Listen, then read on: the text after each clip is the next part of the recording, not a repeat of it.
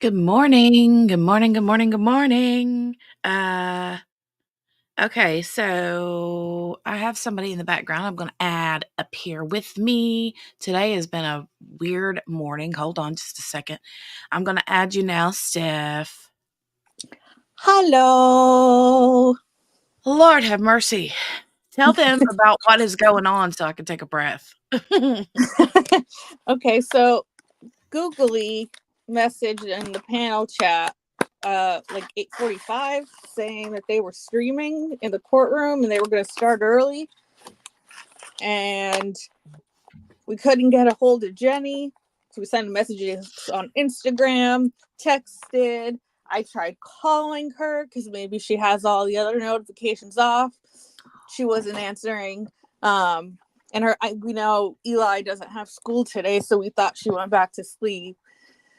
And yeah, she got up like 9:15ish and was like, I haven't had my coffee, I haven't gone to the potty, I haven't done anything, I still have my CPAP machine on.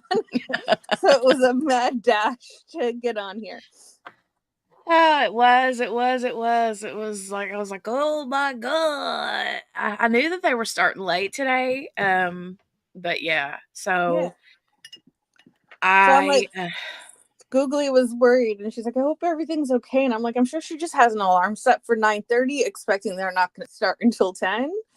But they might be addressing that motion. Yeah. Yep. That's what's going on. Hey, Morgana. Hey, Sherry. Hey, Lee. Who else? Do you say hi to Gail? I did. Did I say hi to Gail? Hi, Gail. I think I said hi to. Maybe I didn't. Hi, Gail. I don't know. I have it on my phone and on my laptop, so I'm multitasking. Oh, maybe I didn't say hi to Gail. I don't know. But hi, Gail. Oh my gosh. I have my percolator going. Can you hear it? I do hear it. Oh my God. Okay, so let me my nose is still like stoppied uppied a little bit. They haven't started yet, so go do what you need to do. Wake up a little bit. Oh, I'm good. I'm good. Do a little jumping jacks, happy dance. I did though. I got straight up, which I had, don't get me wrong, I did have my alarm set, but I kept hitting snooze because I knew, I'm one of those that's like sets the alarm for like 7, 7:15, 7:30, 7:45, 8, Yep, 8:15, 8:30. Like every 15 minutes I have an alarm set. same. And then I have another alarm that's across the room, and I get up, turn that off, and go right back to sleep. Mm, disaster. But whenever I started getting those and then I have my phone on like automatic do not like it's not do not disturb. It's one of The the personal focus. focuses. Yeah. And so I get zero notifications until I actually get up and like turn it on. Mm-hmm. Yeah, that's Um why I called, because I was like, if she has it on Do Not Disturb or whatever, maybe she has it open for phone calls in case Dale wants to reach out to her. So let me try that. yeah, yeah.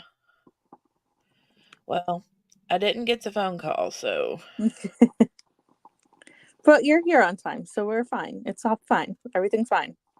I'm gonna be like Abigail. mm. I did feel my phone buzzing, so maybe that's what made me wake up and actually look at my phone cuz normally I'll just like hit the snooze or stop or whatever on my alarms like with barely one eye open. I'm over here like Margaret with my one eye half open.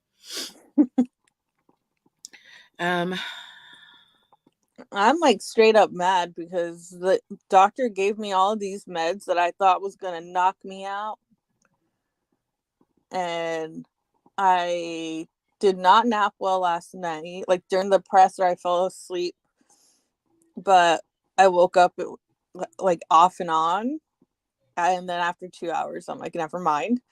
And mhm. then I took all the meds at night and went to bed at 10:30. Was awake at 1.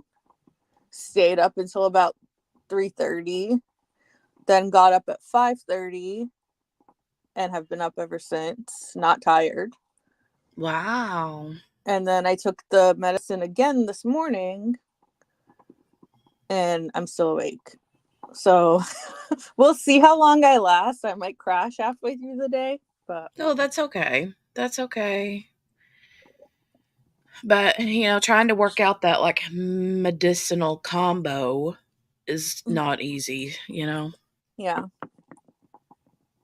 But it's weird because like I'm so backwards. And when I had my back problems a couple years ago, the gabapentin they had me on made me really drowsy. So then they started giving me a medication for narcolepsy. And I'm taking this medication for narcolepsy and drinking Death Wish coffee, which is like 2.5 times stronger than regular coffee. And I would need a nap within an hour. Wow. So it's like everything is going the opposite way of how it should work. I don't know what it is, but I kind of feel like and I don't know if anybody in the chat feels this way, but it's like I drink all the coffee, right? I um eat the food. I do like things that is supposed to like fuel your body for energy, right? Like Mm-hmm. protein, that kind of thing. I'll like do that whole bit, but then it's like I'm still exhausted. And so I kind of wonder if there's something going on in my body that, and I don't know what it would be, that doesn't know how to transfer that into actual energy. It looks like they're moving the camera. Um, I'm not a doctor, so I can't diagnose you, but I would say it's either one, chronic fatigue syndrome, or two, parenting. Oh, well, there you go. Parenting. Parenting, especially a 4-year-old. Yeah, They keep you on your toes. they do. She's such a I love her to pieces though. She just it's that age, ugh, Mm-hmm. She's just the best. And after yesterday, oh my god, I couldn't get enough of my kids I yesterday after bet. the I was day gonna we had. ask how Minnie was. Oh yeah, good, good, good, good. But Lee, thank you for setting up the buffet. I am grabbing some coffee. Yeah, I'm hungry now. I want like not virtual. I want all the things. Mm, all the things. Um, but yeah, come in and grab a seat. Grab you something to eat from the buffet here at Crime Cafe. I Does love that. Crime Cafe have one of the couches like on Friends? Yes, Like of it's a course it does. Central Perk setup? Absolutely, it is. Yes, yes, yes, Is Lear Gunther? yes. He is our Gunther. He don't like Friends, so he don't even know who Gunther is. But No. Lord, the courtroom is packed today. Look at this. Uh-oh. Is he actually going to show? I don't know. They got cops in there. Look at this. He might actually show. He might testify. That same dude is sitting on that corner though, sideways. See how he sits on this corner sideways? He's sat like that the whole trial, and I don't even know who he is. I think he might be one of the bailiffs. Well, he's always in regular clothes though. Well, he's always got a jacket on. Maybe he's just cold. But he might just be monitoring like who's coming in and out just in case anything happens at the door. Could be like a bouncer. Yeah.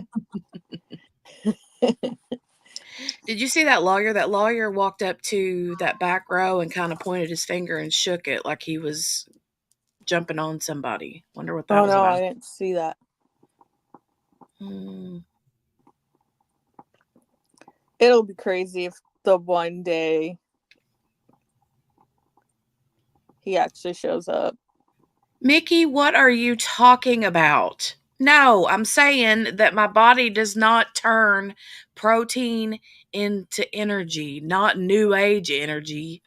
Mickey's like, if you're talking about that new age energy junk, I'll slap you. Oh yeah, she has all the crystals. Oh, God. I have crystals, but they're for diamond painting. They Hmm. Um, about as new agey as I would get would be like one of those orangey rock salt lamps. Oh, the Himalayan salt. Yeah. Yeah. Mhm. They say it's actually good for like the um like kind of like plants are, like air quality for your home or whatever. I don't know Hmm. if it's true or not, but It's good for food too. yeah, we use that sometimes. Good morning, Kel. Hi, Miranda and Okay. Randall. They have not started yet. We're waiting patiently. All that rush to wait. Mhm. Mhm. Mhm. Mhm. Mhm. Mhm. Mhm. Yeah, I don't know why they are so. Uh-oh. Mickey says I sent you a video about that easy bake oven. Throw it away. Why? What is it? Like setting Wait, places on fire? you have an easy bake oven? Mickey got Jolie one for Christmas, but we haven't used it yet. Is it like the old ones? I mean, it's a brand new one, but it's Yeah, but is it like the ones from when I was a kid? yeah, yeah, just updated versions of it, you know. I know my cousin had one. It wasn't an easy bake oven, but it was something about, oh, family used it and ended up in ER with breathing issues. What in the world? From like the food or from like the Fumes. yeah. I mean, the only thing I can think of is that it's kind of like you know how when you get like a new air fryer or a new um stuff like that, like the smell that it first lets off is always Mm-hmm. not great, but it's Yeah. just a burn off smell from stuff. Okay, Lee. And if you have to leave, that's okay. We will welcome you when you come back, and we hope that you have good news today from the doctor. My cousin had one, and it's not an easy bake oven, but like you would make the mix and put it in this little contraption and put it in the microwave. Mm-hmm. And it says to grease the pan, but then there's oil in the cake mix, and apparently we started a grease fire, and we were like home alone. I think we were like Oh, 9. oh my God. So my cousin's trying to pour water on it, which doesn't help a grease fire. We're running No. over to the neighbors, knocking on the door, trying to get help. Oh my God. That's scary. That would have been traumatic. Yeah. And then like she tried taking it out of the microwave, burnt her fingers, so then the batter spilled all over the tile, and her mom is really strict. So then she's sitting there with like a toothbrush trying as hard as she can to get out of the grout, because if her mom sees any trace of it on the tile, she would get a beating. JB says, good morning, good morning. Okay, I warned y'all, then I ran behind 9 minutes, but kind on the live. Hasn't missed anything. No, nothing's going on. Oh, yeah, talk about being a day late and a dollar short. You guys, listen to this. Listen to this. I'm trying to take an afternoon nap yesterday, right? Mm-hmm. After the second live stream that I did. Well, uh Mickey calls me and we chat for a few minutes. Well, then I hang up and I tell her I'm going to take a nap. Then she calls back and I answer the phone and she says, listen to this. She says, oh my God, you're not going to believe this. They found that little girl. Oh my gosh. And I said, yeah, I know, Mickey. I know. Shows I how did a much, live stream 2 hours ago about it. yeah, And shows she how just much she loves you. starts dying laughing. And I'm like, oh my God, bye. I can feel the support from here, Mickey Joe.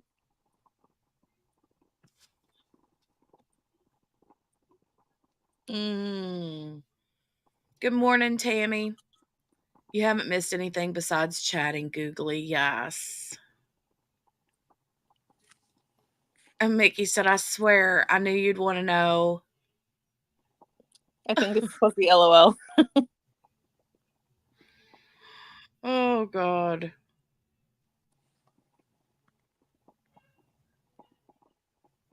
Yeah, Tammy, there was a lot of stuff going on that in the courtroom in the gallery. There's a poop ton of people sitting in there, and there were Yeah, cops.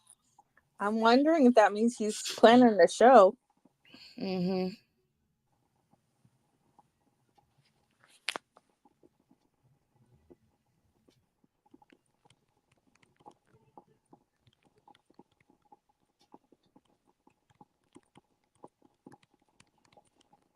Mm. Oh, Lee, you have to watch the second one. Yeah, that was rough, man. That was rough. I definitely want to watch for the because I expect actually I would expect today that they would have or at least before the end of the week they would have an arrest warrant for him for that charge. Mm-hmm.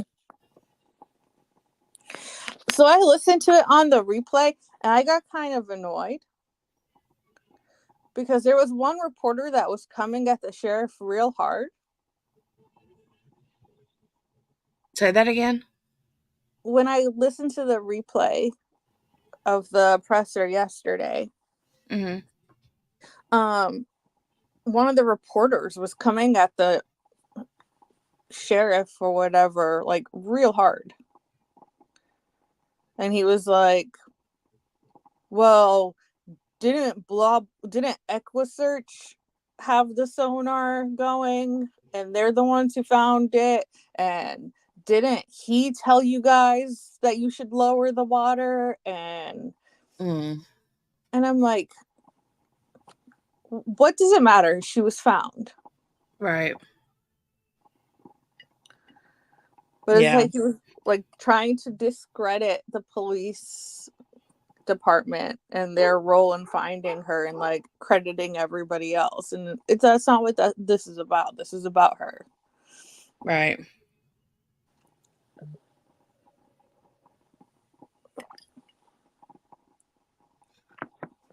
Hmm. Well, they're milling about like they've got, except for Elaine. Yeah. Elaine's just kind of standing there like, Elaine's mad. She's big mad. mm-hmm. She did not like the prosecution's rebuttal, I guess. Response. Yeah. Mm-mm.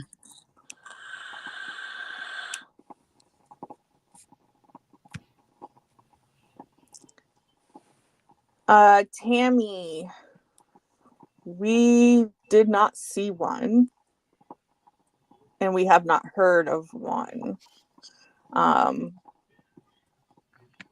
Yesterday it seemed like the judge wasn't going to go for it, but we don't know for sure. Yeah.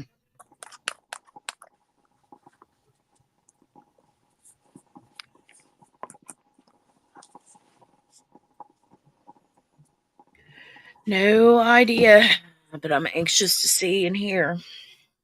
I think they're just trying to find any little thing Mm-hmm.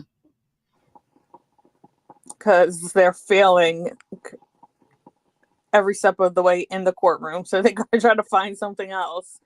Mm-hmm. I will say though, I think it was somebody, one of you girls, either you or QB, that said something about being the proofreader of these dudes' Oh, QB. briefs. Yeah, because the state's reply was like full of miss what do you want to call it, mistakes, not mistakes in word, but just like autocorrect messed things up. Yeah, I have to admit that I don't really read any of the briefs that you guys send. Mm. I'm like, if it's important, Jenny will talk about it.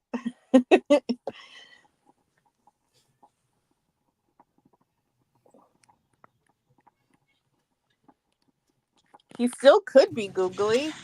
Uh-oh, we have audio. Here we go. Here we go. Here we Okay. go. I give you a draft instruction. Uh-oh. Okay, satisfactory to the state? It is, Your Honor.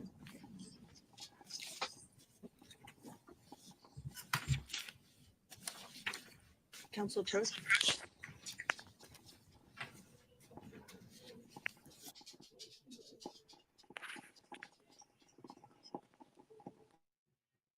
Hmm.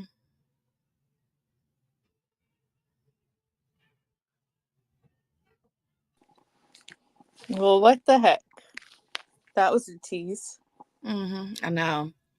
JB says lots more cops in the courtroom. I totally expected Adam to be there with that many officers. Yeah, I did too.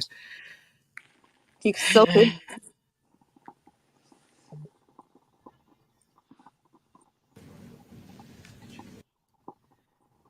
They might be keeping him behind that little door. Mm-hmm. Something must be going to be big for there to be that many people in the courtroom, unless Mm-hmm. somebody's gotten words that the defense is going to just not have a defense and they're just going to go straight into closings. But I think even that there wouldn't be that many people. No. Because there's going to be closings and then Jurors all ready? go into deliberations. I don't expect them to have that all done today. Right. All rise for the jurors, please. Oop.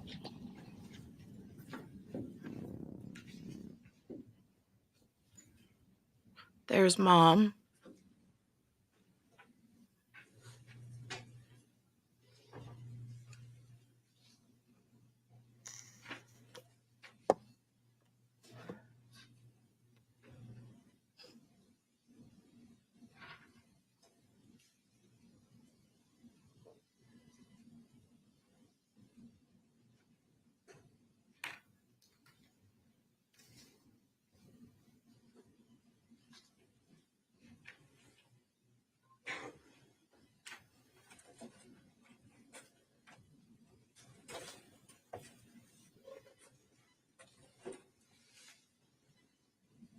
My butt's sitting in my chair, Tammy. I ain't standing up. Same. Not only am I in my chair, I got my legs up on my little leg rest thing. Yeah, me too. I got mine up on my little beanbag chair thingy that Mickey got me as a Christmas present a few years ago. It's too early and too cold to be standing for me. If I do any standing, it'll be walking to my bed. Morgana's singing. She's I'm still standing after all this time. New earworm. Mm-hmm. Morgana says I'm being like Darth Vader. Oof. Is that the courtroom? Yeah, I think it is.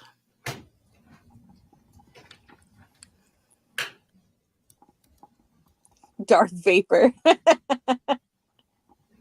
That's funny. Darth Vapor.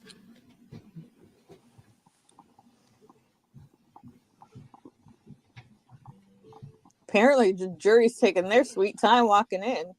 Mm-hmm. Please be seated. Good morning, ladies and gentlemen. I just have a preliminary matter I want to address with you. The court is aware that posters and other items related to this case have been placed in areas around the courthouse. I remind you that your verdict in this case must be based exclusively on the evidence that is presented in this case. That includes evidence presented during the trial and what you saw on The View.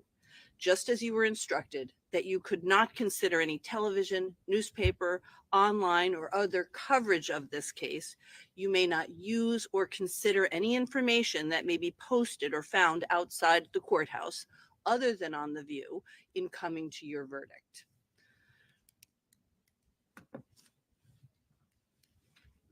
Attorney Smith, does the defense wish to present any evidence? No, Your Honor, defense rests. All right. Ladies and gentlemen, the defense has now rested, so it is time for closing arguments. Wow, Counsel, I whenever was you're ready. spot on that one. Spot on. That is shocking. Wake up, baby girl. Baby Oh my, girl, wake vomit. up. Those were the words that Kayla used to describe how Adam approached his child when he discovered that she was dead. Kayla used words that were the truth sometimes to fill in her lies. Baby girl, wake up. Those words were from a real memory of how Adam was speaking when he discovered his daughter, looking peacefully asleep, would never wake up again. Wake up, baby girl. But she didn't. Those words were the truth surrounded by Kayla's lie. Adam is no innocent.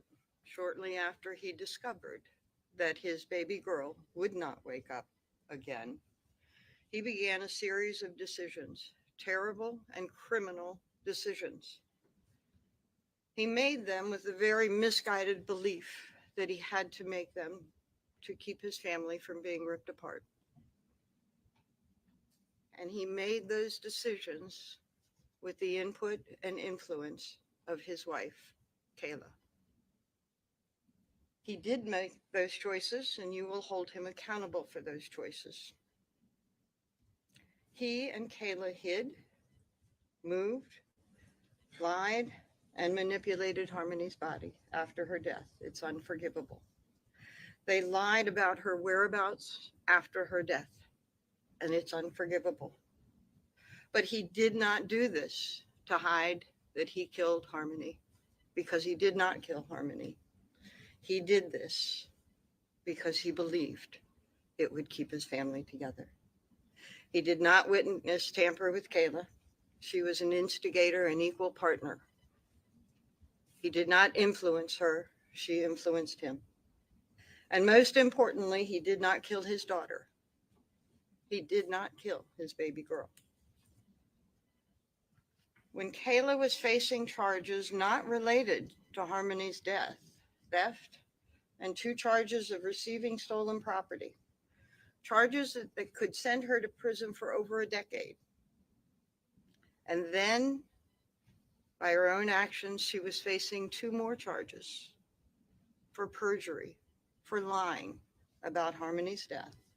And she was subject to 2 more felonies. These felonies, 3.5 to 7 each, potential, stacked in prison. 3.5 to 7 plus 3.5 to 7, plus receiving stolen property times 2, plus theft. So Kayla decided to lie about Harmony's death, to accuse Adam of something that he did not do, to get herself out of her own problems. And what better way than to pick an accusation that had already been made? Adam was already arrested and in jail for an allegation of striking Harmony, a tale that he had struck her and given her black eyes. That became the groundwork for Kayla's own lies. She had to lie because the truth would point to her. And her lies were accepted because Adam had already been accused of causing Kayla black eyes. Her lie was easily accepted until you look past the horror of what she has said and past the emotion that would be the reaction when you heard her say it. When you look with a critical eye at those lies, you're going to see that they're lies intertwined with truth. Wake up, baby girl. The allegation that Adam beat his child for days and then on December 7th for hours is crazy. And I'm going to briefly go over that and the craziness of it as it got worse and worse with the telling. She told you a horrific story of Adam screaming and yelling and beating Harmony because when they woke up to go to the clinic, she had peed in the car, screaming and yelling at the Colonial Village at an hour that people might be going to work for rush hour, at a time that they should not have been there, and they were essentially squatting and not wanting to be noticed. Screaming and yelling and punching her in the head. And then they got to the methadone clinic, which was about 10 minutes away, at around 7 o'clock in the morning. Kayla got her dose at 7:04 when the clinic was open for people to get their doses. Her horrific story continued with Adam beating Harmony, she says, when he got out of the clinic. He at 7:09. She said he smelled urine and said, "Again, Harmony? Why don't you tell us?" And he began yelling and hitting her right in the head right there in front of the clinic. And you know that one time that they had done something wrong outside the clinic, they got told on. One time, she told you, they had left the kids in the car and gone into the clinic together with no one watching the kids, and they got told on. And they had to change their habit and go in one at a time so that somebody would always be out with the children.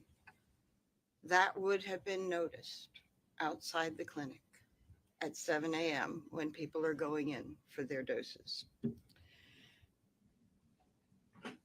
She continued that horrific tale because she said, after witnessing these beatings, she said, "I'm hungry. Let's go to Burger King." And Adam drove to Burger King. And on the way, she said Harmony was crying a lot and making a weird noise. And Adam got really angry and kept punching her and said, "Shut the fuck up."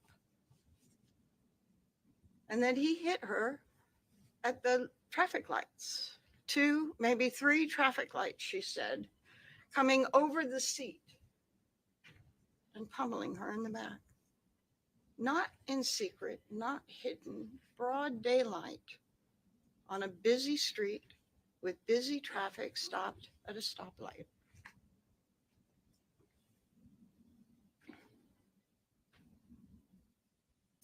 And then she said she put up an arm to stop him.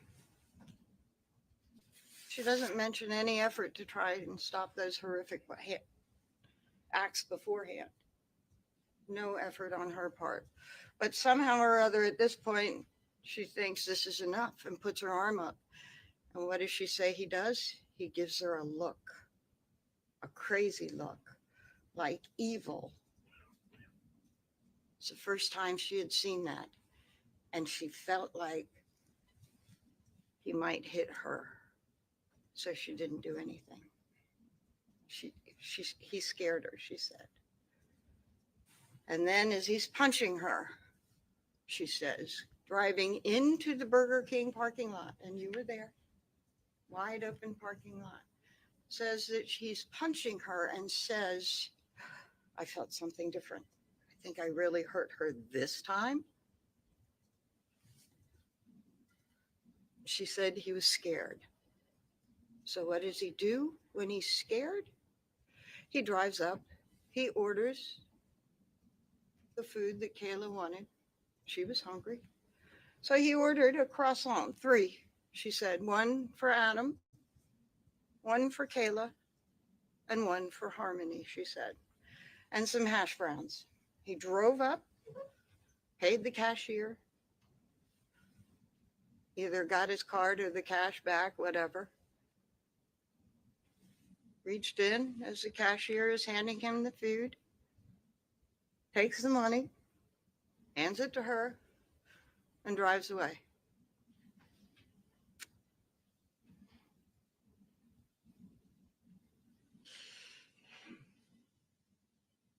He was scared, she said.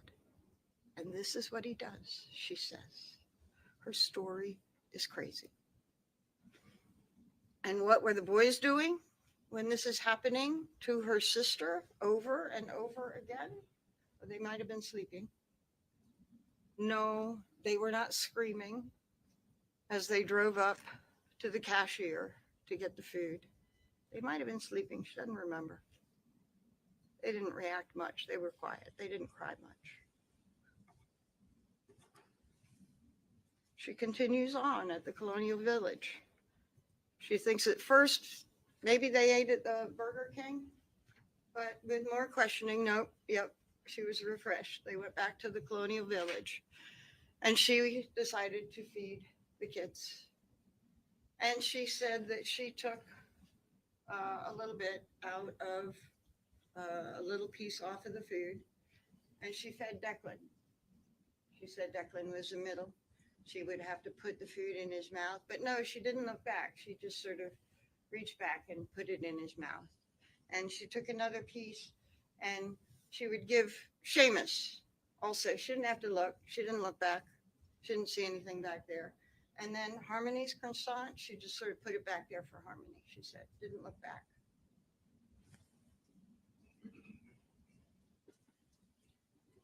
She was scared to look back. And then also with that, because she remembered clearly, she didn't have to look back for Declan because he was in the middle. And she could just reach right there and put it into his mouth without looking. But then she was reminded that Seamus's car seat was in the middle. Seamus had been in the middle of that accident that was on the 29th. And she had previously said that Seamus was in the middle when she talked to the police, and that Harmony was leaning against her brother, and that Harmony had a blanket on her lap, and that she put a piece of croissant for Harmony on that blanket. She didn't remember this. She made this up. She made it up from feeding the kids when they did go to Burger King.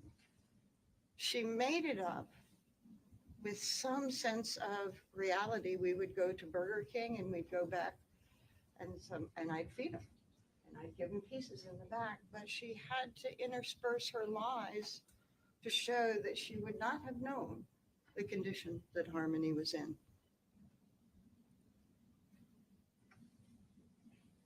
She then goes to Mr. Bordero, to get some drugs. She didn't remember that she was the one that went up, but she was refreshed. She was shown her previous transcript.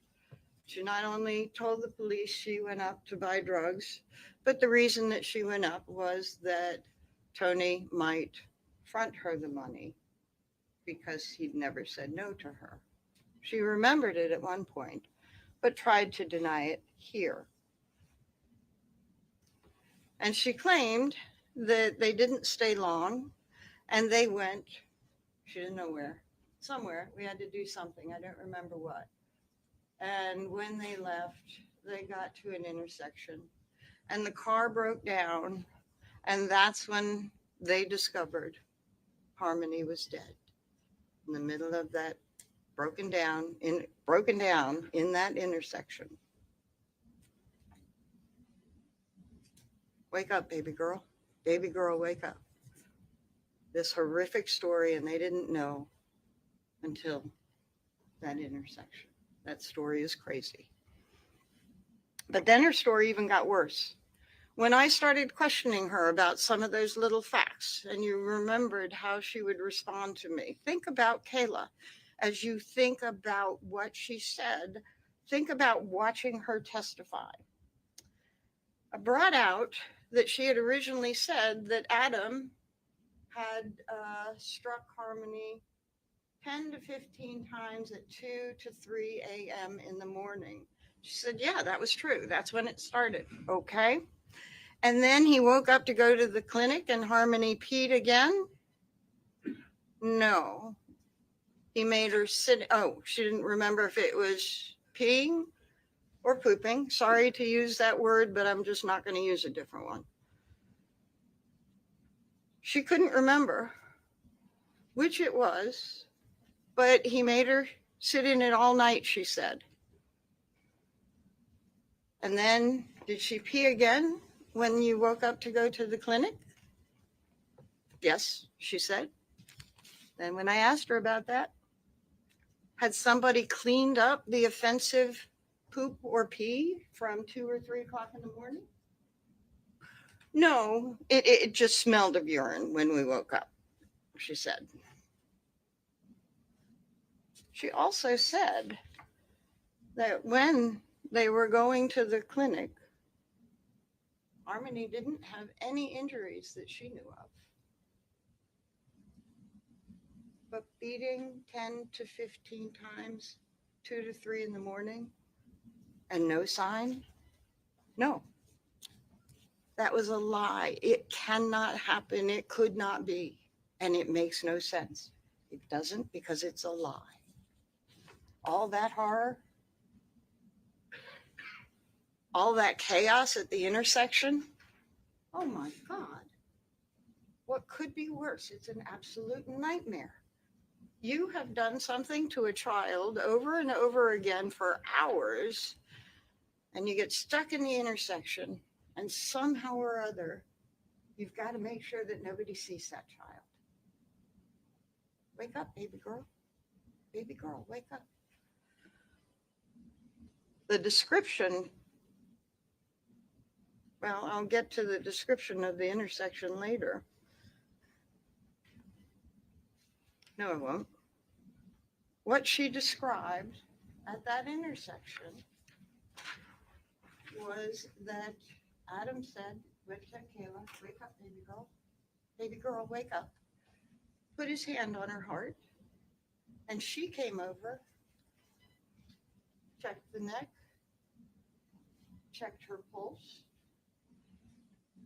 And then at some point, somebody is waving cars around, sometimes her, sometimes Adam. She says she's not seeking help. She's not seeking assistance. She's not doing anything but grabbing the children and grabbing the clothes, while Adam grabs the duffel bag from the trunk filled with clothes and puts her in the bag filled with clothes from the trunk.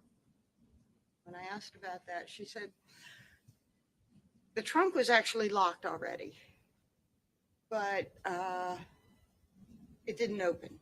So we had to go through that little hole when you take that center down in the back of a car, and you can reach through, you can put your skis through. She said we went through that and pulled out the duffel bag. That's how we got it. That would be over Harmony's body in a busy intersection, taking off a car seat and taking a child or two out of the car, and reaching in and getting a duffel bag full of clothes and pulling it through that little area. There's a reason why she made up that story, and I'll get to it in a little bit. But let me talk to you about waving cars around and not asking for help. Kayla was admittedly part of the cover-up, but she wasn't covering up to save a man who beat a child in a cold, continuous, torturous, escalating over days beating. If that had been going on, Kayla would have instinctually protected that child. By all accounts, Harmony was a loving, lovely child. Instinct would have caused you to protect that child, even if you were given an evil look. And even if you were afraid at some point when you had the opportunity, it's not only a child in the car, it's not only your stepchild. There are two of your children in the car, exposed to an absolute horror that no one would allow their children to be held for. She didn't go to, when she went to Videro, she didn't ask for help. She didn't ask for call 911. When they were at that intersection, she didn't collapse with, oh my God, it's up, finally. She's waving cars around. She's cool. She's calm. She's getting the kids out. Why? Because that wasn't when Harmony died. In that intersection, Harmony was already dead, and a plan had already been set for what to do. They had talked for hours before that intersection. They knew what they were going to do. And that car breaking down at that intersection certainly put ruin those plans. But Harmony was already in the trunk. She was already wrapped and in the trunk. And they were going somewhere to take care of what to do with her body. And that is why Adam was able to go into the trunk and grab the duffel bag and walk away without anybody at that intersection seeing Harmony's body, seeing Harmony sitting, lying, being maneuvered around in the car. Because she wasn't. She was in the trunk. Kayla was able to keep her cool because they had been discussing this for hours, what they were going to do. And this problem at the intersection, we can get over it. Keep your cool. She said, Adam said, what do we do? And she said, let's go to Badero's. And they grabbed what they could and they went to Badero's.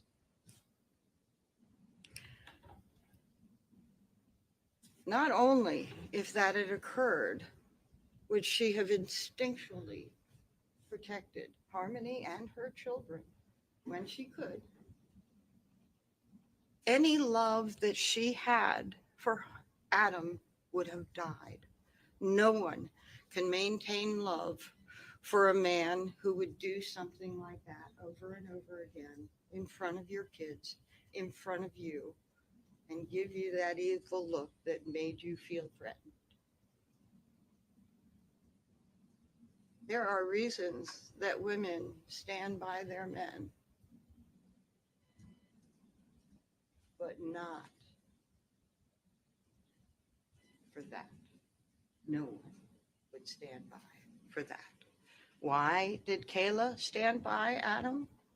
Because that never happened. Adam was not a threat to her because of Harmony's death. Adam was her protector. Wake up, baby girl. True memory that Adam spoke when he unexpectedly discovered that Harmony was unnaturally appearing to be asleep. He didn't even know she was dead. Wake up, baby girl. And she never woke again.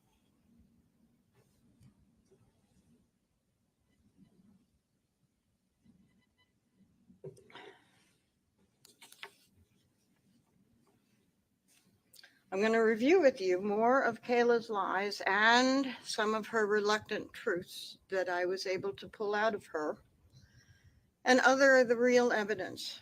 But before I do that, I want you to keep something common sense in the forefront as you evaluate it. I don't think anyone but they can understand the decisions that they made to hide and lie about Harmony's death. But I want you to consider which is more likely, that a mother of her own children and a caretaker by all accounts, a loving and joyful girl she is taking care of, would stand by and protect a man who brutally beat time and time again in front of her and her own children, that beautiful child. Or would a father who failed in his responsibility to care for that beautiful child, would he stand by his wife because he did not know how Harmony died? Kayla and Adam's relationship struggled on after Harmony's death. But till the end, Kayla appeared to put Harmony's death behind her. She just wanted her man. Adam, however, lost his grip several times. After he and Kayla prepared Harmony's body to finally dispose of it,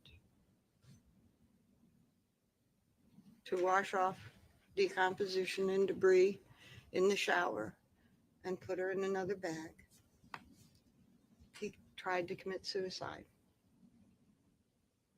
Kayla held him together. You've got to be here for me and the kids. She held him together, but he lost it several more times. He would have bouts of paranoia, think Kayla was trying to poison him, think that there were cameras. He was losing it several times after that. Thought she was cheating, lashed out on her, punched her a couple of times. And then in March of 2021, St. Patrick's Day, she recalled, he had another bout of paranoia.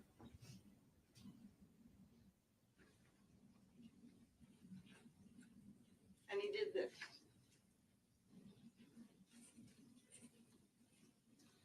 Why do we have this picture of Kayla with black eyes? Because Kayla took this picture, this selfie, and she sent it to her family. This was something she would not tolerate. He did this to me. Adam was arrested. Adam went to jail. She got a restraining order. She moved. No.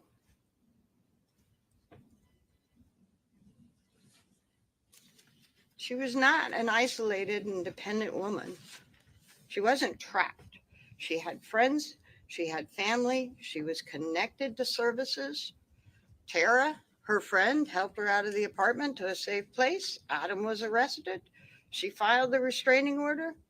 It showed in her actions when Adam, in one of those fits of paranoia, lashed out at her. She was not going to tolerate this. She told you, was her own woman. Adam's behavior did not control her. And by the way, Tara Hilbert, the one that told you that Adam gave her the lie about Harmony that Kayla and Adam had developed, said Harmony was with her mother. She also told you that that came up in the context of a conversation where he was missing Harmony. Rebecca Maines didn't say he hated Harmony because she reminded him of her mother, Crystal.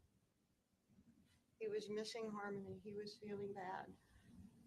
And he moved on quickly when she said, well, where is Harmony? And he said, oh, she's with her mother. And the conversation moved on. He had worked 4 years visiting Harmony, 4 years to get her. He knew who Harmony was. He wanted Harmony in his home where he lived, in his grandmother's home where he lived with his grandmother and other uncles and other family members. He wanted her a part of his home. For Kayla, there's no indication she even thought about Harmony until this investigation became public. She wanted Adam and she didn't want anyone else. She was not relieved when Adam was out of her life. She was not haunted by memories of a brutal assault to an innocent child. She was not haunted by those memories because those memories didn't exist.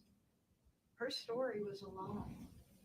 There are no haunting images, except for the ones that might be in your head based on what she has said. But those images do not exist in reality. He had not done that.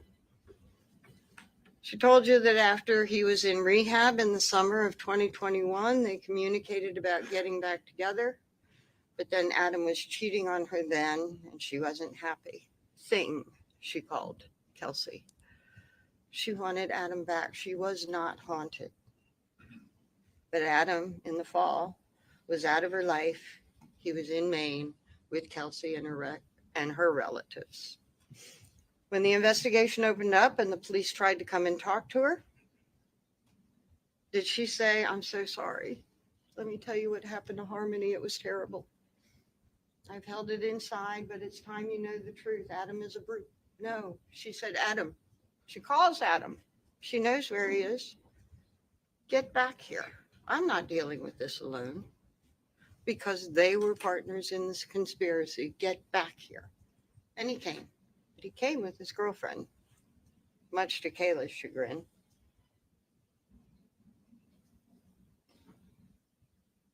You know, one thing that was odd now, she didn't rely on the police to protect her. She said Adam threatened her that if she ever told on him, he would have Kevin kill her. Kevin, you met Kevin, the uncle. The uncle that Adam and he were not particularly getting along with because he had failed to pay some bills he had promised to pay and put them in pretty dire straits. The uncle that after a visit and that argument, about a week later, calls DCYF, the authorities on him. That uncle that you met was no threat to Kayla. That was another lie that she told to try and figure out why, give a reason why she would not have come forward before. She was afraid. I want to talk about another lie that you watched developed.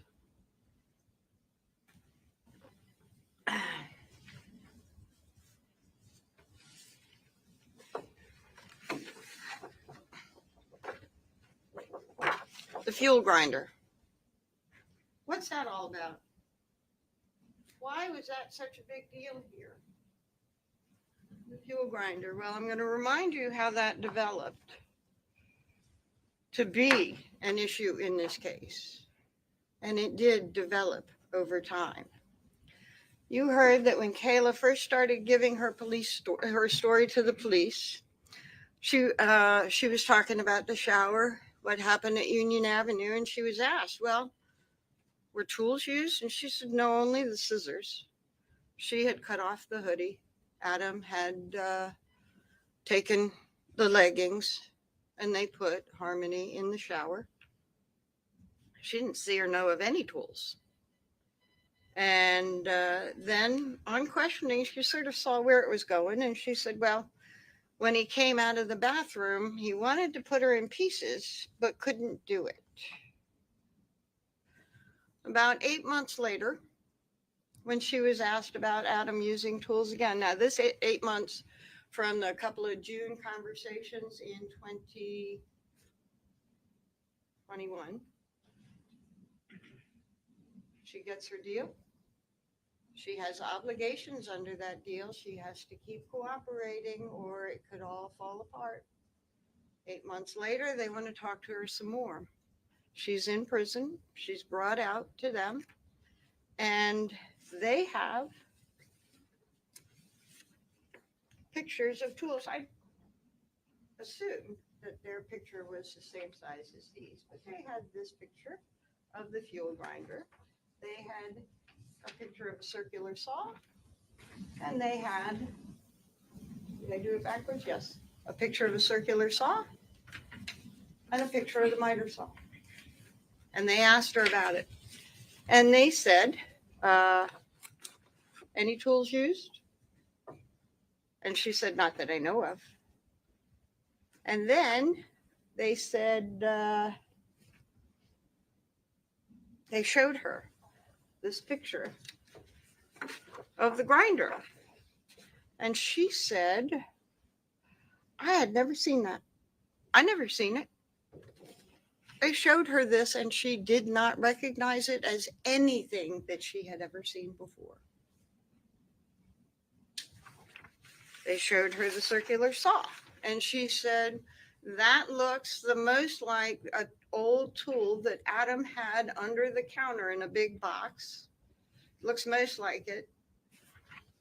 Miter saw, no, that wasn't it. This looked most like it.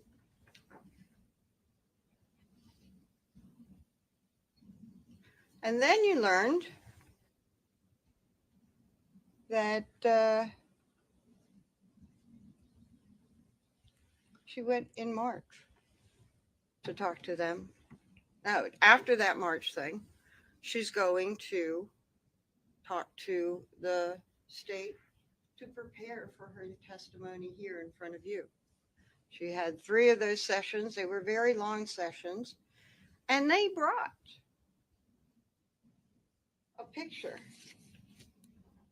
This picture. They brought this picture to that meeting, this picture of a tool that she had never seen before. They brought it to that meeting. And we don't have recordings of that meeting, but she came out of that meeting having given a story of, well, when we were at her mother's house in December, he was interested in his mother's fuel grinder. She had just bought one. It was still in the box. And he saw that and she recognized this tool as the tool on the box. And she said Adam was holding it and said this would be a good tool to use to help get rid of the body. This is December, 2 months ago that she said this. After almost a year before, she said, I'd never seen anything like that. I'd never seen that. Question first, why would you bring that? Oh, and you don't have to rely on Kayla's word that that was the photo, because eventually from Detective Rayhill, we did get out that the third photograph at that March interview where she said, I didn't see that. It wasn't actually identified in the interview, but they had taken this photograph for the purpose of seeing about that Home Depot purchase. Do you remember the Home Depot purchase? The police were following up on Lime and looking at Lime purchases from Home Depot, and they discovered a purchase of lime, the fuel grinder, an extra battery, an extra blade. They wanted to connect that to Adam because it was right around the time that there was a call for service at the shower. That would be evidence that you put together that could prove something. So they want to make that connection. And Detective Rahill said, we specifically brought this photograph to see if she could identify it to make that connection for us, because they had found that out maybe 6 months before. She didn't make that connection for them, but they didn't give up. So they brought that photograph, not the police, this was during her prep session. That photograph was brought to the prep session, and she understood this was important. And there was no truth about this other than she had never seen it before, but she made up a story about Adam wanting to take it from her mother. That story has so many levels for you to understand Kayla.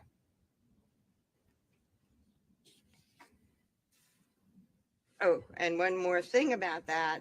I asked her, why didn't you tell anybody before 2 months ago about Adam wanting to steal or take your mother's fuel grinder?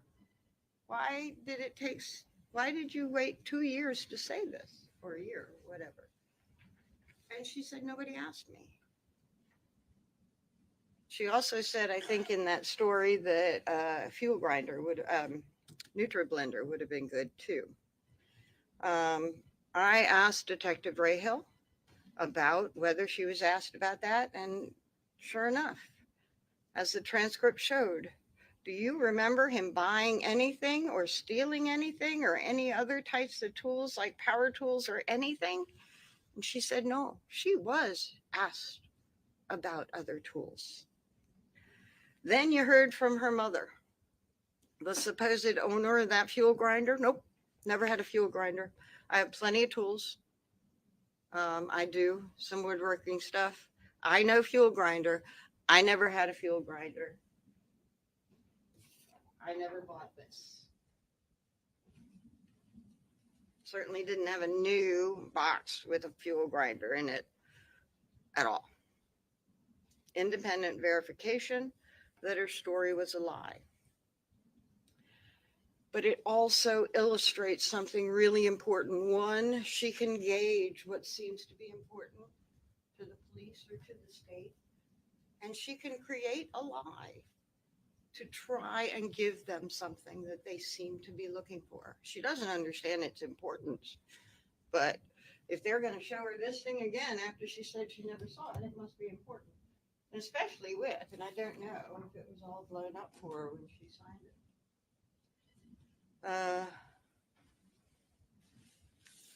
The other thing it shows you is that she would make up a lie to put the man she says is her best friend most of the time, to put him in that bad of a light, that in December, he's contemplating stealing her mother's power tool, her mother's fuel grinder, contemplating what he can do with it to Harmony's body. Evil, deranged. That is what it says about the story that she can make up to put him in that bad of a light. Was she capable of making up the lie that Adam brutally beat his daughter to death? Yes. Watching that lie unfold tells you, yes, she is capable and she did do it. Talk about the lime. You put lime on your lawn, you learned, to raise the pH. A lawn where rain happens, dogs play, children play, people play. That is not something that you use to dissolve a body, to make a body decompose. Where she got the line from, I don't know. Maybe she mistook something that she heard on a crime show. I have no idea. But lime to decompose a body, nobody has told you that it would do that. And in fact, you learn that it was used to bring pH up on your lawn. And you learn that it wasn't an unusual purchase in the wintertime because Home Depot had sold lime. 33 purchases, I think, within that 2-month period. And we're not even going to other stores to look and see how many things of lime stole. I don't know where this lime thing came from. What they did was take Harmony's decomposing body that had been decomposing for 2 months, take her clothes off, put her in the tub, ran the water, and those fluids from decomposition flowed out. Other debris from decomposition flowed out. And it did stop up the drain. But it wasn't lime, and it wasn't dismemberment. And even Kayla says she didn't see any sign of dismemberment. She saw Adam take Harmony's body and put it in these great big trash bags filled with lime. And we heard how big the bathroom was. That was a lie. Now, let's look about the lies she told about Harmony being hidden from view the whole time in the car, because she said the beating happened almost right away. From the time, and I confirmed it, you're saying from the time of eviction to the time that Harmony died, you're saying that she was beaten all the time. Yep. Hidden the whole time. Yep. And you pretty much stayed at Colonial Village the whole time without moving. Yep. And then you learn. And she said we did this so that we could hide Harmony's black eyes and bruises. Whenever anybody would come around, we would put a blanket over her. Nobody saw her. So then you learn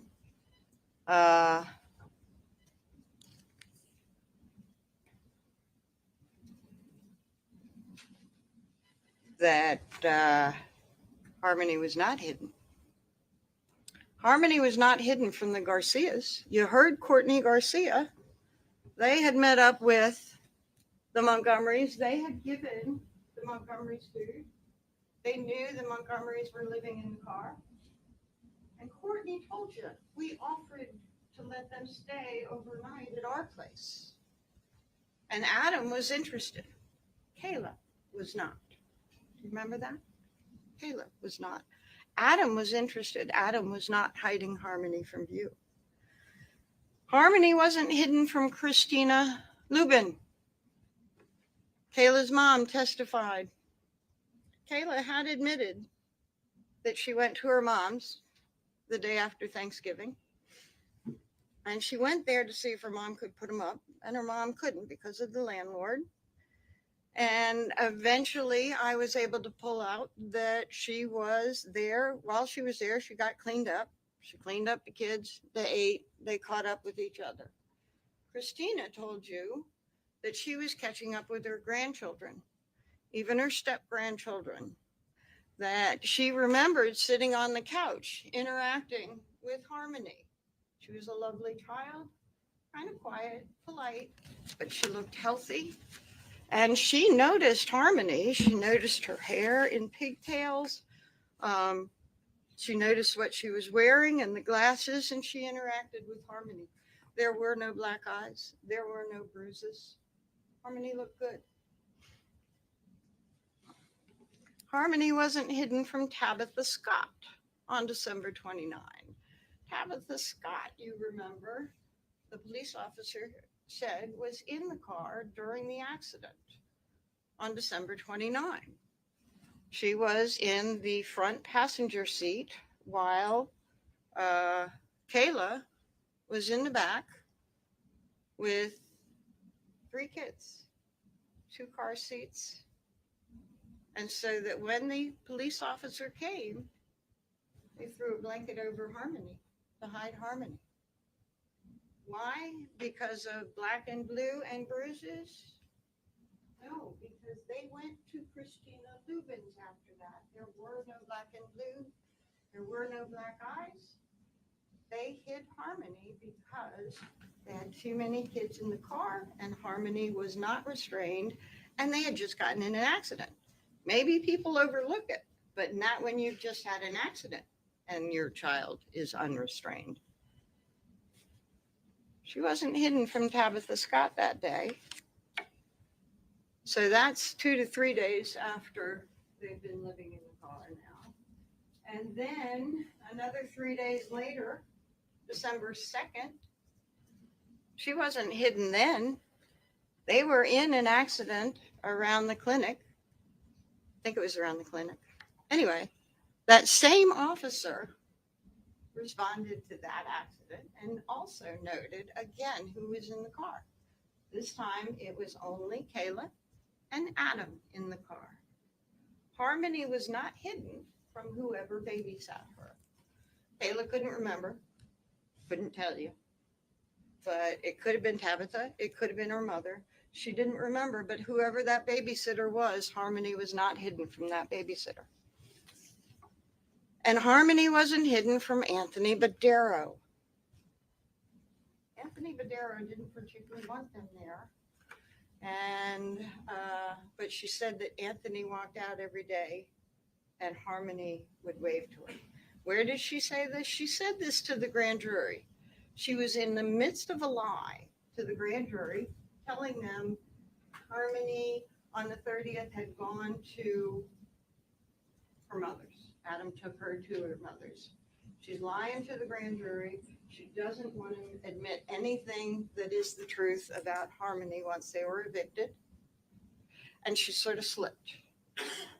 And she said, yeah, well, Anthony Badero, Harmony would wave to him every morning for those 2 weeks into December. And then nobody seemed to catch that that was actually different from the lie that she was telling. Just moved on and she continued on her lie. And she admitted to you when I asked, yep, that was a slip. And yes, that was the truth. No need to lie about that to the grand jury because you didn't want to bring that out in the first place.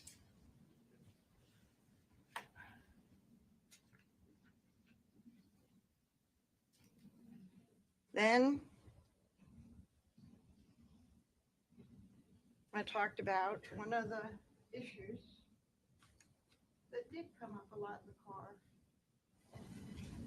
10 days from the time that they were evicted to the time that Harmony was discovered dead. 10 days. And she tried to make it seem like 24/7 they were in that car. 24/7 Harmony was hidden. 24/7 they ate. She would change diapers and they would stay at the Colonial Village. They didn't do anything. Then I started asking more questions. Do you remember that? Well, you changed the baby and your toddler. They were both still in diapers. You'd change them and you'd wipe them. But to get them really clean, you would take them to a public restroom or something to wipe them down and clean them up with soap and water. Nope. Didn't happen. Well, they were in diapers. You needed diapers. You're in there for 10 days. You had to have bought diapers. Went to Walmart, the mall? Nope. Well, where did you get your diapers? Gas station, convenience store. Think about the prices at a gas station's convenience store. That's not where they were getting their diapers, your wipes, your extra food. They wouldn't go far, she kept saying. Well, did you clean up the kids at all? Nope. Cleaned them in the car with wipes. Okay. So you didn't go to the bathroom in the car. Where did you go to the bathroom? Okay, that was a problem for her. And you went to the bathroom when you went to Burger King. Yep. And you go to Burger King a few times. Yep. And you go to the bathroom when you went to gas stations or something to pick up your food and stuff. Yep. And you'd go to the bathroom at Badero's because you were right there at the Colonial, right? Yeah. And you said that Harmony didn't always go with you. That means that Harmony went with you sometimes, right? Yeah. And you'd ask her when you went to the bathroom, do you want to go with me, right? Right. So she went to Badero's with you too, right? Yeah. Sometimes. Not all the time. She went in the car a lot. Okay. With work, with prodding, you learn a different story. Harmony is out there. She is not hidden from public. Why does she want to make her? Why does she want to make the story look like that they were 24/7 in a car? Well, you learned why she was working so hard to make that appear. You learned from the state's question that she was aware of opening statement and talked about it with her lawyer. And she said she used the information to prepare her answers to you because the truth pointed to her. That is why she did it. And she knew that these answers were coming and what they would mean. I mean, these questions were coming and what they would mean. So she decided to present a tale of never alone with the kids 24/7 at Colonial. But that tale fell apart as well.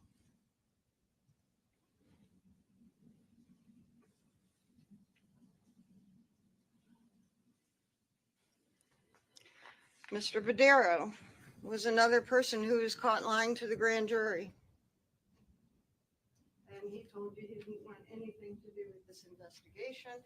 He did not want to admit that he had been selling drugs, and he did not want to be part of this investigation at all. He said that no, Harmony never waved to him. He never went down to the car. And then he would get turned around and stuff, and he would tell a different tale. And he said, well, I went down to the car, but not to sell drugs. And maybe I'd wave at the boys, but I didn't see no girl. I didn't see no girl. Okay, what was going on there? Badero, in November 22nd, had just been convicted of another offense involving a drug. One of his prior offenses was distribution. And he also got driving without a license. Without a license. Shortly before, another conviction. He had used Adam as a driver, and Adam had used his car back in September, I think. And he did that because he was going to court, and he certainly didn't want to be driving a car without a license going to court. So he needed a ride. Adam drove in the Sebring, and he brought all the kids with him. And he and Badero and the kids were in the car, and I think somebody else. And we go to after the conviction, he's no less afraid of being caught driving his car without a license, what it might lead to. So he's still in need of a driver. Adam just can't use his Sebring. The family is living in the Sebring.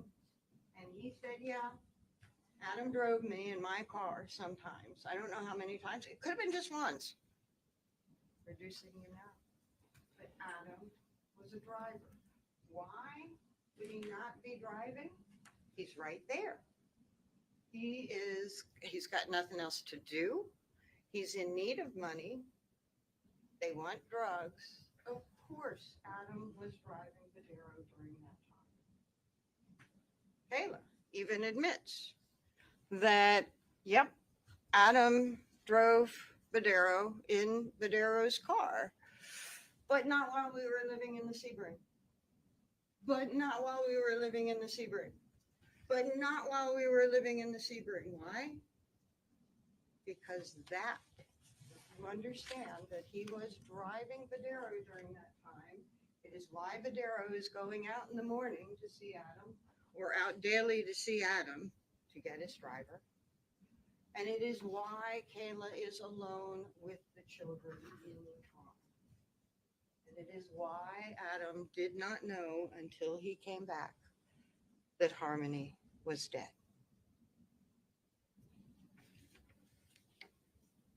Why does Kayla make up these truths or hide and work so hard to make you think a different story? Because the truth points to her. Sorry.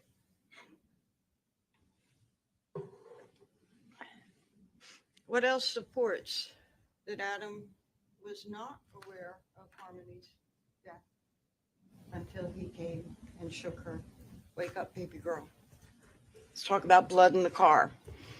That was a lie from the beginning. She had told the police she learned that while she's claiming that they're all frantically pulling everything together to leave the car that has just broken down at the intersection, she said Adam grabbed a Kleenex, I think, and wiped something down in the car. And they asked about that, and she said he had had blood on his hands from striking Harmony and giving Harmony a bloody nose. She assumed that that's what he was wiping up. And the police officer said, wait a minute, I haven't heard about blood before. What's this? She gets discovery. She knows that they found the car. She knows that there's no blood in the car. So she walks it back. And she says, no, not that day. He was cleaned up. And it was from a bloody nose from an earlier beating a few days before. So no, there was no blood in the car that day. And I started questioning her a little bit more. And so are you saying you saw no blood that day? And she said, well, there was dried blood on Harmony's face. And I said, so there was blood that day? And she said, no, that was from the days before that we talked about. Okay, well, one of the things that you learned about Blue Star is it wouldn't have mattered whether it was a few days before December 7th or December 7th. It wouldn't have mattered if Adam had tried to wipe up blood. Blue Star would have found it. And if you're talking about a beating where somebody is leaning over the seat and getting blood on their hands from a bloody nose, then that also would have left a trail somewhere in the car to be found. There was no blood found by Blue Star. And that stuff you learned can find blood years later. Trace minute amounts of blood, and it did in other places, not necessarily anything related to this. Being out in the elements, being out in swinging temperatures may or may not affect the test, but it can, and it did find DNA on the toothbrush. Those trace things last. There was no blood in the car, around Harmony, around the center console, around the steering wheel, anything to be found by Blue Star, because that never happened. Harmony never had a bloody nose on December 7th or on a few days before. And let me talk about this bloody nose. Think about the amount of beating that Kayla tried to describe. 10 to 15 times at 2 to 3 a.m. Waking up in the morning and again, and all of it, face and head. Going to the clinic, coming out, and again. Beatings, driving up the road, stoplights, and again, and again, and again. And then saying, something was different this time, I think I heard her. That child would have been as bloody as you can possibly imagine. Why did Kayla slip about the blood and then back it off? There was no blood. Her story was a lie.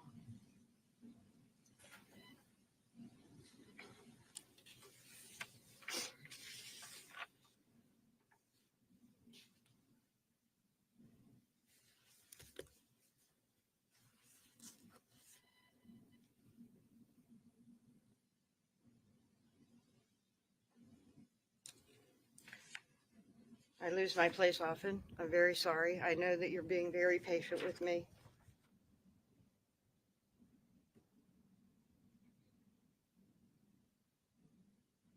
The police took this investigation very, very seriously. You heard it was one of the biggest ones that they've ever conducted. Hours and dedication of the officers can't be denied.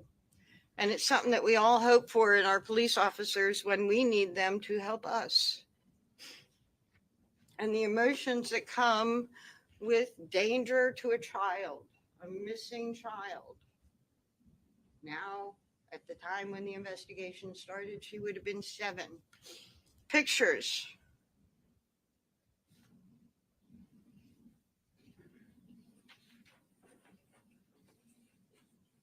of that adorable child in the media, pulling in the community. Help us find this girl.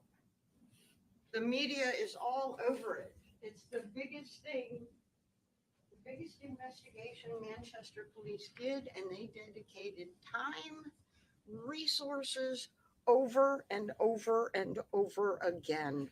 The emotions had to be running high.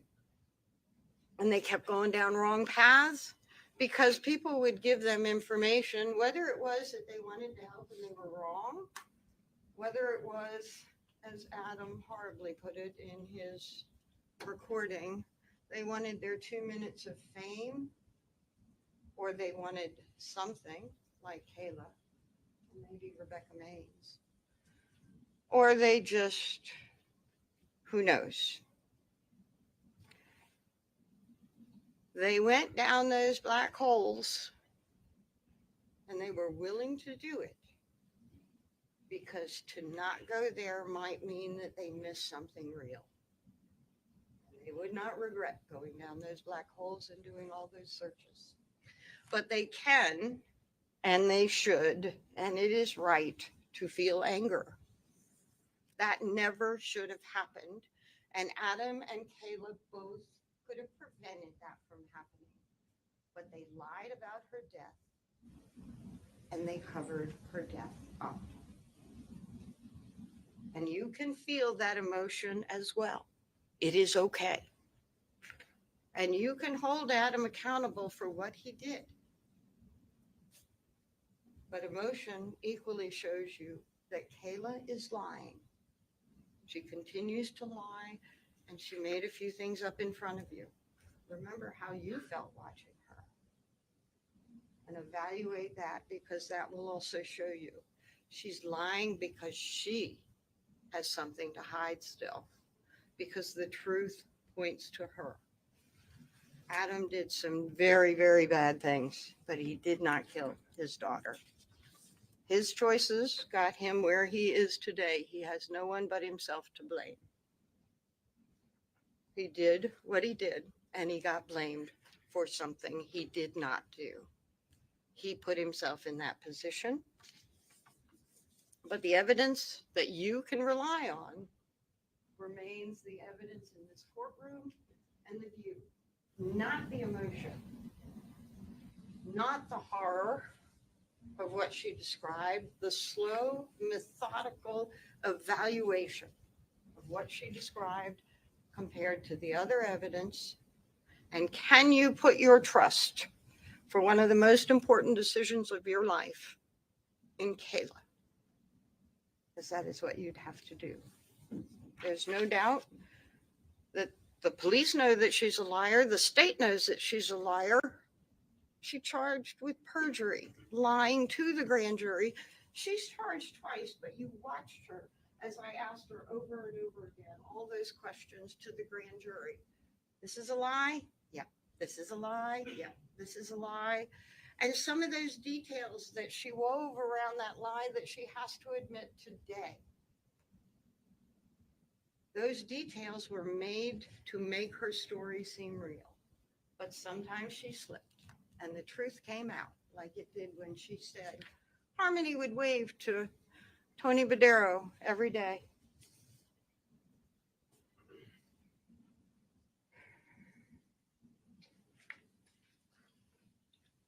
Take those emotions, recognize those emotions, and put them aside like you said that you were able to do. I haven't talked about the second-degree assault case almost at all, I don't think. Kevin made the accusation. You watched. He was in a fight with Adam between Kayla and Kevin. You've heard the fight was about money as well as Kayla's black eye. And what did he say? A week later, maybe 10 days later, he called the DCYF. Well, that was investigated. Mr. Tsaros came out, took a couple of times, but he came out and he talked to Harmony, and he talked to Adam, and he talked to the family, and he checked things out. And he has a series of things that he is checking out to determine if a child is okay, if she's safe, the things to do for his investigation. And as a result of all that, nothing. Until 2 years later, when they're investigating Adam and they want to get him, he's arrested for that second-degree assault charge for what Saros was content with the situation to hold him, so that he was in jail from January 4. Kayla went to jail a couple of days later.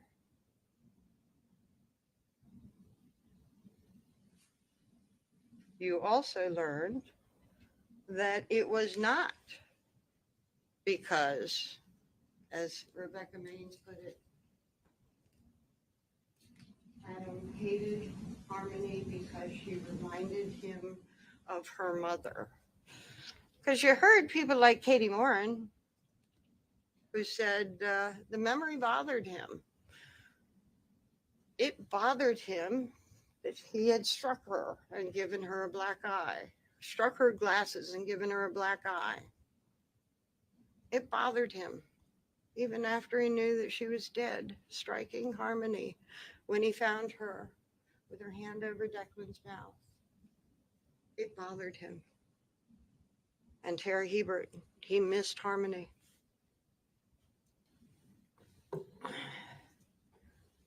I do appreciate your patience, and I'm coming to the worst part of the case for me. It's the part where I have to stop, and I can't talk. I've got a little bit more. But I can't bring out more information from you. All the information is in, and I don't get up and say, but wait a minute, don't forget this. The state is going to give their closing after me. And I imagine it's going to be very different from what you just heard from me. And I can't get up and say, wait a minute. Yes, this person said this. But look at the context of what they said.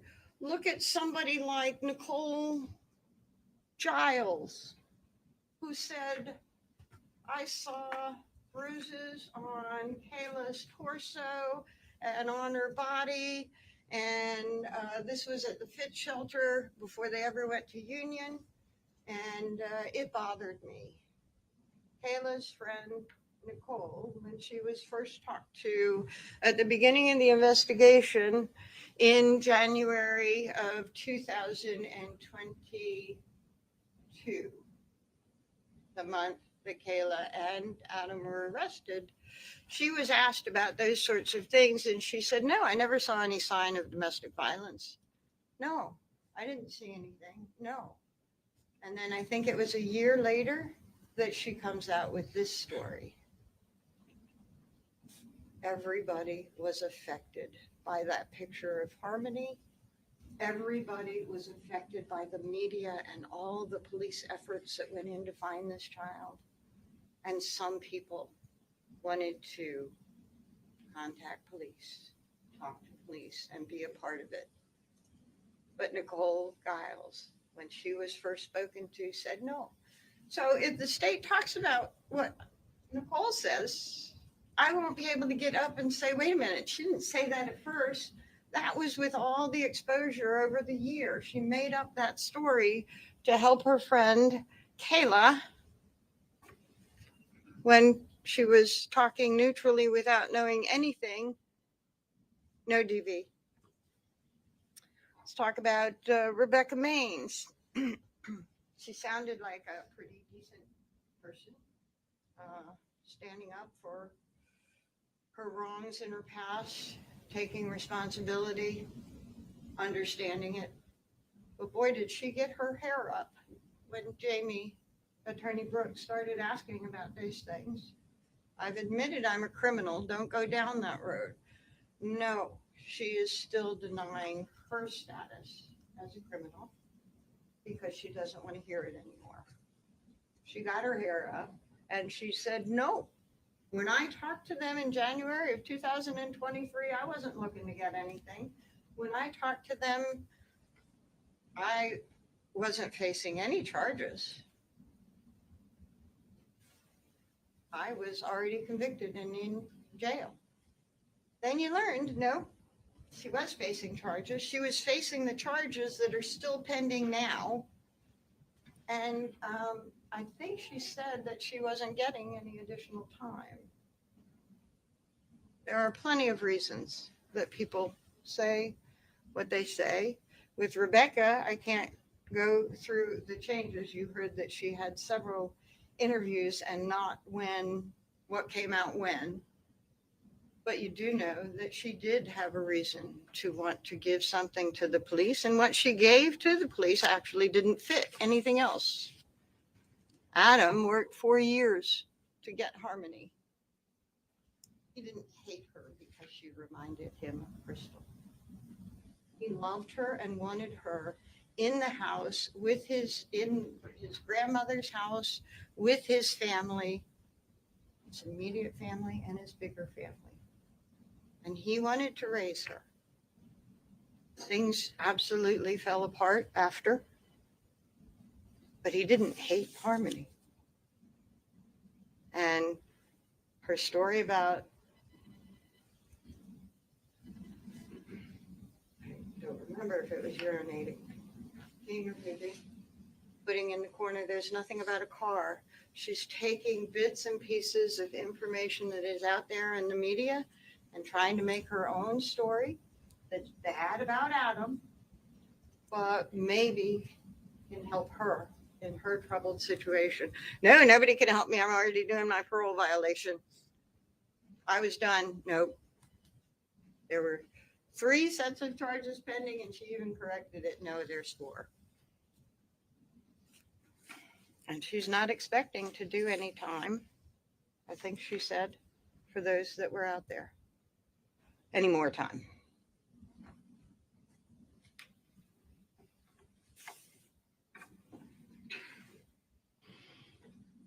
So, back to the end.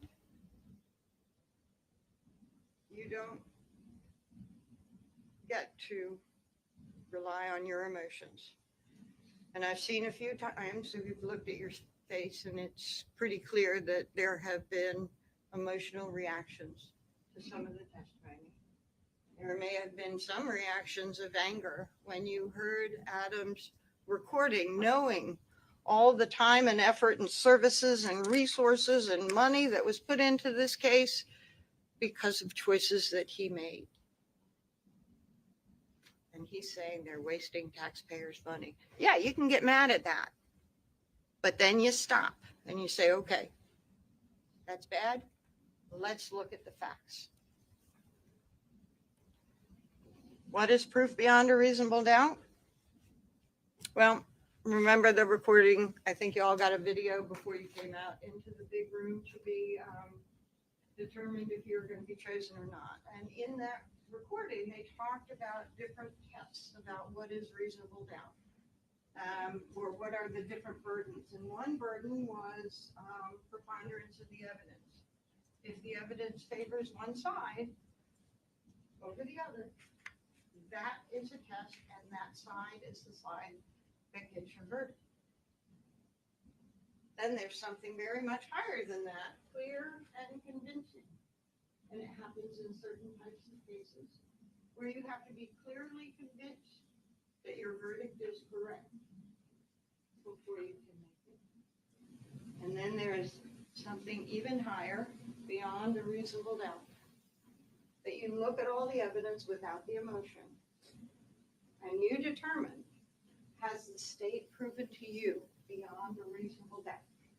Do you know, in your heart of hearts, do you know, not that this decision seems to make you feel good, do you know that it is right? Do you know if they have met their verdict? If there's any doubt, we're not talking aliens, we're not talking crazy stuff, we are talking about trusting Kayla.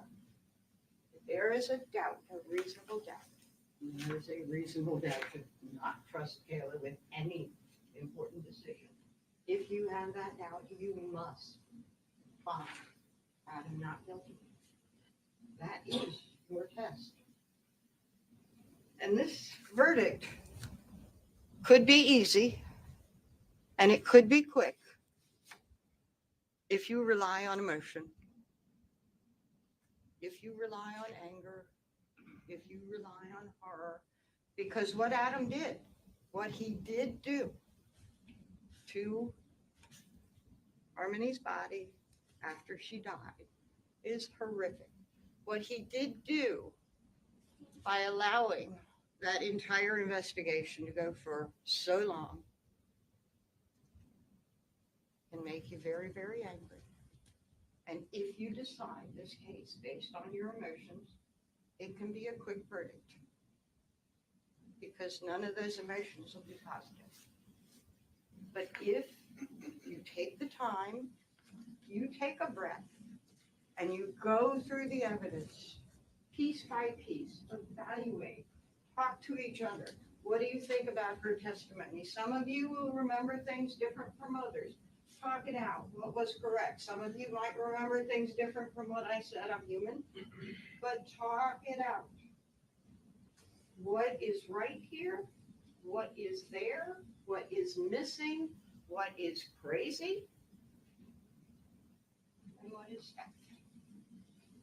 If you do that, this is a very, very difficult case because those emotions are there. If you do that, if you put it aside, you will find that Adam is not guilty of murdering his brother. He did not do that. And he's not guilty of witness tampering paper. He didn't influence her testimony at all. It was in her best interest to lie, to hide, and to make up more lies as time went along, because the truth hurts.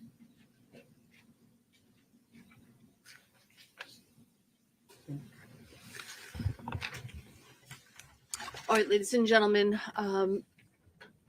what we're going to do now is we'll take a 15-minute break so that you can use the restroom, have a drink of water. Then we'll come back. It'll be the state's opportunity to make closing arguments to you. Then I anticipate that we'll probably go directly into final instructions. And at that point, once you have the final instructions, we'll select the alternates, the jury foreperson, and it will be time to deliberate. So for now, just take a stretch, have a drink of water, use the restroom, and then we'll bring you back in for the rest of closing arguments and instructions. All rise for the jurors, please.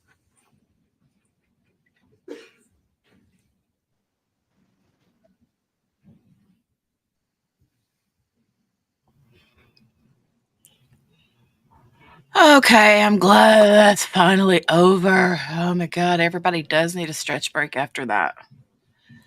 Holy cow. You good over there, Steph? Counsel. I don't know if I'm sleeping or not. You half awake and half. God, that was insufferable. I know, right? Ay, ay, ay. Darth Ay, Vader. ay, ay. Hold on, I got to cough and sneeze. Oh, Crystal looks unhappy.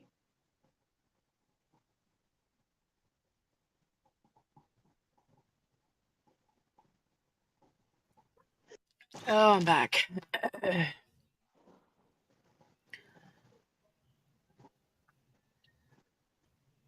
James So they're Crumbley just is taking sitting the in court with. 15-minute. Yeah, she said, I think the 15-minute break. They deserve longer. I wonder which one is going to give the closing, if it's going to be the tall guy or the short guy. Let's do a poll real quick. The Let's do a poll. tall guy's done most of it, but will he stand at the mic stand? Is the question.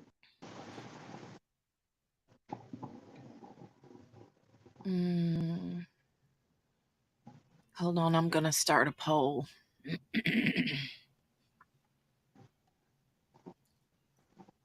Oh my goodness. Oh, and you guys, QB sent me some information, breaking news. The Stephen McDougal has been charged. Yay, that was quick. Yes, he has been charged. So we'll definitely have to be taking a look at that. Hold on, I'm going to make this poll real quick. I hope the prison beating started immediately yesterday.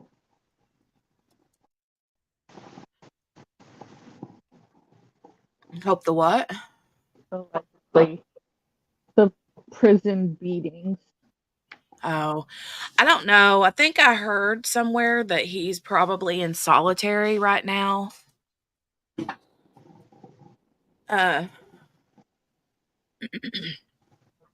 But I'm not sure.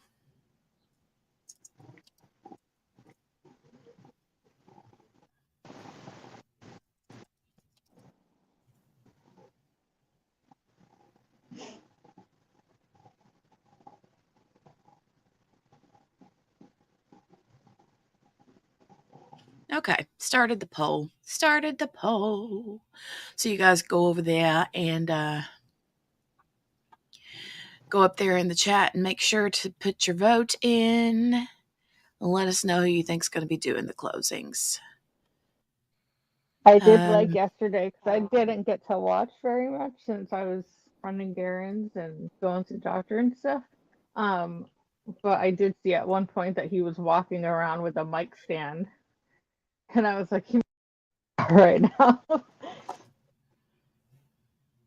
Who was walking around with the mic stand? The tall guy. Oh, okay. Like he went up to the bench and the witnesses, and he had a whole mic stand with him. I must think he was like the lead singer from Aerosmith or something. Right. I was going to say to make him look like a singer. Like he's on stage, you know. Mm-hmm. Yeah.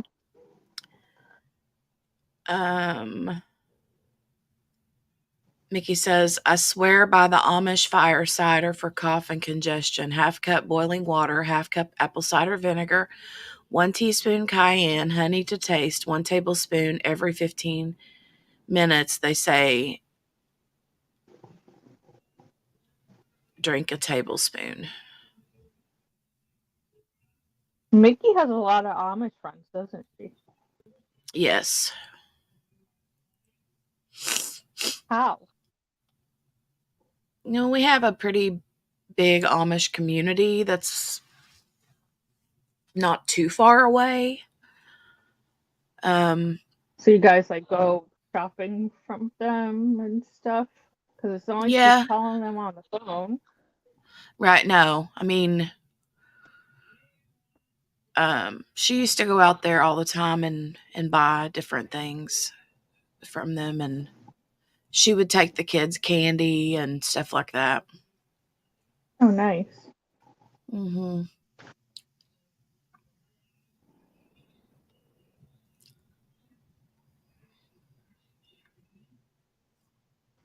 My dogs are going crazy outside, and I can't get them to come in.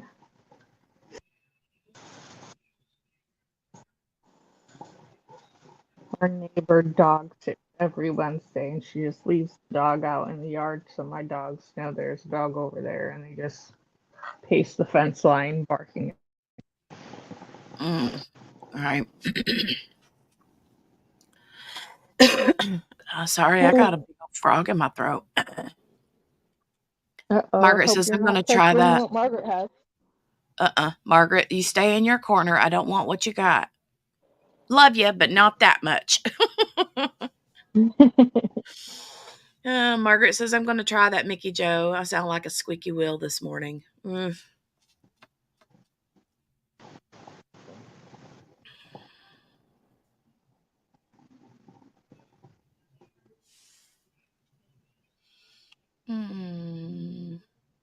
I was doing so good, and I was so awake until... Till she started. Yeah, I need to save this video so I can play her closing arguments at bedtime. Maybe that'll help. JC said, I bet it's good for other stuff too, Mickey.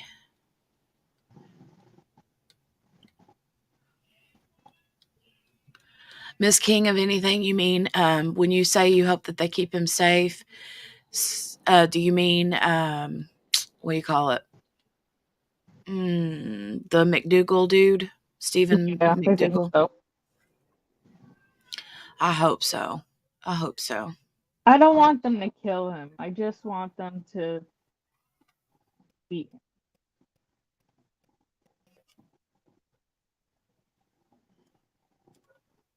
Oh, Tammy, that's sweet. You that your sister takes them snacks. Yeah. See, that's what Mickey used to do. Mickey and her husband used to take they go out there to visit the Amish, and they would take like candy and treats and stuff to the little kids, and they were always so like thankful, you know. The only thing I know about the Amish is like when the teenagers were escaping, Hmm. they'd do their Rumspringa and then never come back. Right.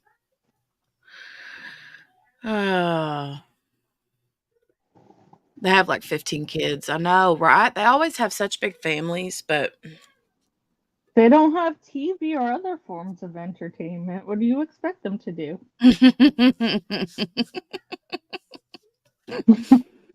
Mm. Mm. I mean, it was the same for my parents. They grew up in the Azores Islands. There are not much to do, so I have like 9 aunts and uncles on each side of the family because they just popping out babies. That's all they can do. Mhm. Mickey said she bought the school a set of encyclopedias. They had 3 of a set, and I got them the whole set. They were so excited, and it blessed my soul. Mm. Aw, that's so sweet. But it also reminds me of Joey from Friends, Yeah. which I like the mind that you sent me. Thank you. But yeah, what was it? He got the letter R. One of those.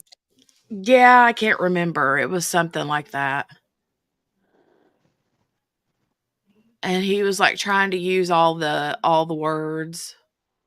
Yeah, stuff that he didn't know anything about. So then he's like trying to start the conversation with something that's in his encyclopedia, and they like pivot the conversation to something else, and it wasn't the same letter. And all mad. He's like, Mm-hmm. I he love has Joey. nothing on that. Mm. Phoebe's my favorite.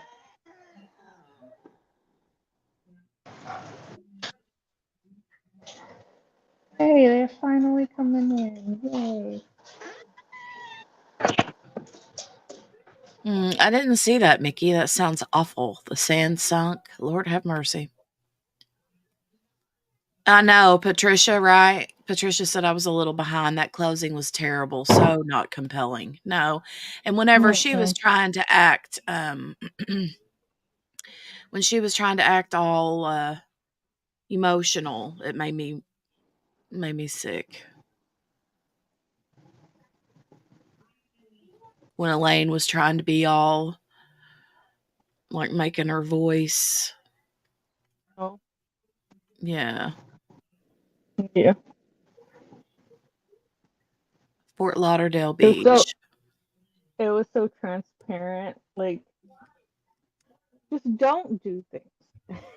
Well, don't even try. Mm.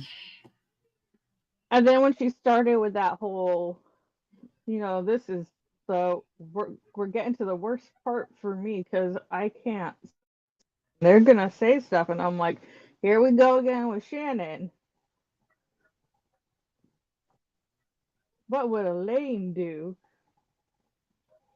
So QB also sent me a little message that says, um,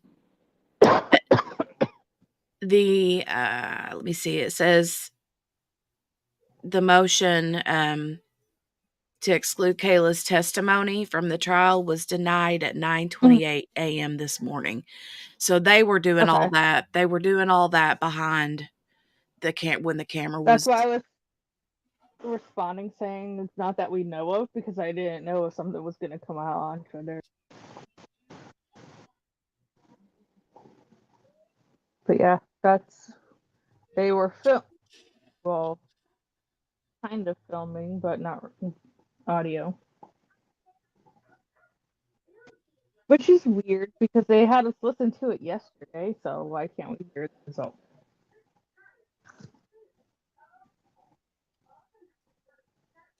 I don't know.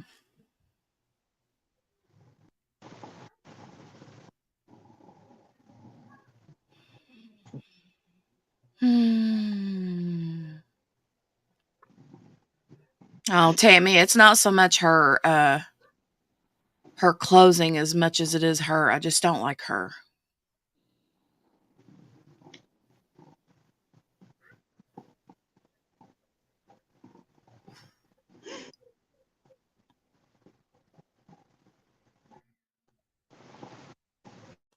Oh, JB's here. Yay! Good Hey, JB. Good morning to you. morning, Cool. morning. Good thing I hit that stop cam button just in time. Oh, wow. So, just a I heads up, caught pre-planted. just a side note, okay, you guys? Whenever you come up, I know that you have to like turn the camera off. So let me just for future's sake, whenever you come up, I'm going to assume you're ready, okay? But I will watch for the camera to be off, but don't accidentally turn it back on. No, Lord have no, no, don't do that. Done did that before. Don't do it again. Hey, look, I came back at the perfect timing. Look at You this. did. Oh, and look, they're going to show the Hey, cooler. They're going to show the cooler right there. yeah. Look, y'all. I was struggling. I was so struggling on that closing. Man, I was. I made a And then second Dad cup finally of said, coffee. "I'm ready for breakfast." Second cup of coffee, and I was so tired. I apparently did something wrong because it ain't tasting right. Uh Mhm. I oh. don't know what I did. Uh oh. Uh oh. Uh-oh. So Dad woke up. Yeah, he woke up late this morning. He wanted to sleep in, which I'm totally fine with. Normally he wakes up at 6 and he wants breakfast at 8:30, but today he didn't get up until after 7. So we did breakfast later, but it was a good thing because I was struggling. I was so struggling. He finally asked for breakfast, and I was like, oh, "Okay, now I can wake up." Elaine didn't make you mess up breakfast, did she? Huh? No, she didn't make me. I wouldn't listen to that. I had to pause it. After her messing up my chicken soup yesterday, man.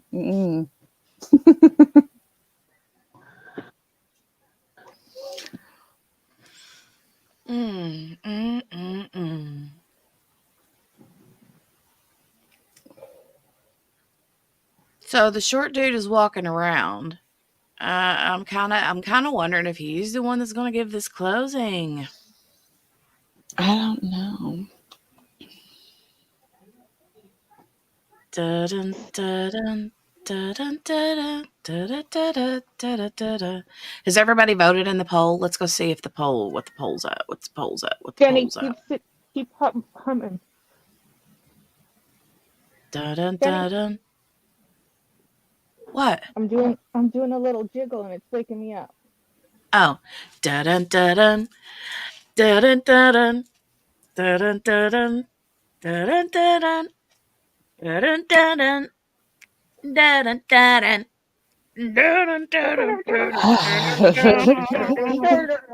Okay, I'm awake now. All right. Yay, looky there. Oh, you guys, Oh, he's it's this little guy is gonna give the closing. that's crazy because Christopher Knowles is the lead prosecutor on this case. So that is shocking that the little dude's doing it.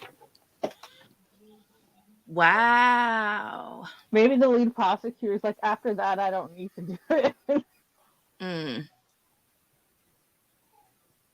Maybe. I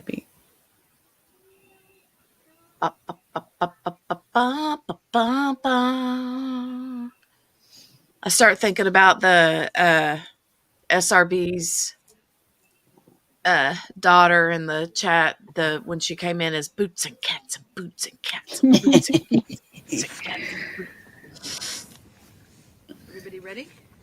Here we go now. Tony Smith, Judy Brooks, ready? Yes. Okay. All rise for the jurors.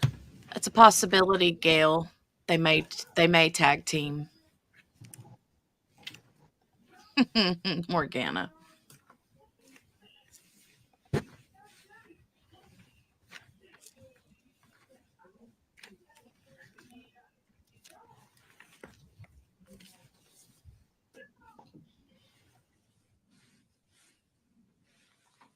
You ready?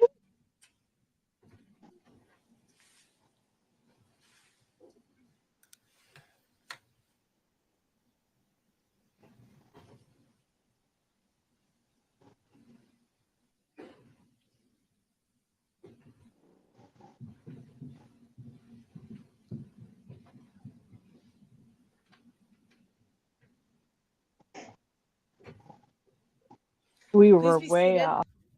Yeah, you guys are way off. Whenever you're ready. I didn't vote, but Good morning again, everyone. I want to thank you very much for the time that you have spent in this case, for a journey that we told you back before we took the view was going to be a journey that you weren't going to forget. It has been a long couple of weeks. You have been incredibly attentive, and we are very, very appreciative of that. One of the things you heard just a moment ago from Attorney Smith was that she doesn't get the opportunity to come back up here and talk again. That's true. It's called taking turns. It's something that parents teach children. Beginning, state has to go first, defendant has to go second. At the closings, defendant has to go first, state has to go second. Something very simple that parents teach children. One of the other things that they should teach is if you're going to quote the defendant, if you're going to quote a witness, you have to make sure that you're accurate. So I'll apologize in advance, but let's quote people accurately. I fucked up. Again and again and again. I fucked up. I fucked up. That's what the defendant, his language that he used when he told Travis Beach the night he got the U-Haul, the night that he disappeared Harmony's body, to whatever place it is now, where he knows it is right now to this day, his words, I fucked up. Not she, not we, not Kayla, I fucked up. Singular, personal, solo. That's the defendant's words. Defense counsel got up here in openings and said that you'd hear evidence that Adam Montgomery was out in the middle of the night doing his business when something happened and Harmony died. If that were so, the defendant never would have told Travis Beach, I fucked up. Adam Montgomery was no loving, caring parent, but an enraged tyrant who had no business being around young Harmony. So together, let's look at the actual evidence, the actual quotes of what you saw and heard as we look at all of the charges that you're going to deliberate on that encapsulate what the defendant did do, and talk about the evidence that you've seen tells you what he committed. And we'll start first with what the defendant's telling you in opening arguments, and now that you can and should find him guilty of abuse of a corpse and falsifying physical evidence. Let's set that as the baseline. Let's start there. Let's see what that actually means before we look at how he committed each one of the crimes charged, not just the ones that he feels are going to distract you from the rest of the nightmare that he's responsible for. Who carried Harmony's body away from the broken down car in the duffel bag, hid her outside of Colonial Village while they stayed in Anthony Badero's blue Audi for 2 nights, put Harmony under a ramp and then in a van and then in this cooler for weeks at Christina Lubin's house, into the CMC bag, into the walk-in cooler at Portland Pie Company, in the fridge, in the freezer, defrosted her in the shower, consolidated her body yet again, brought her to the Econo Lodge, tricked his friend into renting him the U-Haul, and then dumped her body somewhere. All to make sure that the evidence that could have been brought before you that shows that he's responsible for having murdered her would never be found. And he says you can and should find him guilty of those 2 crimes, of abuse of a corpse and falsifying physical evidence for this. He doesn't dispute this. The defense said all of that in their openings, that the defendant did both of these 2 bolded things. Since day 2 of this trial, opening arguments, you should then consider not only all of the testimony, but also all of the corroborating testimony about all of those charges, those 2, falsifying physical and abuse of a corpse, to be true. So let's make it very, very painfully clear from the indictments that you're going to be considering for falsifying physical evidence and abuse of a corpse, making this Harmony fit into this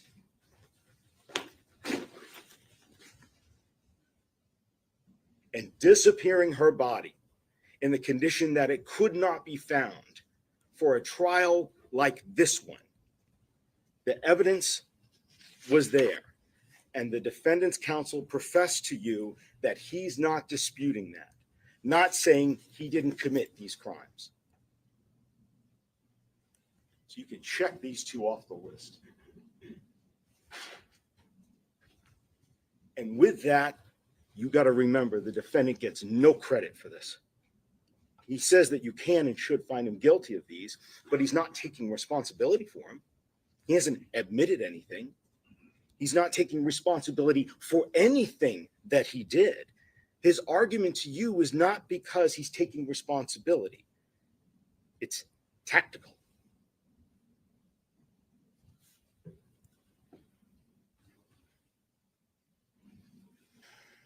He admits what he can't deny.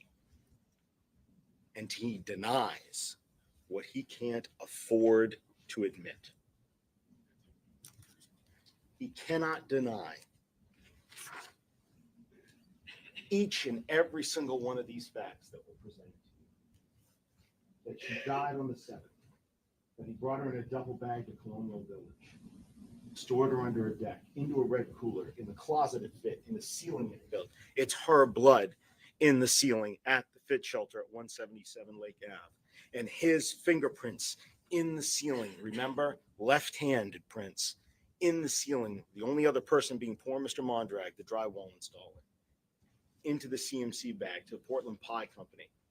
Over to Union Street, consolidating her body even more, bringing her to the Econo Lodge, tricking Travis Beach, and dumping her body so it wouldn't be found. The argument that the defendant is making, he had to make. His concessions don't mean he's taken responsibility for these crimes. It doesn't mean that he's a man of principle or restraint, nor does it give his argument any credibility that because I concede all of this, well, the rest of it must not be true. The whole thing's true. And he's taken responsibility for none of this. So again, baseline, first things first, before we move on, these two charges and the charges that his counsel argued can and should find him guilty of, they're there. That's done. And that's the tip of the iceberg. It's all of the charges. Every single one of them has been proven by evidence, not emotion, beyond a reasonable doubt that the defendant is the man who did all of these things. And that's because you saw the evidence. You went on The View. You saw witnesses take this stand and put themselves before you. And you looked them in the eye.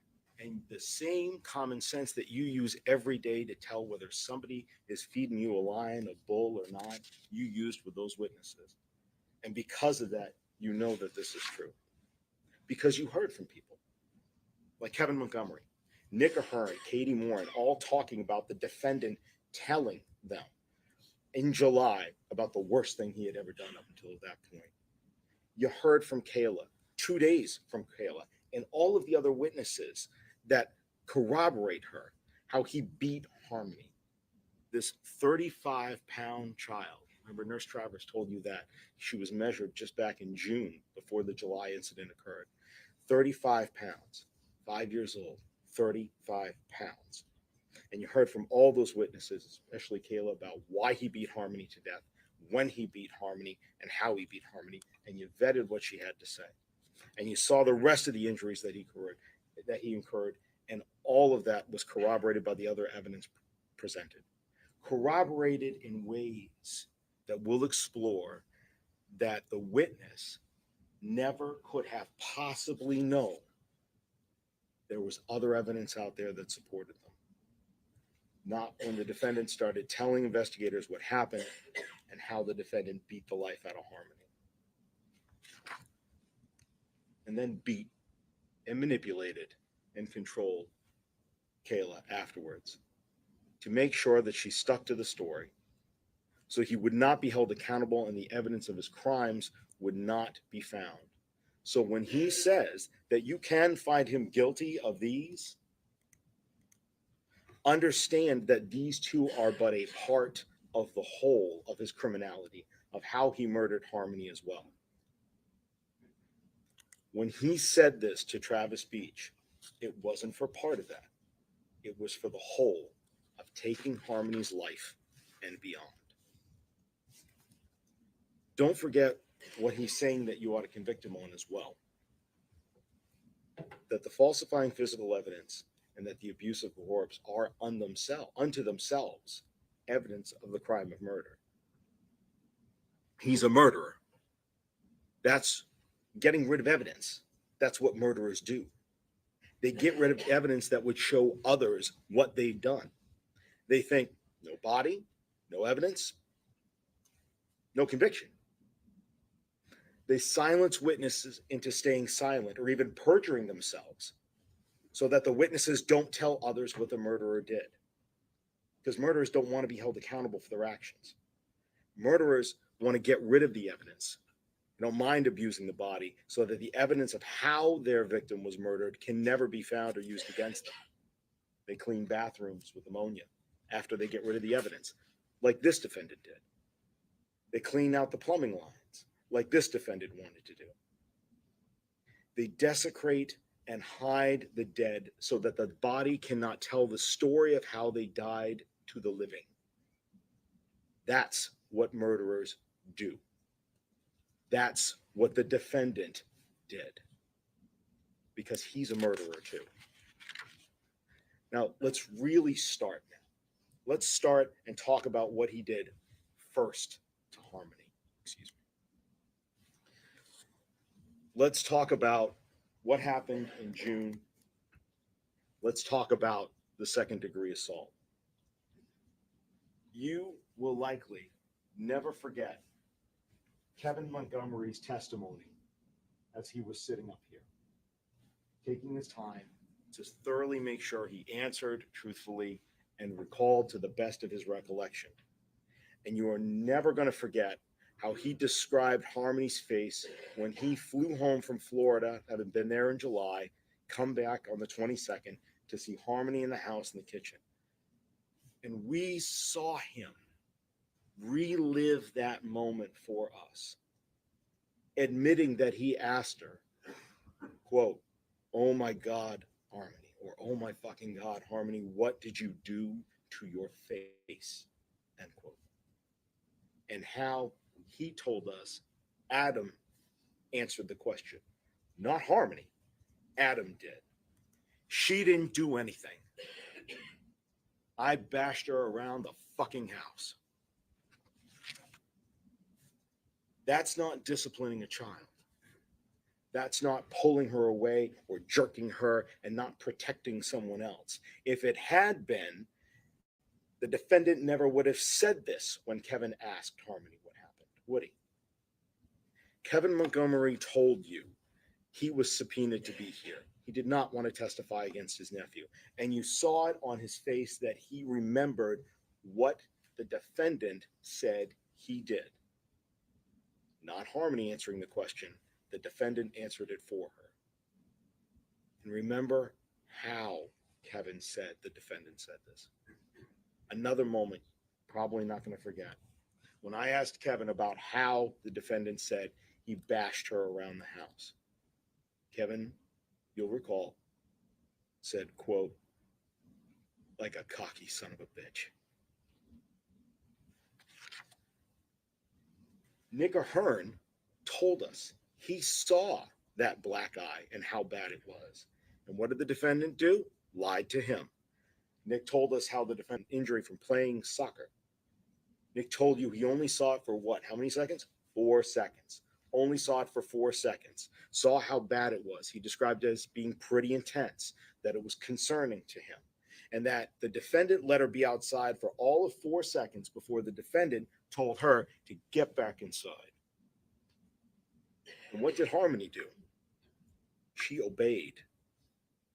Nick saw him walk Harmony right back through the front door and then shut it. And so why did Nick hide Harmony away that day? Because he couldn't let a 5-year-old outside on a summer day, could he? Not when her face showed the mark of the assault that he had delivered on her. Shows everyone in the neighborhood, along with Nick, evidence of what the defendant did to her. Katie Morin told us that the defendant used other words to describe that day and what he did, besides bashing her around the house. Did she say a jerk? Did she say a grab? Did she say a yank? She did not. The defendant told her it was, quote, "the worst thing I'd ever done," end quote. And that he had supposedly backhanded her. That tells you that the defendant knew how badly he beat Harmony that day in July, that the defendant called it to Katie Morin the worst thing that he had ever done. And the evidence from the multiple people who saw how bad this was and who heard the defendant describe either inflicting it upon her or hiding her. Don't forget, We also have Demetrios Saros. When he first went to the house, was he able to see Harmony? He told you. Only from feet away, as the defendant was hurrying up and getting Harmony in the car and driving her out of there. And even a week later, when he finally does get to see Harmony, she still has a mark on her face. Finally, you've also got Kayla Montgomery, who told you she overheard the defendant's conversation with Kevin Montgomery and then confronted him because he told her it was from a lightsaber that one of the boys had been swinging around and Harmony got hit in the face. And she confronted him about it and said, "You said it was from a lightsaber." He said, "Yeah, no. What I said to Kevin was correct." He admits that he lied to her before when he told Kayla that Harmony got hit by a lightsaber. More evidence that corroborates that what Kevin said happened. His conversation with Adam, where Adam admitted to hitting Harmony in July, did happen. Simply put, from multiple witnesses, from the defendant's multiple confessions, he committed the crime of second-degree assault on a 5-year-old in July of 2019. And of that, there is simply no doubt.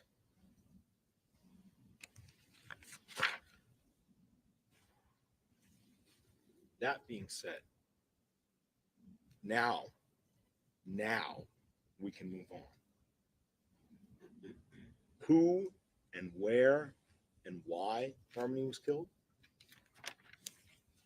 Let's go through what the evidence showed us, one thing at a time.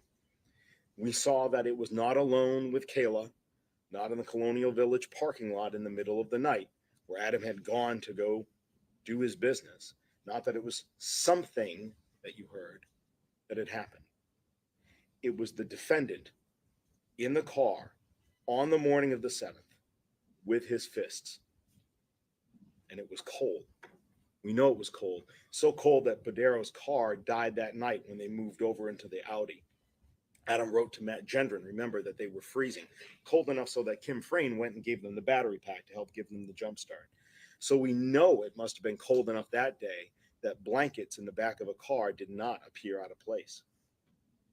Kayla told us how the accidents were happening, and yes, something had happened the night before, but she told you the night before was when the defendant first hit her. Why? For another accident that Harmony had had in the car. An accident that Kayla did nothing about. An accident that the defendant did nothing about and told Kayla to let Harmony lie in it. Kayla told you what it smelled like, and she told you to your face that she still did nothing about it. And in the morning, things were still the same.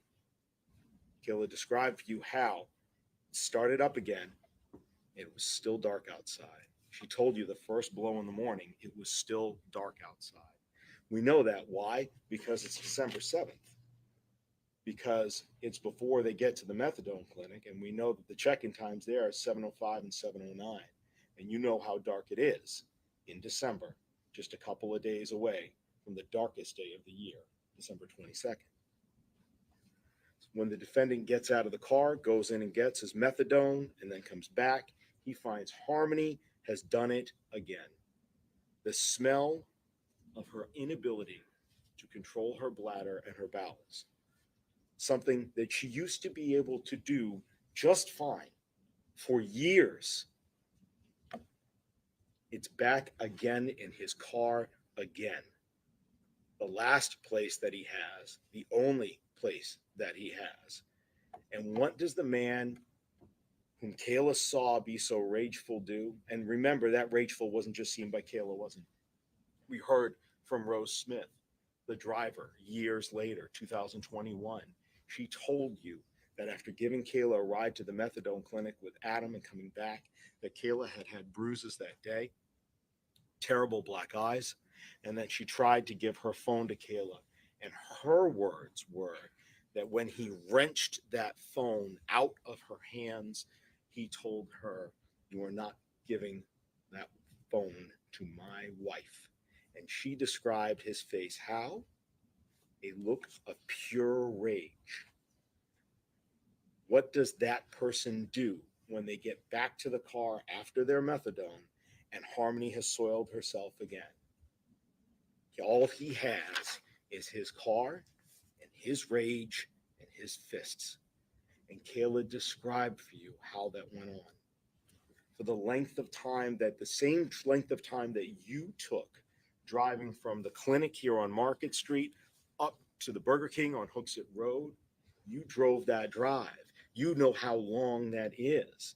And as the smell continued, she described that the hitting continued. And Harmony took blow after blow until she was moaning.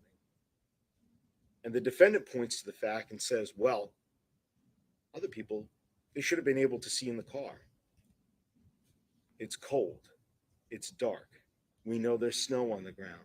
Snow in New Hampshire means salt, which means the windows probably look the exact same that yours and mine did this morning. It's not easy visibility. Plus, think about it.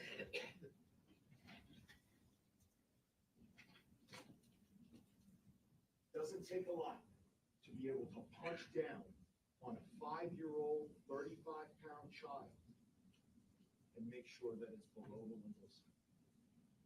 Not for him. Not for Adam Montgomery. Not against Harmony. Not in that car. And you saw from the Walmart video and the video from Officer Stanzel, when they first approached the defendant, when he was trying to find where Harmony was, you saw from that how the defendant looked. Remember him at Walmart.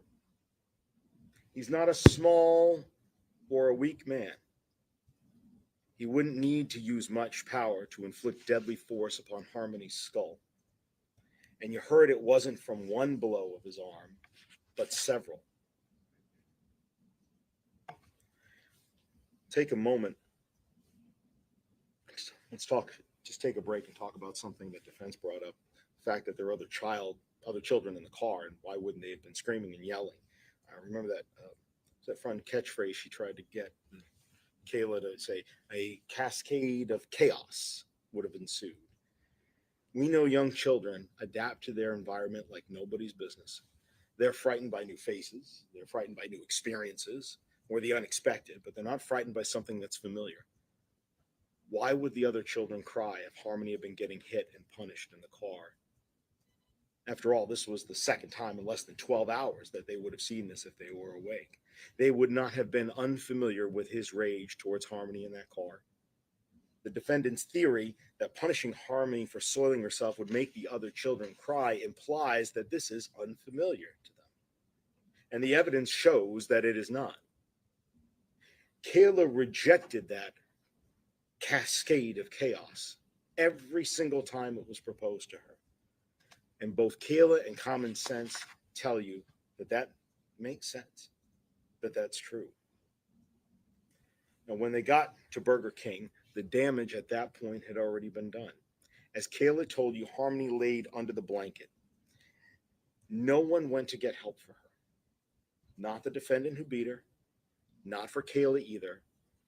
And what did the defendant say in that moment? Words matter. I think I hurt her this time. This time. This time, I think I hurt her. I think I did something. Why say this? Because he didn't do nothing. He did something. He took her life in rage over a bathroom accident. And he admitted in his opening that you can and should find him guilty of abusing her corpse and falsifying physical evidence for what he did afterwards to get rid of the evidence, get rid of her, get rid of the evidence that would have shown he murdered her. But it was the evidence of his crime of beating her. I fucked up. I think I did something. I think I hurt her this time. That's what he believed.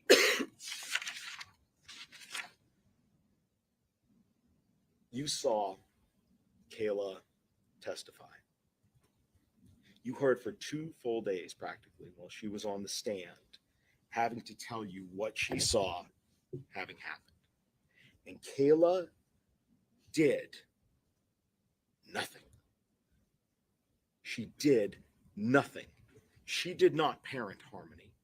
She did not clean Harmony. She did not change Harmony when she soiled herself and the defendant told her to leave her in it. She didn't stop the defendant. She didn't try to get Harmony help. She didn't call 911. She didn't yell out. She didn't run out of the car. She didn't disobey the defendant. She's not seeking help. She's not seeking attention. He went through the trunk to get her, not her, because she did nothing. Later, she didn't betray him until after she even lied in grand jury and committed perjury for him. She didn't lift a finger. She did nothing. Nothing at all.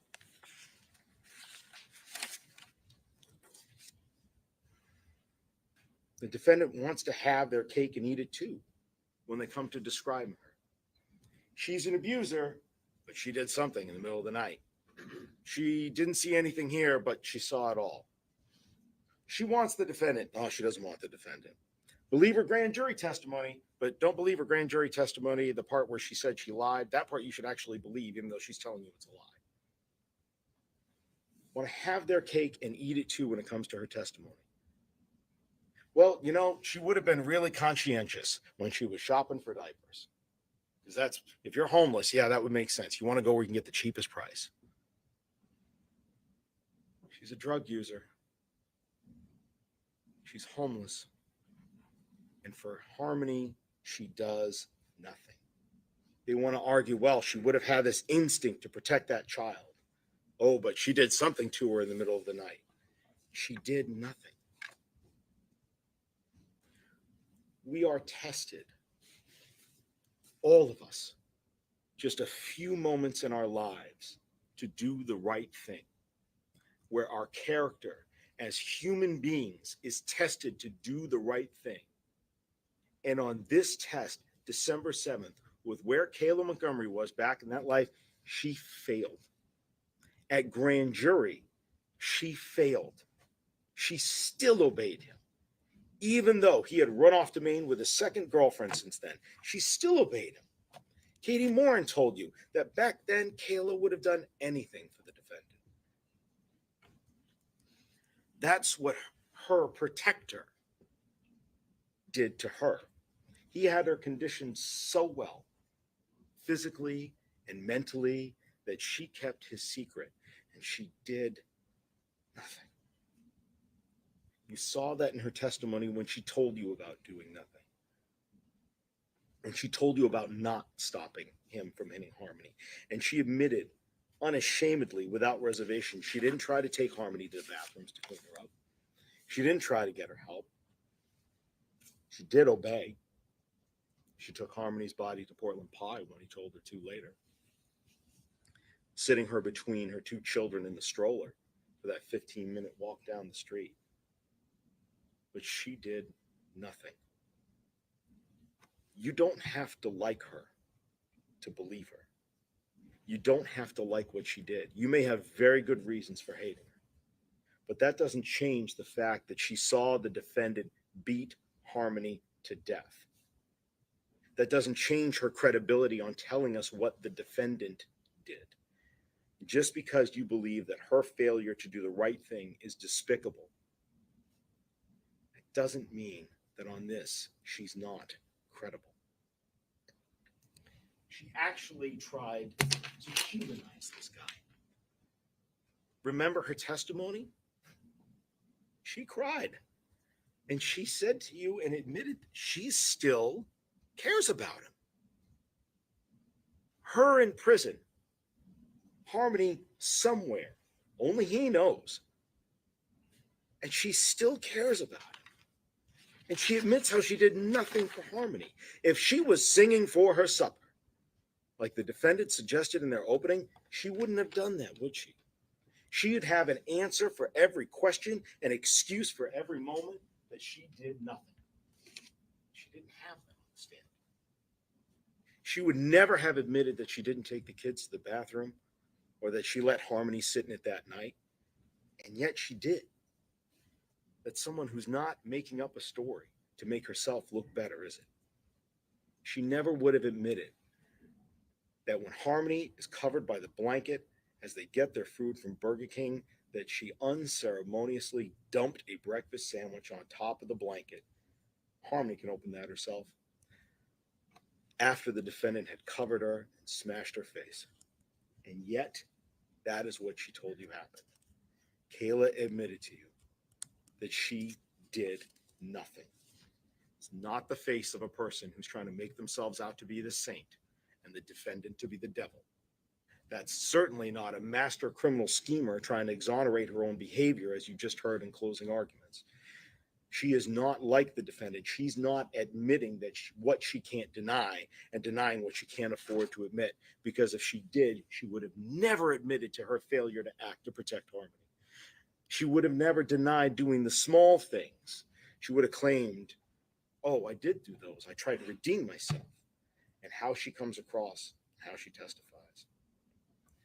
What she is a battered woman admitting an inconvenient and terrible truth that she failed in a moment of life when her character was put to the test. She did nothing to help Harmony, nothing to stop her. She didn't kill her. Only the defendant did that.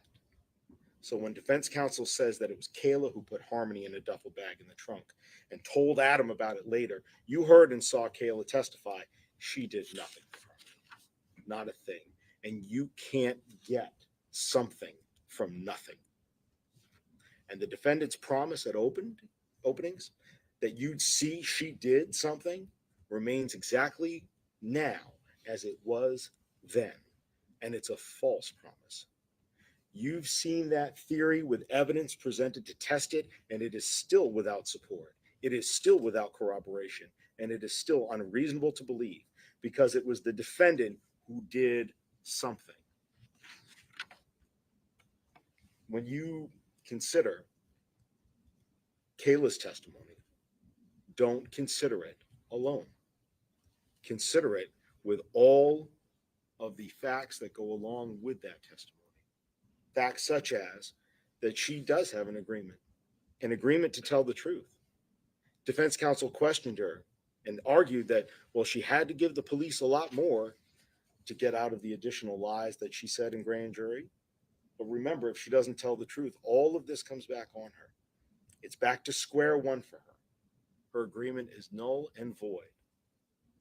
But the evidence that you saw, how thoroughly the police investigated this case, where Harmony is, location after location after location in New Hampshire, Massachusetts, 900 plus pieces of evidence to help find out what happened, has only corroborated Kayla about who killed Harmony, about when she died, who hit her, who mangled her body, and who dumped her where she is now, somewhere between here and the Tobin Bridge in Massachusetts.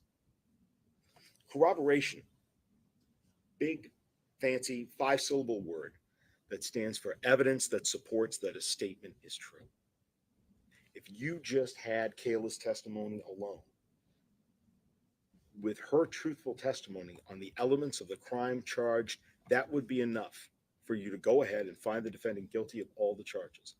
But you don't just have her testimony. You have so much more, because every witness, 50 witnesses that came in and testified to you about and provided evidence, provide some corroboration for Kayla's account of what happened in ways that she never could have known. And that includes testimony and evidence that corroborates her on how Kayla died, how Harmony died, and why the defendant killed Harmony, why her body was desecrated, how Kayla was silenced for so long, and how the defendant discarded Harmony like trash so she wouldn't be found. Let's look at just one example. How do we know that Kayla's telling the truth when she told us how the defendant tried to induce or cause her to stick to his story, to not testify, to not tell people how he murdered and disposed of Harmony? How do we know that Kayla's telling the truth on that, tampering with her as a witness? It's because the evidence corroborates it. Nicole Giles told us that Kayla was still at the fit on Lake Avenue. The family's in transition shelter when she saw bruises on Kayla's body. This is back in January of 2020, before Harmony was ever known to be missing. And Kayla is admitting to Miss Giles that the defendant is beating her. And she, what? She asked Miss Giles not to tell anyone. Having just been homeless, now living in a transition shelter with 2 younger children, and having been tested before and failed to get help for a child, she stays silent. She obeys and sticks with the defendant's story. Despite her abuse later, we see that as well from the testimony of Rose Smith, who was giving her that ride for methadone that morning, saw the beating that Kayla had taken the night before. And as she again saw pure rage in the defendant's face as he came and wrenched the phone out of Rose's hands, saying, "You're not going to give my wife that phone." So much so that when you heard and saw Rose testify, you heard her say, ever since then, she refused to drive them around anymore. That she carries pepper spray now. And she said, quote, "Something I will never forget." Kayla is under control and doesn't say what happens to Harmony throughout that time period. And he believes that she's helping police. You heard testimony about how he believed the police were listening in on him and tracking him, and that he was ripping light fixtures down, that he was breaking thermostats and electronics. Kayla told you that he was paranoid that she was working with police and was being listened to. It's not a sign of mental illness. It's not a sign of being sad. A sign of guilty conscience. A sign that you want to continue to exert control. And you should think of it as such. That's corroborated by Dennis Cloutier. Remember the handyman at 644 Union Street? He saw the ripped down electronics, the broken thermostats, and he made the repairs. We also see more of that witness tampering from the testimony of Tara Hilbert, next door on Orange Street, when Kayla finally does escape physically the clutches of the defendant, to the cycle of abuse that he had perpetrated for so long. The defendant didn't want to be found out. And since he silenced Kayla because he didn't want to be found out what he had done. And you know that from the very beginning. Don't forget the Facebook messages to Travis Beach. The U-Haul was still out there. What did he tell Travis? The day after, the next morning, when he's trying to find out, Travis is trying to find out where the van, because it's supposed to be back, what does he tell Travis right then? "Please don't message me stuff like this on Facebook again." Just like getting rid of the body and destroying physical evidence, convincing witnesses to what you've done to stay silent, that's what murderers do. That's what this defendant did. They silenced them into staying silent. And the defendant did that for so very long. He made sure that it was his story that was being told. He continued to tell his story and different variations of it to everybody. His lie that he created. To Christina Lubin, remember, this would have been the first day after they got booted out of Anthony Badero's Audi. At Christina's place, tells her, "I dropped her off in Massachusetts with her mother." Jessica Guerin tells her over a year later, while she's delivering a gift for her boyfriend, tells her at that time, "Oh, my other daughter, she's down in Massachusetts," and quickly changes the subject.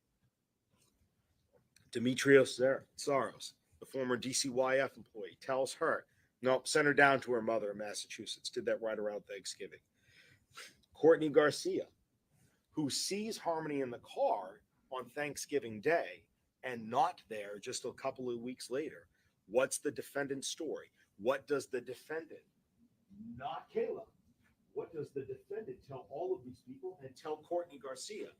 "Dropped her off at my mother's. She was having bathroom problems." Dropped her off at her mother. She was having bathroom problems. Tells Rebecca Maines, "Dropped her off. Their biological mother doesn't even let me see her."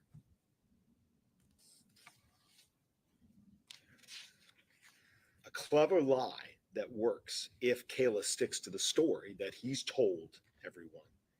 And he did for a long time. That's why Kayla's in prison today. And corroborating evidence comes not only from the witnesses, but again, from evidence of receipts and from photographs, because a picture does speak 1,000 words. That is not the face of the person who's in control. It's the face of the person who was kept under control. She needed to be kept under control so that what the defendant did to his daughter would not be found out. And it worked for a long time. But all the witnesses who corroborate all testified to a different aspect of seeing the control that he exerted on Kayla and the stories that he told others to stop her from actually working for the police and to stop her from telling police what really happened. That's about what he does to her. But what else corroborates Kayla about why Harmony was killed? The defendant, again, not only about why, but telling Courtney Garcia and Rebecca Maines that why she is no longer with him, or one of the reasons at the time he gets rid of her, is because she's having bathroom accidents. So you know that that's the reason why he did what he did to her on the morning of December 7th. He's still mad about why this happened. He's still talking about it months with Rebecca Maines, years later. It's why he killed her, having accidents in the car. When Kayla said that the defendant hit her overnight and says words of, "You have to stop doing this," that's corroborated by what he told Courtney Garcia and Rebecca Maines, that he got rid of Harmony because she was having accidents. Rebecca Maines told us just yesterday, a friend of his, a close friend of his, that these accidents are what made him take Harmony away to, what did Rebecca testify? The defendant told her, a better place for Harmony, a better place. He told her that he thought Harmony was having these accidents on purpose. And Courtney Garcia especially recalled that the defendant said the accidents were happening while they were living in the car. So when the defendant says there's no evidence to support Kayla about what happened in the car, you know that's not true. Rebecca Maines could not have been clearer yesterday when she told you and clarified for both sets of counsel that the defendant told her he hated Harmony because Harmony reminded him of Harmony's mother. She could not have been clearer about that. Remember, if the defendant himself agrees with his displeasure and anger at Harmony when he got rid of her, and that was because of having accidents in the car, and when he says it to other people, that's not a coincidence. That's corroboration. Corroboration that he was angry at Harmony for the bathroom accidents. Evidence that even though this little 5-year-old girl that he thought was doing it on purpose, evidence of why he was so angry that morning. What else corroborates Kayla's account of when Harmony was killed and what the defendant did to her? Matt Gendron and Kim Frame. Both of them corroborate the time of when this occurred. Both of them corroborated because Kayla told you it happened when they were back, when the last night that they had their car going into the morning. The drive from the methadone clinic to Burger King in the morning on December 7th. And after that, they move into Anthony Badero's Audi. And what do we have on that cold, dark, winter night, December 8th, 2019?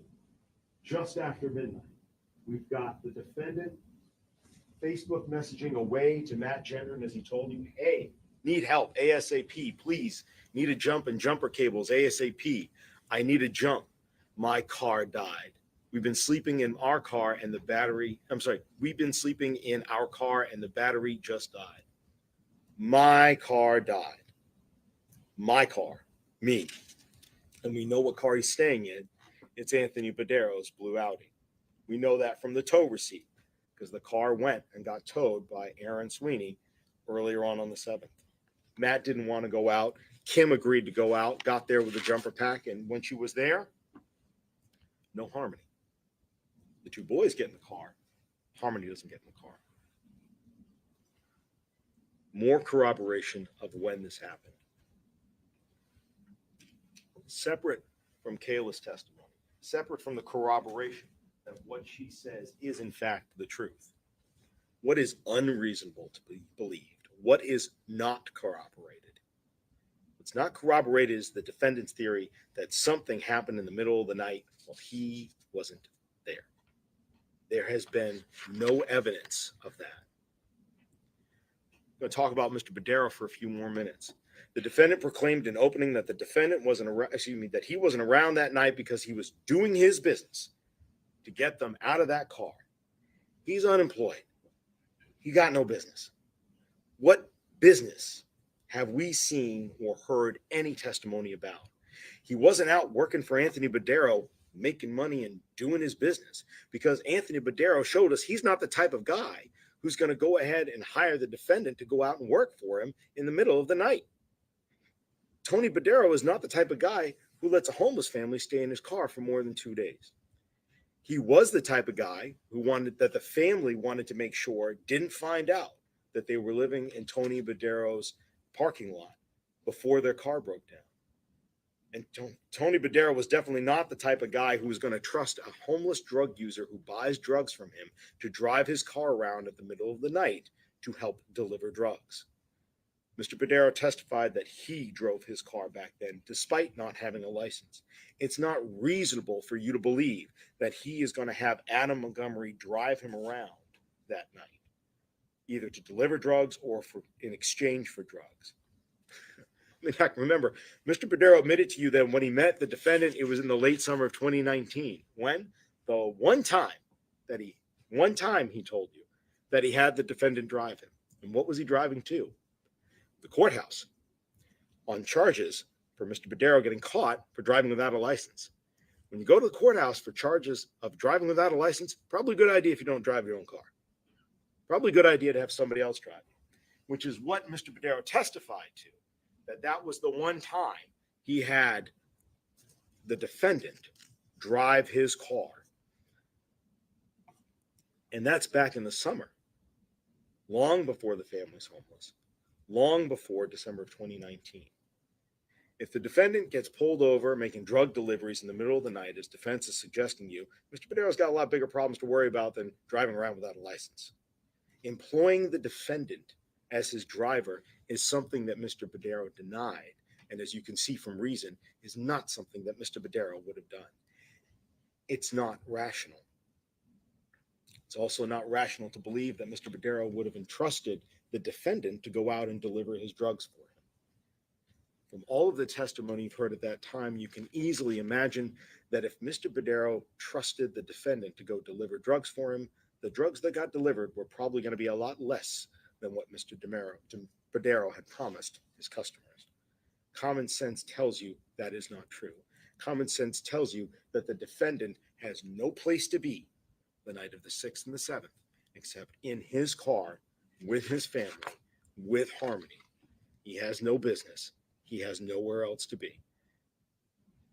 And why did Mr. Badero tell us all this? He also said that the defendant and Kayla, when he saw them, were always together. Always together. And that when he did go outside and see the kids, it was during the course of the relationship. Mr. Badero said when those days, on the out days when they were in the Audi and he went outside, he did not see Harmony. Harmony was not there on the 8th. Harmony was not there on the 9th. And Kayla, as much as got jumbled a few minutes ago in closing arguments, Kayla was clear as well. It's one of the lies that she told you was a lie that the defendant doesn't want you to believe is a lie. She told you in grand jury that she lied and said that, in grand jury, I told Anthony Badero, I know that Anthony Badero saw the kids in Harmony and waved to him every day. I said that in grand jury, and I lied in grand jury. But you just heard in closing arguments that the defendant doesn't want you to believe that that's a lie, even though she admitted that that's a lie. You want to have your cake, and you want to eat it too. That's what the defendant wants. What else is unreasonable to believe? Arguments that, no one would have seen him stuffing her into the duffel bag when the car was pulled over on the intersection of Webster and Elm. Nobody, that could have happened, and for nobody to have seen it, that's impossible. It's easy to manipulate 35 pounds in a rear seat of a passenger when your back is to the sidewalk and the shrubs that you saw there on that section of the road, with a building with very few windows in that section of the road, when it's freezing cold and everyone around you is distracted by the woman who's waving other cars to go around. The physical evidence in the car and the physicality of manipulating Harmony's body show that this is yet another way in which the defendant's theory is unsupported, that his arguments that Harmony died from something other than his hands the morning of December 7th, that is unreasonable. It was he who punished her with his fists that day, and it was he who decided to destroy, alter, conceal, and remove her body from the Sebring to be sure it couldn't be used against him when somebody came asking, "Where is Harmony?"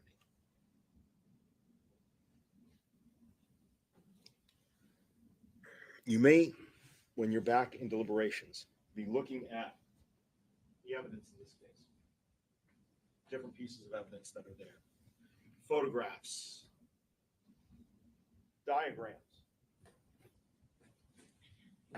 having a good understanding of where everything was, where it was found. And you may be asking yourself, why don't we have more forensic evidence here? First of all, the defendant is telling you that he falsified physical evidence. The other thing is that, as experts have told you time and time again, each one of the experts that got up here, time and elements can wear down DNA and fingerprints and blood. They were able to find DNA 106 trillion times more likely from a female child of the defendant and Crystal Sorey on this toothbrush in the very back of the trunk. The trunk of the Audi that the defendant abandoned, of the Sebring that the defendant had abandoned.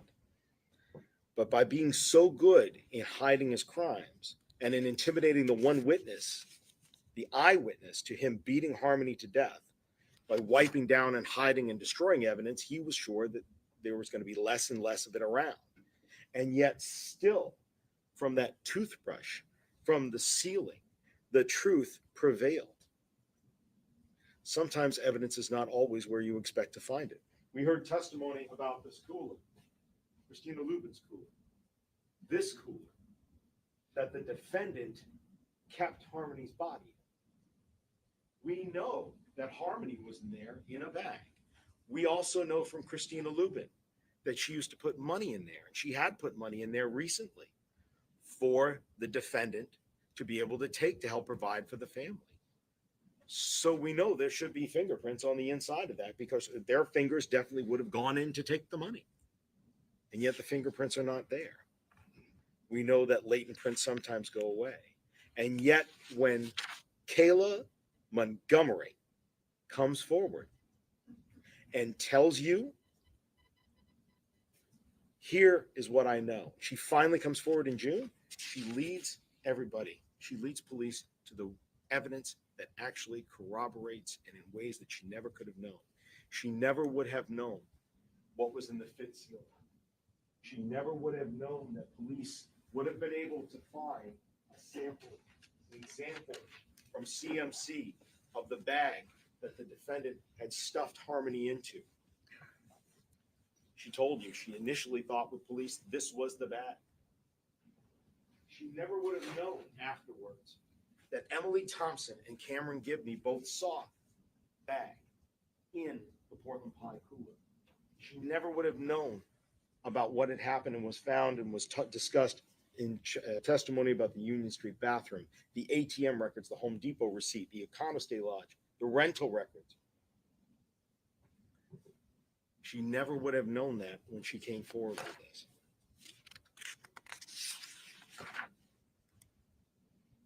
In the ceiling, not even my height, Kayla Montgomery is not climbing up there to be able to look and see that there's something still in that ceiling.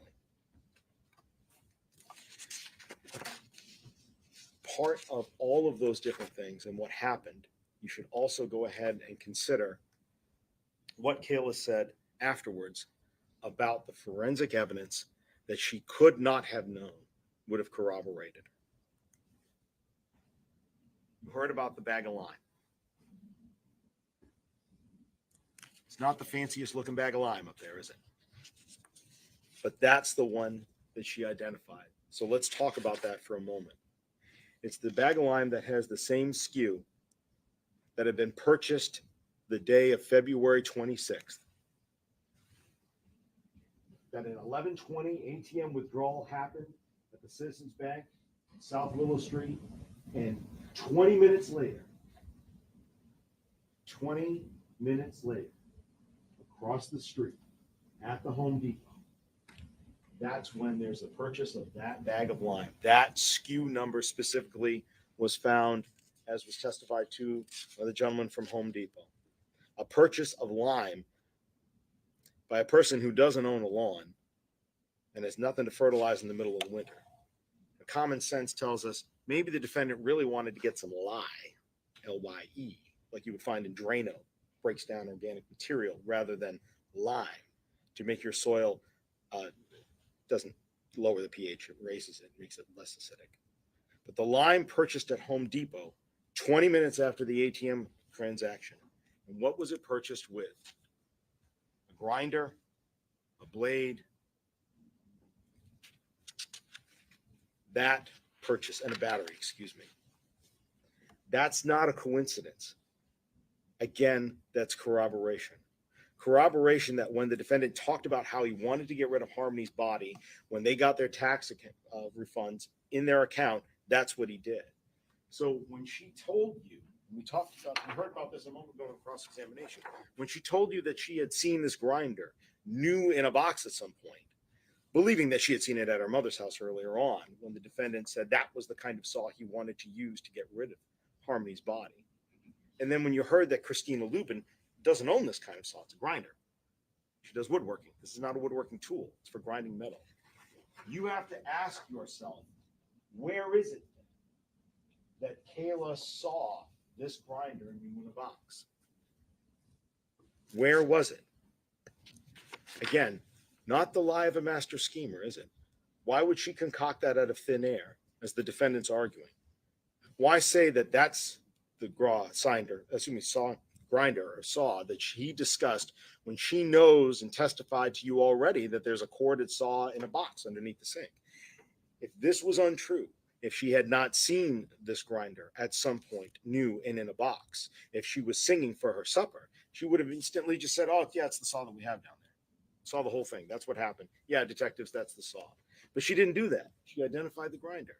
She said she saw it new. She remembers it because that's what the defendant talked about wanting to use on Harmony.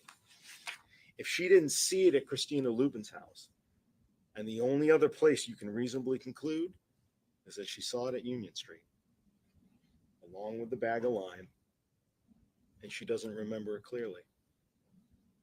That's the only other reasonable, logical conclusion to make. It's not a coincidence that from their account, the money gets taken out and 20 minutes later this happens. It's corroboration.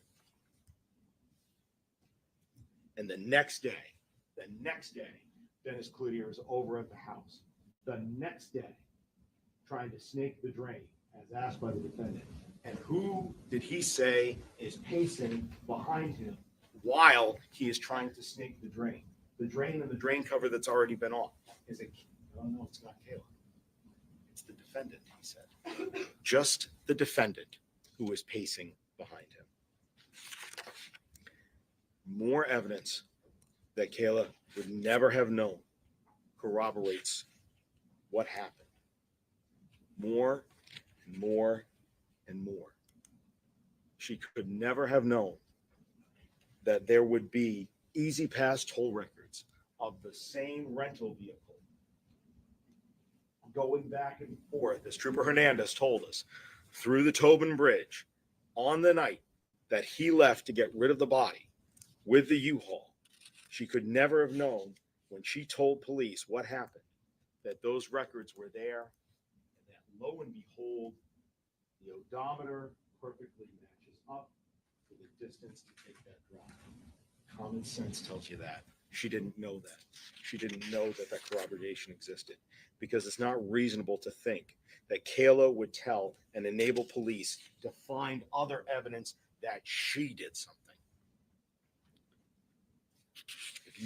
If she was the one who had killed Harmony, like the defendant wants you to believe, she would never have done any of this. The theory does not fit. And I want to jump to another reason why this theory does not fit.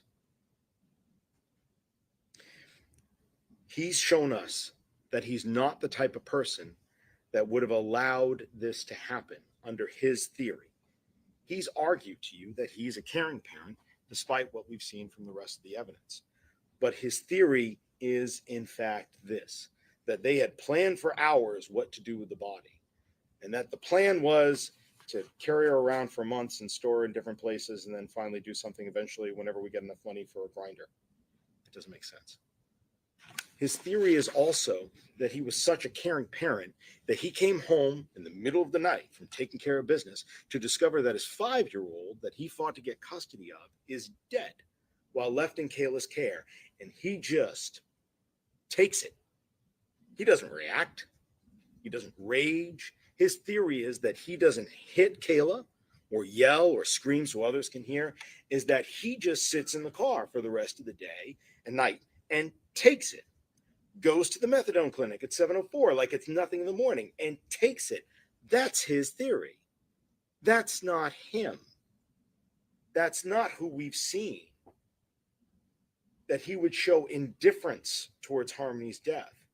That he bags, carts, stores, stuffs, frees, thaws, squishes, consolidates his child. He does all of that, then leaves Kayla for another woman. Leaves her with this woman that he's arguing to now killed one of his children, leaves the other kids with her, and then takes off to Maine, goes on to live his life. That's not him. That's not him. That's not what we've heard. He doesn't do nothing. He would not have been the passenger in this situation. He's the driver. What the defendant suggests his reaction was would not have been his reaction if Harmony just died in the middle of the night from something, and he came back to find her in a duffel bag in the trunk.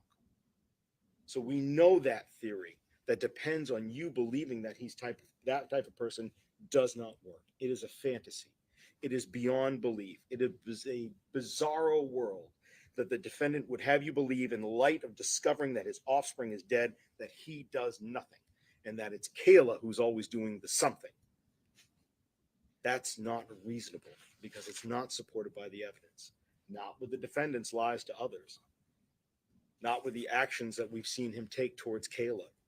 Not with the evidence that he left on Kayla's face and arms and back.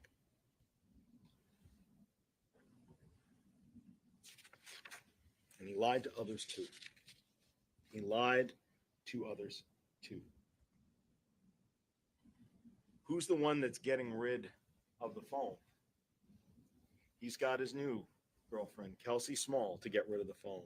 You saw from the other video there, he doesn't put himself in front of the camera. In fact, you probably saw when he first walked in, he had half a hand over his face. The video's there. You can look at it if you'd like when we go back into the deliberations.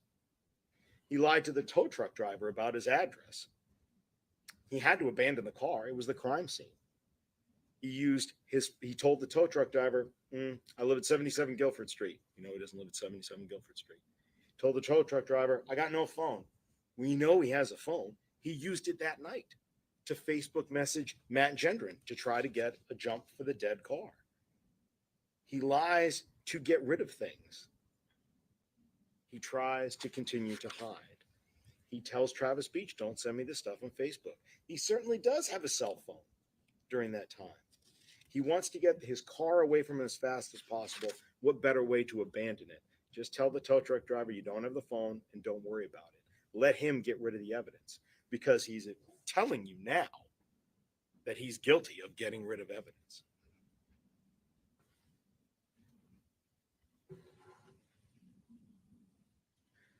The defendant admitted only to what he had to, which to you or I would be unspeakable acts to do to any human being, let alone a small child, let alone your own flesh and blood.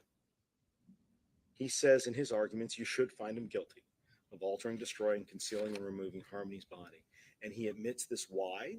Because he thinks you're going to be fooled. His counsel questioned Kayla with the legal principle, and I'm sure you remember it. He was asking Kayla about her petty theft from Dunkin' Donuts. Well, you took some responsibility of it. You took the lesser way out of the problem, so you wouldn't get a more serious charge. That's what he thinks that you're going to let him do. He thinks if you'll let him slide on the murder, if he admits to what happened afterwards, because he knows the evidence of that is overwhelming, that you'll let it go on the other two. He admits what he can't deny. He denies what he can't afford to admit. And the only part of Harmony that we have left will be sitting in that deliberation room with you on that pink toothbrush and outside here in this part of the ceiling wall that's there. And the other parts of her body, her rest of her torso, her face, her eyes, that smile, only the defendant, as we all sit and stand here today, knows where they are. And he can't afford to admit to you that he knows where they are, because the evidence contained on them will show that he caused her death. So she won't get the burial that everyone deserves. She doesn't get a headstone in the ground above the head that he battered. She doesn't get to be at peace in death because of what he did, because he can't afford to tell anyone where she is. She doesn't get dignity. She doesn't get peace because this man did nothing. He didn't do nothing. He did something called murder. And because he says trying to find her is a waste of time, that trying to find her is a waste of taxpayer money, that's what he thinks of her. That's what he thinks of what he did. That's what he thinks of you now. Efforts to find where he put her and what he did to her and why he killed her, they're a waste of time to him. His words, you heard them. To find the child that he murdered and the evidence that he hid. He believes Harmony's life and death are a waste of time and that they weren't anything to him and that he dumped her like trash. This is what you've seen in the evidence. This is what you've heard the defendant say when you consider whether he has an extreme indifference to the value of Harmony's life when he killed her. He had no value for her life when he killed her. He took an innocent life, a child, for no reason other than his rage and his indifference and his ignorance and his lack of humanity. Because this trial is about Harmony Montgomery. And you sat here and you were so attentive to every moment, every terrible fact. You watch the eyes and the voices of every witness, and you know it's not about quantity, it's about quality. How they testified, how they looked at you when they answered questions on cross and direct. That was not a waste of time. Only Harmony's killer would say that finding her is a waste of time. That's bearing witness is what you have done to the truth. And that's a front row seat on what this man perpetrated on Harmony and her body and the truth from being shown to you, who cowardly runs off to Maine to distance himself from the scene of his crimes, who runs with Demetrios, comes to the house and could see that bruise on her face. And even then, a week later, Demetrios still saw marks of her after the defender had bashed her all around the house. The man who complains about tracking down leads in Arizona as a waste of effort to prove something. Yes, that's what people do. That's what this community, this state, this nation, this society do. We go to find and protect life. Every one of us, whether you wear a badge or you don't, you seek to protect children, to put the next generation above your own. That's what a father does. That's not what the defendant wanted. because he is not Harmony's father. He has forfeited that right to even claim that title or call himself her father. She was never a daughter to him. Not in July, not in December, not in that phone call, not from the moment of her death, continuing up through this very day when he knows where she is. He killed somebody he didn't see as a daughter. He never saw her as a blessing. He beat down something he saw as a nuisance, that he saw as an inconvenience. His behavior to the bathroom accidents shows you that in that moment when he killed her, she wasn't a person. She was an object, thing. And he was mad at this thing that ruined his car. And he hit and he hit and he hit this thing to make it stop doing what he didn't want it to do, to teach it a lesson. Until he said to Kayla, I think I hurt her this time. I think I did something. And he might as well have said, I think I broke it. And that's what he did to her.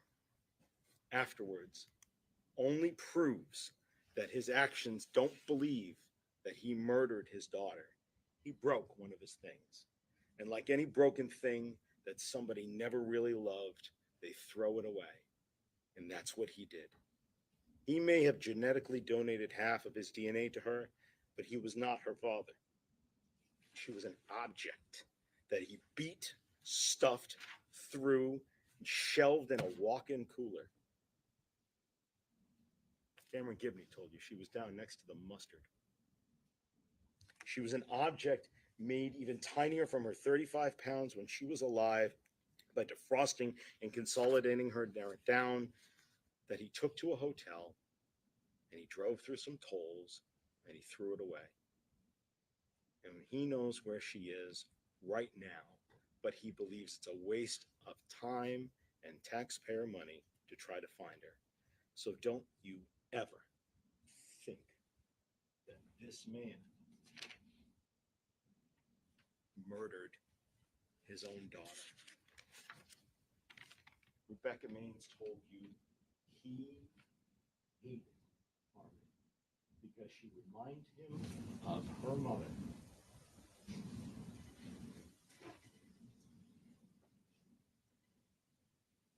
Defense counsel told you to go ahead and put a motion aside and look at the facts.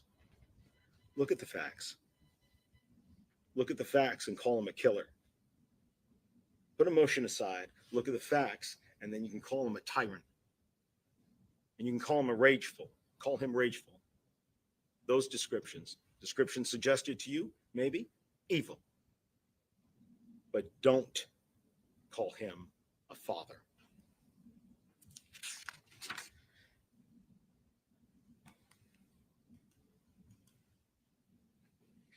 It's time now for you to hear the court's final instructions, to then go back into that room and deliberate all the evidence that you've seen, and to hold the defendant responsible for everything he did in July of 2019, in December of 2019, and afterwards. You promised both parties in the court during jury selection that when proof had been shown beyond a reasonable doubt of all of the elements of the crimes, that you could and would hold the defendant responsible. And now, not all doubt, but all reasonable doubt. And that proof has been shown. You promised us during jury selection that you did that, and you would do that, and you saw Kayla testify. From that alone, you've got sufficient evidence to convict him of every charge, but you don't have to take our word for it, because we just talked about and you've seen for 2 weeks all of the evidence that corroborates and gives you what you need to find him guilty on each and every single one of these charges. We saw in this courtroom that Kayla is not lying about who hit Harmony. And there is no doubt about how Harmony was hurt in July, who killed her in December, what was done to her body and who did it, who falsified physical evidence, and how the defendant kept Kayla quiet. He's guilty of second-degree murder for recklessly causing Harmony's death with extreme indifference to the value of life, because you've seen beyond even that standard. He had complete indifference to the value of her your life. Kayla did nothing. He did a lot of things. He did something, he said. It's called murder. It's called assault. And he's guilty of every single one of those charges in front of you. And so I ask you to hold him responsible for that truth and what you've seen in the facts, what you've seen, what you've tested, and what you've heard has been proven. Find him accountable and find him guilty on every single one of these charges. And I thank you so much for your time today.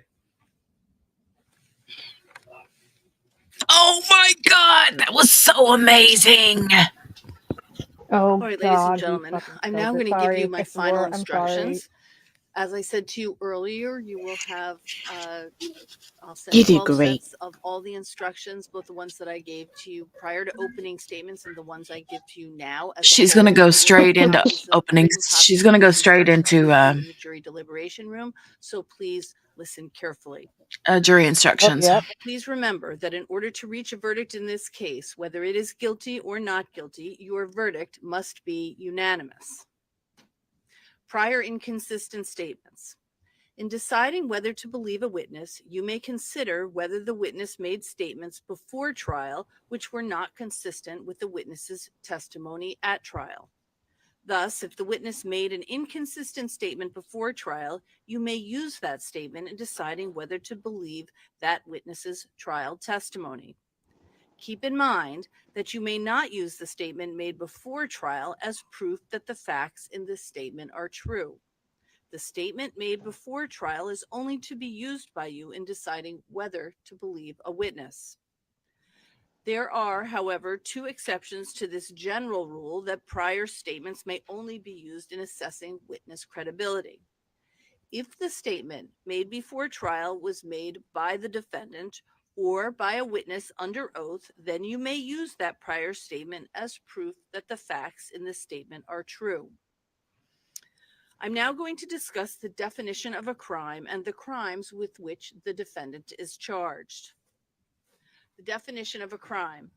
A crime is the breaking of a law for which the law provides punishment.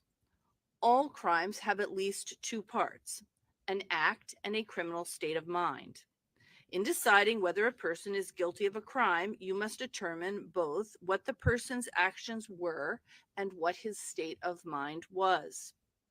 For a person to be guilty of a crime, he must have physically acted to do something that is criminal, and he must have had a particular state of mind. Unless a person both acted to do something that is criminal and had the required mental state, that person has not committed a crime. That means that if a person either did not physically act to do something criminal or did not have the required mental state, then he is not guilty of a crime. To understand how mental state works, consider this example. Suppose two automobile drivers hit a pedestrian who was crossing the street. Suppose one of the drivers hit the pedestrian deliberately, whereas the other one did so out of carelessness. The two drivers would be guilty of different crimes, even though they both committed the same act, because each had a different mental state. Proof of intent. To prove that the defendant has committed a crime, the state must first prove that the defendant did certain acts, and second, that the defendant acted with a certain intent. Whether the defendant acted with the particular intent charged is a question of fact for you to decide. Keep in mind that there is often no direct evidence of intent because there is no way of examining the operation of a person's mind. You should consider all of the facts and circumstances in evidence in deciding whether or not the state has proven that the defendant acted with the intent as it is charged in the indictment. Multiple indictments, one defendant. Each of the indictments against the defendant constitutes a separate offense. You must consider each indictment separately and determine whether the state has proven the defendant's guilt beyond a reasonable doubt. The fact that you may find the defendant guilty or not guilty on one of the indictments should not influence your verdict with respect to the other indictments. The charged offenses. Charge ID 1937947C. The defendant is charged with the crime of second-degree assault. The definition of this crime has three parts or elements. The state must prove each element beyond a reasonable doubt. Thus, the state must prove that 1, the defendant caused bodily injury to Harmony Montgomery, and 2, Harmony Montgomery was a child under the age of 13, and 3, the defendant acted knowingly. Certain words in the definition need to be further defined. Knowingly. A person acts knowingly when he is aware of the nature of his conduct or the circumstances under which he acted. The state does not have to prove that the defendant specifically intended or desired a particular result. What the state must prove is that the defendant was aware of the nature of his conduct. Charge ID 2027112C. The defendant is charged with the crime of second-degree murder recklessly with extreme indifference to the value of human life. The definition of this crime has three parts or elements. The state must prove each element beyond a reasonable doubt. Thus, the state must prove that 1, the defendant caused the death of Harmony Montgomery, and 2, Harmony Montgomery was under the age of 13, and 3, the defendant acted recklessly under circumstances showing an extreme indifference to the value of human life. These are the elements of the crime of second-degree murder recklessly with extreme indifference to the value of human life. Certain words in the definition need to be further defined. Recklessly. A person acts recklessly when he is aware of and consciously disregards a substantial and unjustifiable risk that his conduct would cause a certain result. The risk must be of such a nature and degree that, considering the circumstances known to him, its disregard constitutes a gross deviation from the conduct that a law-abiding person would observe in the situation. There are several components of a reckless mental state that the state must prove. 1, the defendant was aware of a substantial and unjustifiable risk that his conduct would cause a particular result. And 2, the defendant consciously disregarded the risk. In other words, he elected to disregard the risk and take the chance that his conduct would cause a particular result. It is not enough for the state to prove that the defendant failed to become aware of the risk involved. The state must prove that the defendant was aware of the risk and consciously disregarded it. And 3, from what the defendant knew of the circumstances, his disregard of the risk was a gross deviation from what a law-abiding person would have done under the circumstances. The key words here are gross deviation. If you find that the defendant's actions were unreasonable or thoughtless, that is not enough. To find that the defendant acted recklessly, you must find that his disregard of the risk was a substantial departure from what a law-abiding person would have done under the same circumstances. For a killing to be second-degree murder, the defendant must not simply act recklessly, but rather must act recklessly under circumstances showing an extreme indifference to the value of human life. This means something more than merely being aware of and consciously disregarding a substantial and unjustifiable risk of death. The risk involved and the disregard must be so blatant as to manifest extreme indifference to the value of human life. Charge ID 2027113C, falsifying physical evidence. The defendant is charged with the crime of falsifying physical evidence. The definition of this crime has three parts or elements. The state must prove each element beyond a reasonable doubt. Thus, the state must prove that 1, the defendant believed that an official proceeding or investigation was pending or about to be instituted. And 2, the defendant altered, destroyed, concealed, or removed the body of Harmony Montgomery. And 3, the defendant's purpose in committing that act was to impair the verity or availability of the physical evidence in the proceeding or investigation. Certain words in the definition need to be further defined. Official proceeding means any proceeding before a legislative, judicial, administrative, or other governmental body or official authorized by law to take evidence under oath or affirmation, including a notary or other person taking evidence in connection with any such proceeding. The term purposely. A person acts purposely when his conscious object is to engage in certain conduct. The state must prove that the defendant had the conscious object to engage in this conduct. The key words here are conscious object. To have a conscious object means to have a specific intent. It means that the defendant desired to engage in certain conduct. It is not enough for the state to prove that the defendant knew or was aware of what he was doing, nor is it enough for the state to prove that the defendant created a risk of injury or harm. To prove that the defendant acted purposely requires more than that. It requires proof that the defendant specifically intended or desired to do a particular act. Charge ID 2027114C, abuse of corpse. The defendant is charged with the crime of abuse of corpse. The definition of this crime has three parts or elements. The state must prove each element beyond a reasonable doubt. Thus, the state must prove: 1, the defendant removed, concealed, or destroyed the corpse of Harmony Montgomery or any part thereof. 2, the defendant acted unlawfully. And 3, the defendant acted knowingly. These are the elements of the crime of abuse of corpse. Certain words in the definition need to be further defined. That word is knowingly. I've already read you the definition. In the instructions, I just refer you back to the definition that I gave you of knowingly. So it's the same definition that applies here. Charge ID 2027115C, tampering with witnesses and informants. The defendant is charged with the crime of tampering with witnesses and informants. The definition of this crime has three parts or elements.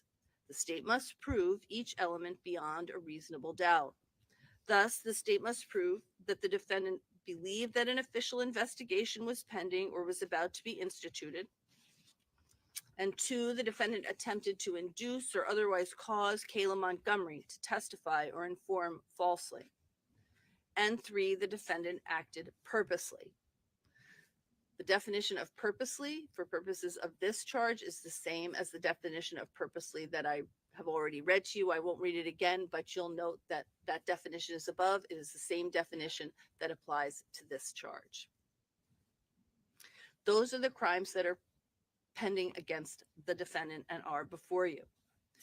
The defendant's absence at trial.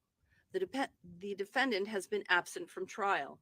His absence from trial is not evidence in the case. You are not to guess or speculate as to the reason for his absence, and you may not draw any negative or adverse inference as a result of his not being present.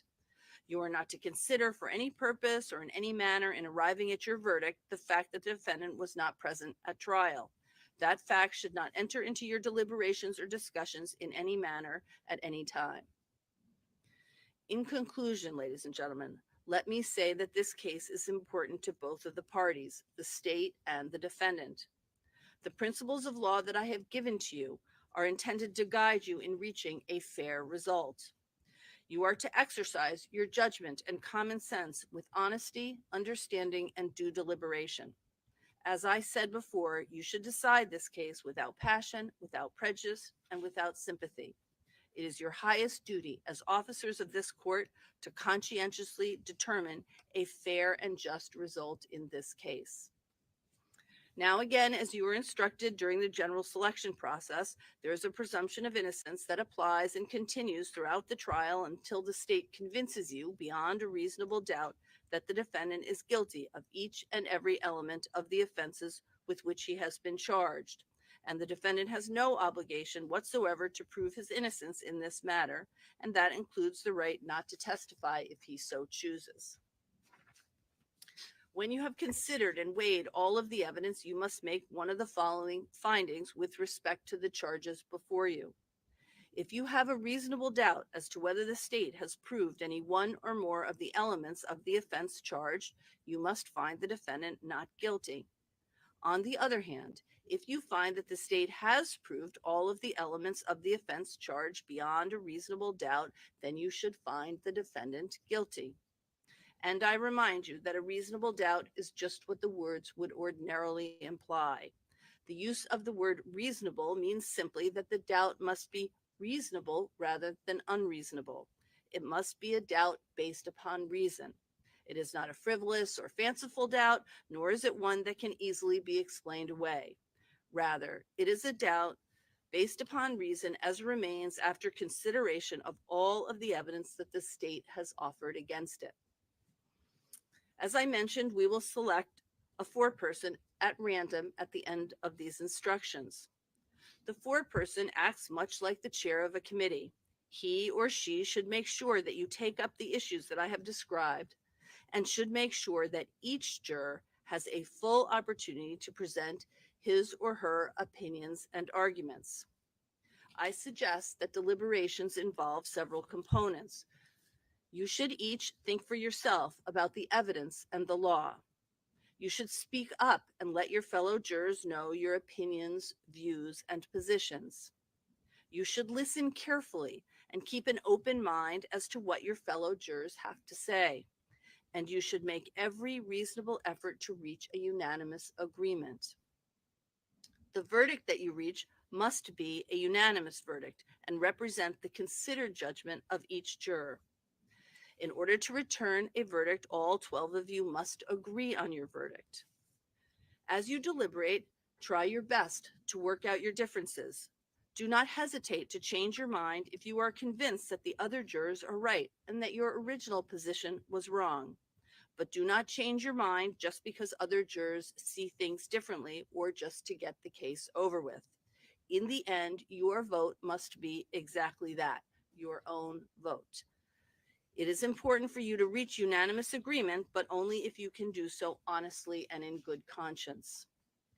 If any questions concerning the law should arise during your deliberations, the foreperson should write the question out and sign and hand it to the court officer.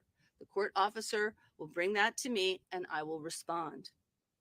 You should take as much time as you like. You will be given a verdict form to complete. When you have arrived at a verdict, let the court officer know, and you will be returned to the courtroom where the foreperson will render the verdict orally in response to questions that the clerk of court will ask. The jury foreperson may use the jury verdict form in answering the clerk's questions as to each charge. So, ladies and gentlemen, I am going to send back one jury verdict form that has each of the charges and a place where you can record what your verdict is. And that document can stay with the jury foreperson when you are brought back into the courtroom, and the jury foreperson will use that to respond to the clerk's questions. Please bear in mind, in your deliberations, there can be no communications with anyone other than the other deliberating jurors in the case or the bailiff. You are not to use your cell phones or smartphones to communicate with anyone, check email, or use the internet. Your verdict in this case must be based solely on the evidence presented at trial and the law as I have explained it to you. We will now select the alternates and the jury foreperson.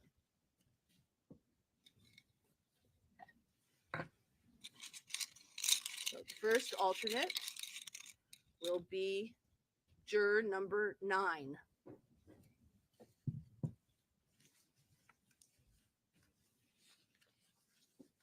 Sorry. So juror number 9 will be our first alternate. Second alternate, juror number 4. The third alternate, juror number 5.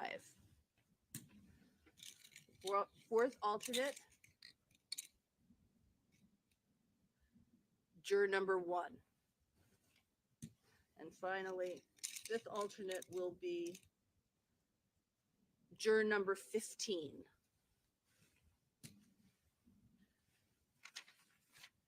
Ladies and gentlemen, I'm now going to pick the jury foreperson.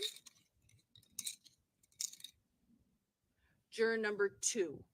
Are you willing to serve as the foreperson? Yes? Okay, very good. All right. Let me just say the alternates, those of you who are selected as alternates, will be taken to a separate location. You are not to discuss the case. You are not to read anything about the case. You are not to look at any media, do any research. All the same rules that applied before still apply to you now. There are times when we do need to use one or more alternates for purposes of deliberations. So it is critically important that you're not discussing the case with each other or with anybody else. You're not to do any independent research. Don't look anybody up. You are under sort of the same obligations as you were before in the event that we need to use you for purposes of deliberations. We need to make sure that you haven't discussed the case with anybody or done any independent research. Let me say for the deliberating jurors, we're going to send you back into the deliberation room. You may begin your deliberations whenever you are ready. The exhibits, I explained to you before that the exhibits will go back into the deliberation room. So all of the exhibits, with the exception of just a few, we are not going to send back. We are not going to send back. Was one body worn camera video. If you wish to see that body worn camera video, what we would do is let the court officer know. We would bring you back in and we could show it to you at that time. We're also not going to send back some of the larger, the sheetrock, the rails, and the cooler. Okay. But if you are interested in seeing any of those exhibits, please just let the court officer know and we'll bring you back into the courtroom and you'll be able to view those exhibits if you wish to do so. So the sheetrock, the rails, the cooler are not going to go back into the deliberation room. The body worn camera that you viewed while you were here, that's also not going to go back. But if you wish to view any of those things, please just let the court officer know. We'll bring you back in and we'll do it at that time. All right, ladies and gentlemen, I think we have accomplished everything out here that we need to accomplish. You've been very, very attentive. I very much appreciate that. I'm now going to let the court officers take the alternates to their location and the jury to the deliberating jurors to the deliberation room. All rise for the jurors, please.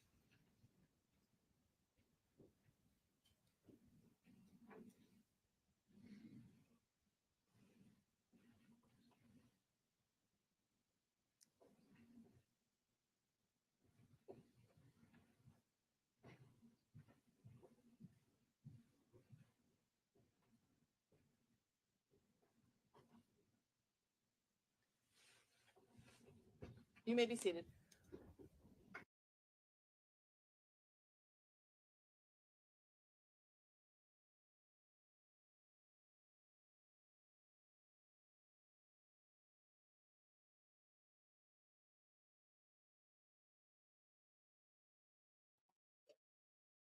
Okay. Okay.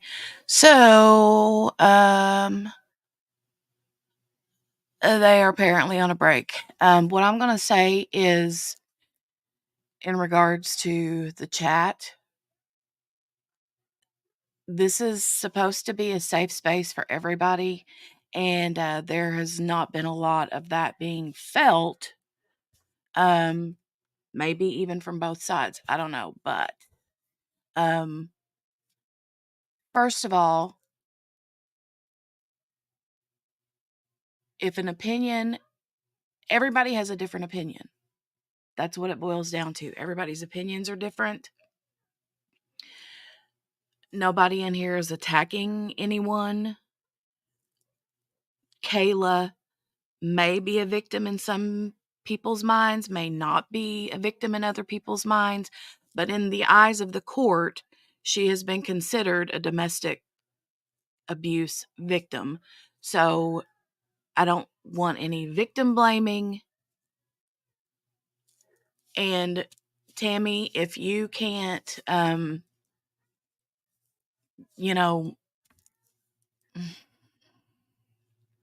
if you can't accept that other people are going to have a different opinion than you are, then maybe you can either, block certain people or I don't know. But some people are going to have other opinions than you are.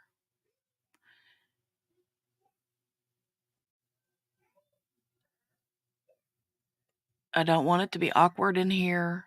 It's already awkward enough. So, yeah. I just feel like that everybody has different in opinions, and I don't like the disagreements that happen. I don't like that. So I just don't like having to put my mom hat on. You know what I'm saying? I don't want to put my mom hat on, but if I have to, I have to. And yeah. And Jenny, I think maybe another way to say is it's a place to voice your opinion, but not really a place to debate. We shouldn't have to push over and over. But I think you're doing a great job. Thank you very much. Well, thank you. And I think too that what's Brenda say? You guys think lawyers on opposing sides after the trial and verdict? I think so. I think so, Brenda. I think that they probably go out to the bar afterwards. Oh yeah, most definitely. I've seen it personally where public defenders and prosecutors see each other outside of court.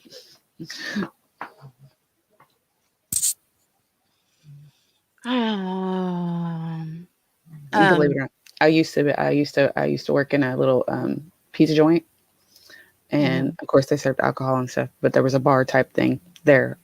They were just famous for the pizzas, and I've actually seen it where public defenders and prosecutors sit there, and after it's all said and done with, and they're just shooting the breeze with each other. So I Right, I can know. attest to actually seeing it in person. So it's actually kind of funny to see. Well, I know there was who was it? I think it was talked about during the Johnny Depp trial a while back. And I don't think it was during the Johnny Depp trial, but there was something that came on the news where the prosecutor and the defense and some whatever, they went out in the hallway and literally one punched the other right square in the face. Oh wow! I don't remember what that was about, but yeah, it was pretty funny. Pretty funny. Mm-hmm. Mm-hmm. But anyway, like I was saying, I know that people's emotions get the best of them, and I appreciate everybody's points of views, but I don't want one person's point of view to be forced and pushed onto someone else. And that's that. If we can't agree to disagree, then one, either block the person you can't agree to disagree with, or, maybe consider Closing not chat. or closing the chat. Don't look at the chat, you know. Mm-hmm. But if you're going to state an opinion, expect for that opinion to possibly be not agreed with. And so that's that. Miss By the King of way, Anything says that it should be 4-person. I like that the judge picked it out of a hat. And then it's Miss King of Anything or someone in here a while ago said something about the bingo chips. She literally just pulled them straight. It was like straight out of a little bag.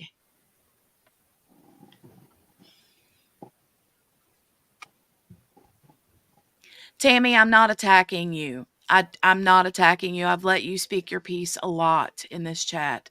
And I feel like I do know that this stays on YouTube, but I feel like, as far as Kayla and Crystal goes, we've discussed those issues and it keeps being brought up. And I just feel like it's a dead horse that keeps trying to be beat. And I do appreciate you being here and I do appreciate your opinions. They matter to you, they matter to me. But what I don't like is whenever someone disagrees with you, I feel like you get upset that they're not disagreeing with you. And so when they say something to rebut you, okay, bye, Tammy. Bye. Bye, Tammy. All right. That's that. That's that. I'm sorry, Jenny. Yeah. Steph, it's okay. I Mm. mean, there's going to be people that are not, they can't Agree to Yeah. disagree, just like they you can't just said. they can't agree to It disagree. just, yeah, it's just, yeah, there's been a few people that she has not been given grace to throughout. And when she doesn't like it, but then she wants us all to give grace. Somebody who we're not even accusing of anything. Just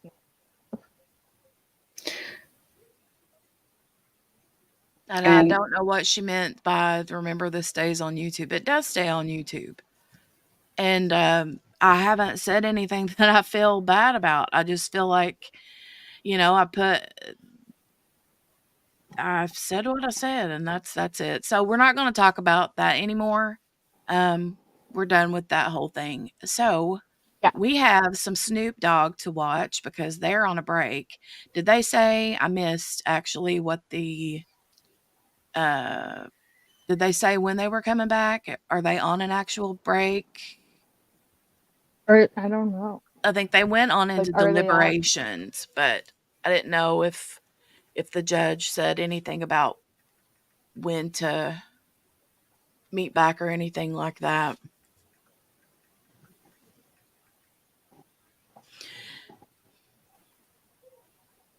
I'm sorry, Tammy. I'm sorry, Tammy. People ask private questions all the time. You don't have to answer, and that's fine. And like she said, she meant that to be a rhetorical question. She didn't mean that literally, but whatever. Okay.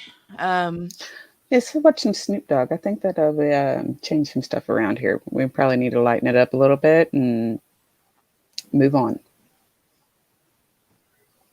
Yeah, let me go find that. I can't remember where that was. Steph had sent that, but now I don't know where it's at again. I've lost it again, again, again.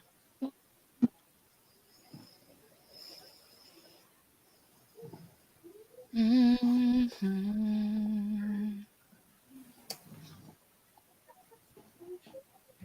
Mhm. Mhm.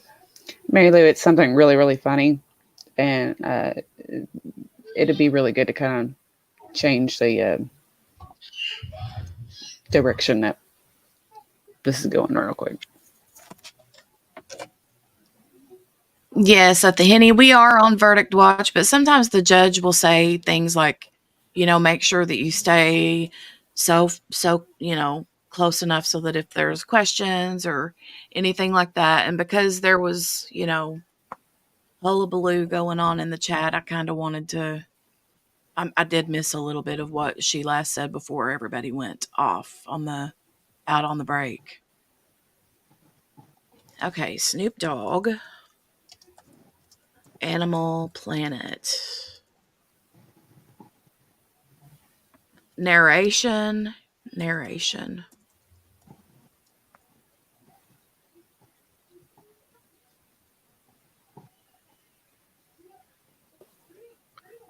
Okay, here it is. Here it is.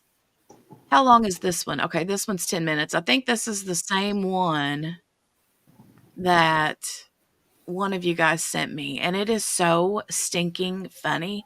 Hold on, let me get it set so you guys can see it. Whoop, whoop, whoop, whoop, whoop. Okay, I've got it paused.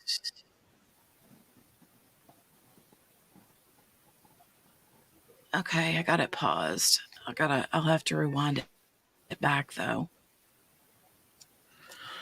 Mm.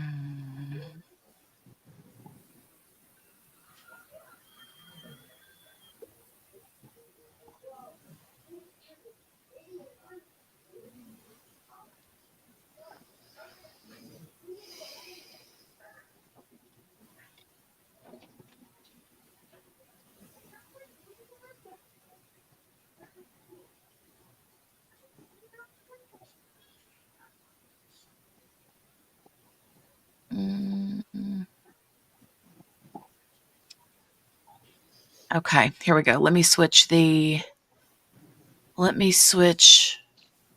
to this tab. Yeah, Lee, we're on jury watch now. The judge gave jury directions, and now we're on jury watch. Oh yeah, Lee, were you here whenever Lee missed the whole closings, didn't he? Except for, did he catch Elaine or no? I don't know. You have to ask him. Lee, did you get the closings or no?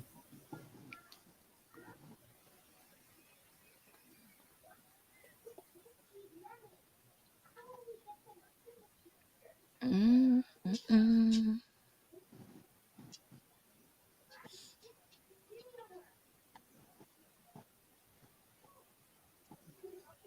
Lee's like, I got my headset on. Where we at? We're getting ready to watch Snoop Dogg on some Animal Planet, yo. Cause. Mm.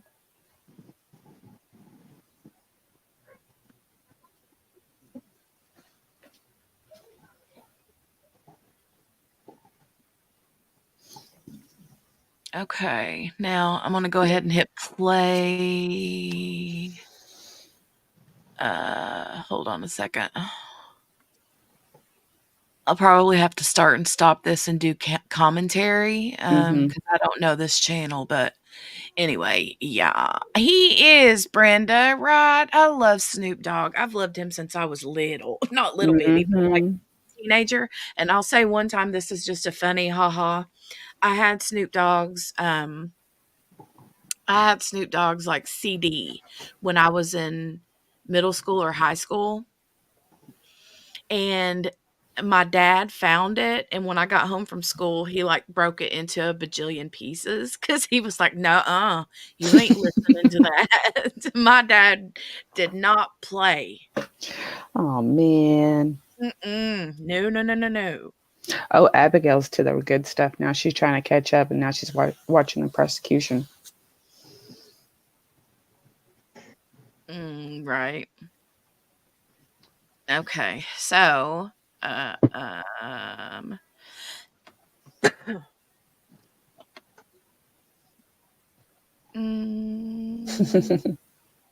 It's fun to watch Abigail. Yeah, we're getting Abigail's reactions now. We got yeah, she Abigail's says he reaction. starts hot. Yeah. He starts he does. He comes straight out of the gate. Yeah. Ween baby, I appreciate you. I do appreciate that, what you said. And what I was talking about was that there was a lot of things that were brought up about Crystal, more so than Kayla. Okay. There was a lot of things brought up about Crystal and blaming her. She was being blamed for why, things happened. And, people can have their opinions, but that the whole victim blaming thing for me, I don't want that here, and you can have opinions or opinions, but we all have them, right? Which And, is where the disagreements first started, was with Crystal grieving the loss of her child and is free and not in prison and is easily able to come into this chat. And I'm sure she feels enough regret over not being able to be the mom Harmony needed and deserved from the beginning.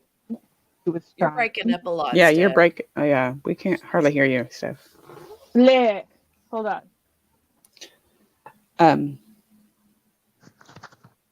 Yeah, no, we shouldn't victim blame, and kind of like what you said, Jenny. According to the court, Kayla is a victim. Yes, we all agree. We don't agree with the deal that she got. Am I better now? Yeah. Yeah. But googly. Okay. But it shouldn't be over and over and over again because it's been stated. We agreed. But also, too, we have to remember Kevin did report. Kevin made the calls to DCYF. Mm-hmm. So there was attempts to try to help this baby.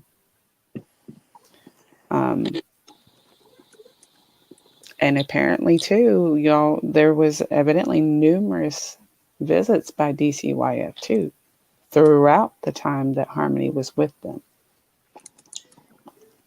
That's kind of been semi-mentioned throughout this case. Right. So there were steps made. People tried. The mother tried. Crystal tried. She tried to do everything the right way to where she wouldn't endanger any future actions. So we all have to take into account that there was attempts made, but there was a lot of failures along the way with many areas. Mm-hmm. So we can't point fingers just in one direction. There's a bunch of directions that fingers need to be pointed. Right. So that's just my And opinion. I'm just trying to put that out there like that. comparing that stuff, that pointing fingers and why didn't this person do this and this person should have did this and this, like it wouldn't have happened if this person did that, whatever, is different than we're just not a fan of this defense attorney and she's not interesting to listen to and she talks in circles. Right. Yeah, it's not necessarily her personally, it's the delivery of her Well, and defense. I'll be flat out honest. Elaine is not the victim. I mean, and she's not being accused of anything other than being being ineffective. right. And, Mm-hmm. but that's, and, like I said earlier, you can look at Kayla and now don't get me wrong. Like I said this early on, if I catch Kayla, Mm-hmm. outside, I'd like to Catch have me a word or outside. How two. about that? Yeah. I mean, Don't get me wrong. I'm in 100% agreement with that. but I don't want, she's considered a victim of domestic abuse from this dude. I'm not Mm-hmm. saying she's a victim, you know, on the level that Harmony is. That's not what Right. I'm saying at all. That's two totally different situations. Exactly. And that's part Exactly. of what I liked about the prosecutor's argument in closing. Like, he pointed out all the times that she could have done something and didn't. Mm-hmm. Right. Mm-hmm. But also pointed out that she was a victim of one of the current charges that Right. Adam is facing. Mm-hmm. Tampering with a witness is one of the charges that Adam is facing. Right. And Kayla was the victim of that. Right. Harmony is the victim of the abuse Of- charges, Right. Mhm. of the second degree murder charges, Right. of the abuse of the court charges, Mm-hmm. which there's a lot of people who get confused and may assume that, oh, well, all these charges are in reference to one victim. And that's not always the case. No. Uh-uh. So that's just one thing we got to remember and take into account. Mm-hmm. But I think we're all pretty much in agreement that, yeah, Kayla failed in a lot of different directions.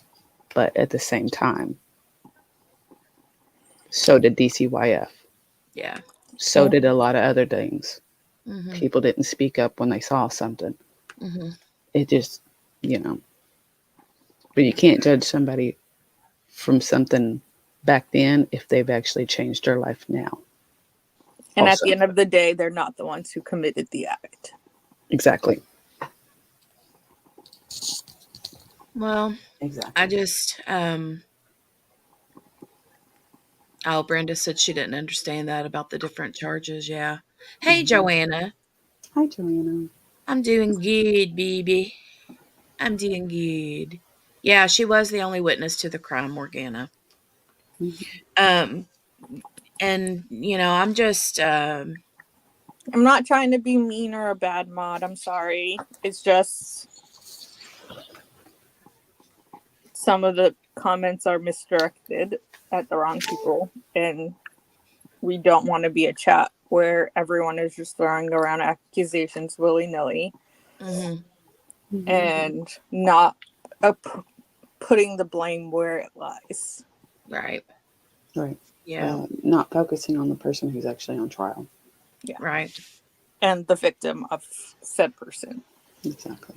Hey, can we watch some Snoop now? Yes. Yeah, we can. Okay, let's watch some Snoop now. But first, Oh. I'm going to play a little bit of a Julie Chin here. We have someone else to add to the conversation. Okay. And also, yesterday I went to Walmart with Aiden, and apparently Snoop Dogg has his own brand of Snuggies. Are you for real? Yeah. What? Hooded throw blanket. Oh my Lord. And it's Snoop Dogg. So I was telling Aiden about how I sent you this video and you were cracking up, and he's like, what? And I'm like, you're like the meme king. You mean to tell me you've never seen these videos? So I made him watch it with me last night. Well, now I'm going to have to go to Walmart.com and look at the Snuggies because, Hi, my girl. Hey. Hey, girl. Hey. Girl, hey. Hey, girl, hey. Hi. Kayleen, I don't know if they'll be out for a long time. They don't really have a whole lot of charges to go through. But I mean, I think it's a slam dunk, but I personally don't think that they'll take long. It's only not even 2 p.m. They're doing a working lunch. They've ordered in them some pizza or something in. They've already started deliberating. I can feel it in my bones while they're sitting there eating. That's how they picked the 4-person. Because they were okay with pizza. But yeah, that's kind of what I'm thinking. So yeah, if I wish SRB was here or other stuff, because she came in blind, so she would have been a really good person to like, okay, after you've heard all that, what do you think? Right. Yeah. But I can't speak for Googly or Morgana, but me and Jenny both seem to agree that it wouldn't take us very long to figure out where we stand on it. No. Yeah, I'd enjoy my pizza for a while, and but the actual verdict wouldn't take me long. And be like, dang, today was a day. Yeah. One extreme to the other. Woo. Put you he has dog clothes? Are you for real? That's not surprising. He's Snoop Dogg. Yeah, but I didn't know. I mean, okay. Let's go watch some Snoop Dogg, you guys. Let's go do this. Let's go watch some Snoop Dogg. I'm gonna mute my mic so it don't echo. Oh.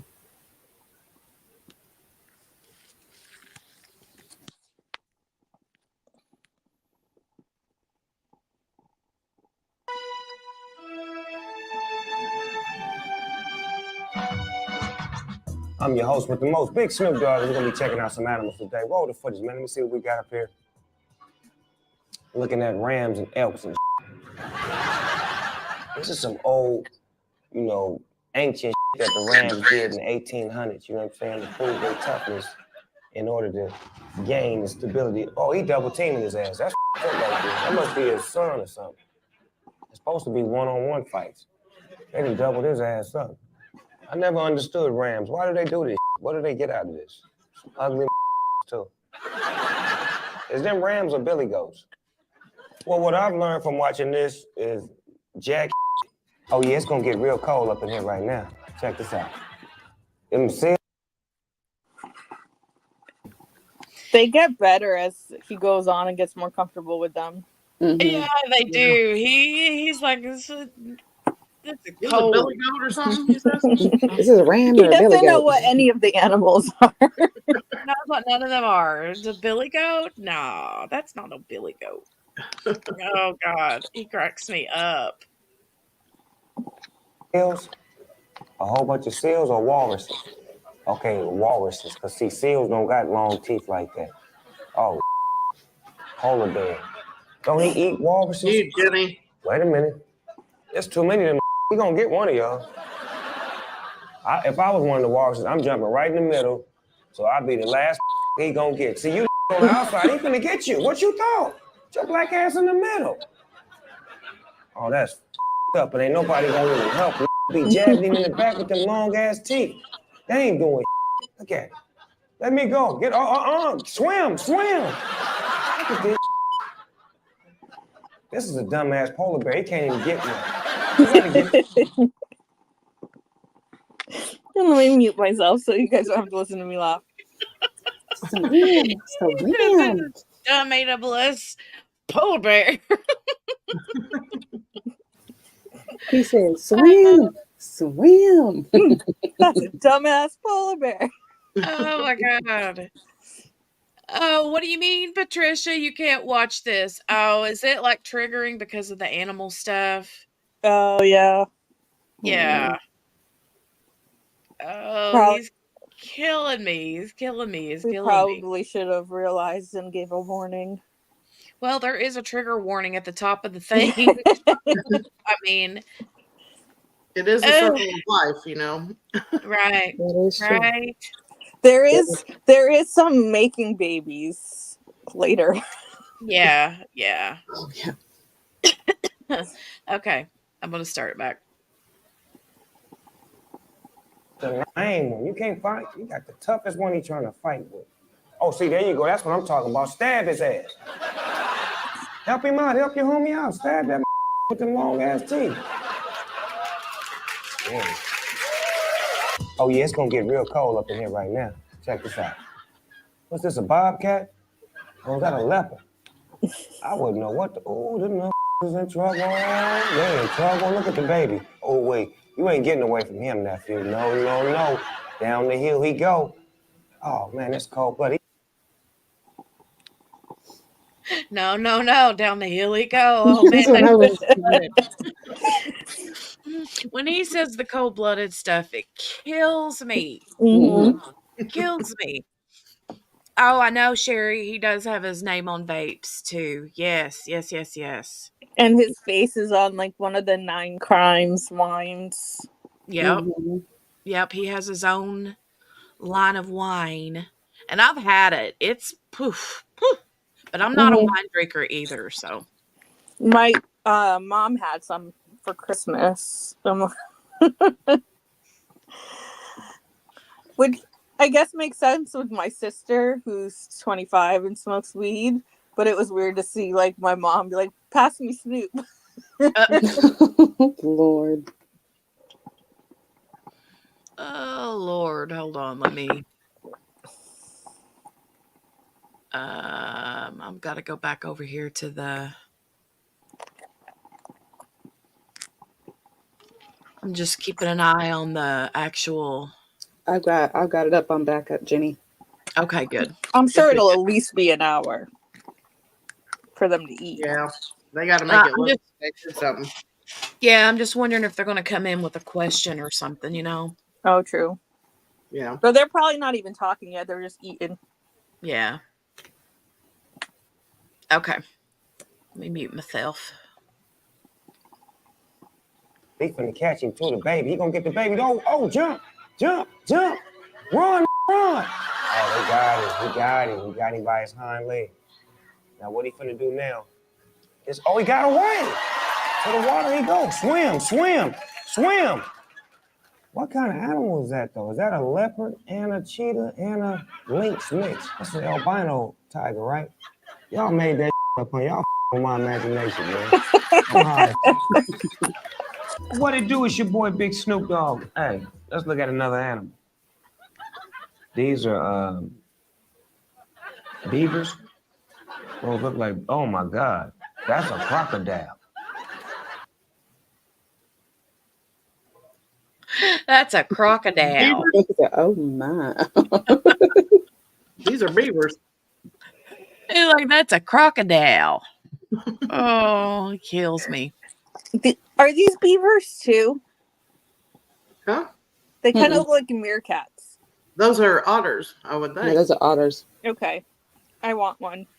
Yeah, they're cute, but they're mean. I think. Oh yeah, they are. They can get Well, real mean. It can be mean with my raccoon. I'll just have the animals all over the place protecting Wild me. Kingdom. It'll be Wild Kingdom at Steph's house. Well, did you hear the story? There was a story a while back that this lady tried to train a bunch of squirrels to attack her boyfriend. Like she had an army of squirrels she was trying to train. I'm gonna try that out here. I've got a bunch of squirrels. I'm gonna try it. Yeah, right. Can. You can train them to like throw nuts at people and stuff. Yeah. John starts playing guitar too late. Get him, squirrels. That's Bam. coming in his head. Oh gosh. Oh Lord. That's Wally Gator. Look how they stand up on their toes. Like, hey, cuz, we got to get up out of here, cuz. Come on. He got him cornered right now. Oh, wow. Were they going head up with him? They ain't scared of him. What is these animals? Them the ones that eat snakes, huh? Is them mongooses? Oh, wow. It's about 12 of them, cuz. They didn't back the gator up. I ain't never seen a gator get punked by no mongooses. Retreat. Yeah, retreat. Yeah, back up, fool. It's deep. Yeah.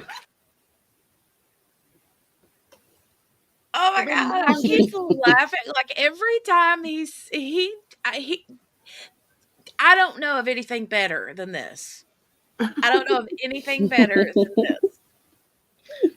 They're up on them toes. Look. They ain't scared of him. They're going head on. You thought they were mongooses. He thinks they're everything but what they really are. Oh God. Ween Baby's trying to make friends with the crows. Hey, Yeah, they'll bring you stuff. They'll bring you treats and stuff they find. My sister, Ween Baby, Mickey here in the chat, talked to her about making friends with birds. You know what a group of crows is called? A murder. A murder. Yep. A murder. They're called murder. Yeah, they're called a red rum. Red rum. Okay, let's go back. We them boys. Hey, hold on. We them boys. Hey, it's your host with the most. Let's check out some videos. Okay, we have a baby. Is that a fox? I don't know what he is, but he in the tree. Damn, he way up in it. Oh, that's a squirrel. Is he trying to get a nut? Get your nut on. Now he running up the tree. Now he finna really get his nut on. Okay, let's see what he doing now. She like, where your nuts at? That's is that a squirrel eater? What eats squirrels? What is that animal called? Because they over there having sex games and he done screwed fast too. Look at him. He AK-47. Quick draw McGraw on him. Oh wow, that's gonna be scandalous. That brat kills me. He said he's AK-47 in it. Oh, that killed me. That killed me. I laughed so hard when I heard that the first time, and I swear, I'm when surprised he he did that, didn't blush. oh God. She probably did. Oh yeah, she did. Oh, it was the AK-47 thing that killed me. Brap, brap. Oh, sorry. Okay.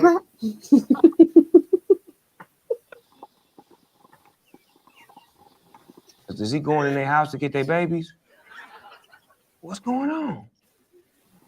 Oh, cuz that's sad, man. They didn't went there and stole the baby while they was out screwing. Wow, that just goes to show that you can't leave your babies at home unprotected while you're having unprotected sex.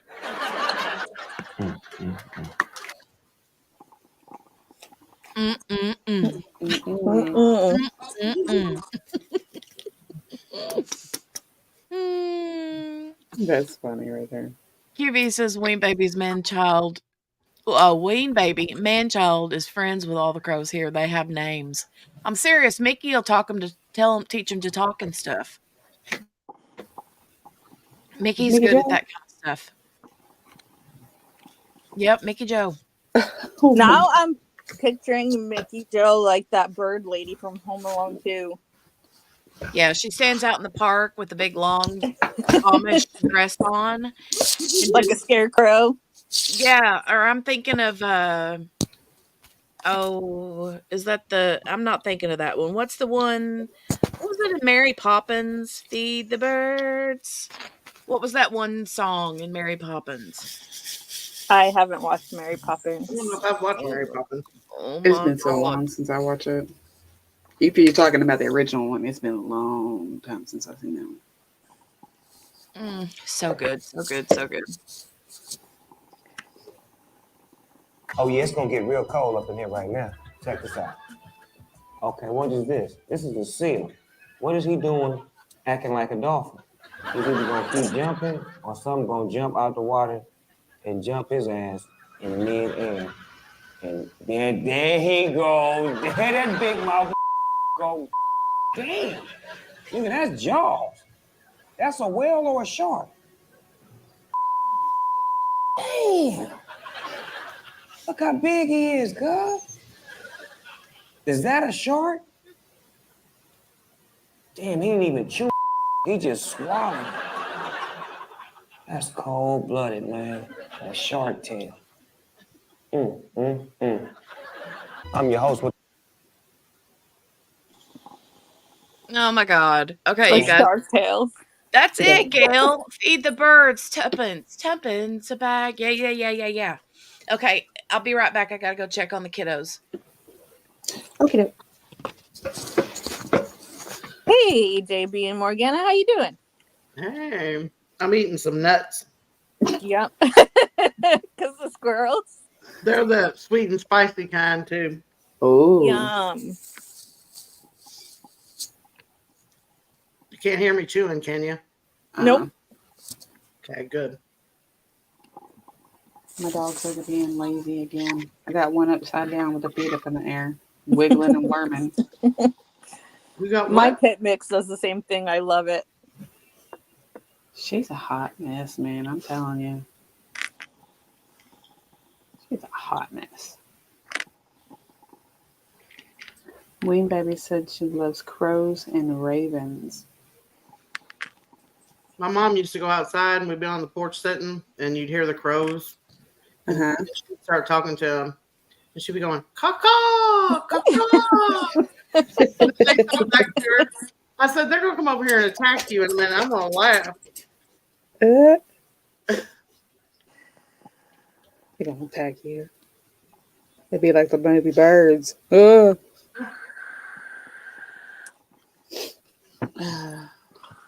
All our squirrels have names. That's how it was where I used to live. We named the deer. We used to have deer that come up in our yard, and we named the deer. I wouldn't have enough names for all the squirrels in my yard.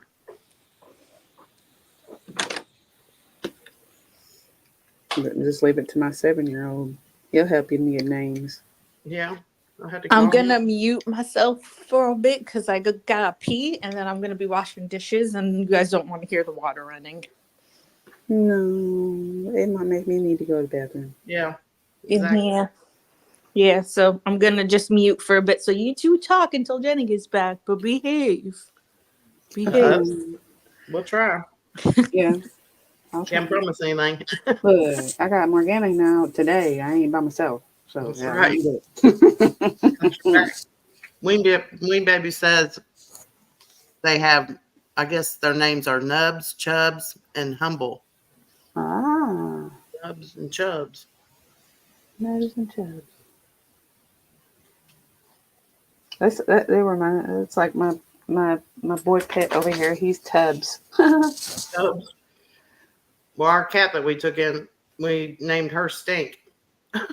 Oh yeah. We had to take her to the vet, and my daughter's like, "What are we gonna tell him the name is?" I said, well, "I guess Stink." That's what she goes by. That's cute. It was supposed to be Felicia. Mm. Like, bye, Felicia. Yeah. Because she was like a stray cat that we took in. Mm-hmm. And I kept trying to run her off, and then finally I gave in and said, "Oh well, come on in, I guess." Right. Might as well just say, come on. It was too cold, and I felt bad, and I was like, "Oh, come inside." Uh-huh. Uh-huh. Totally get it. Totally get it. Jeff, nubs and chubs sounds dirty, she said. Okay. Steph wouldn't think that. Yeah, so go ahead. No, I just said her mind's in the gutter. Yeah.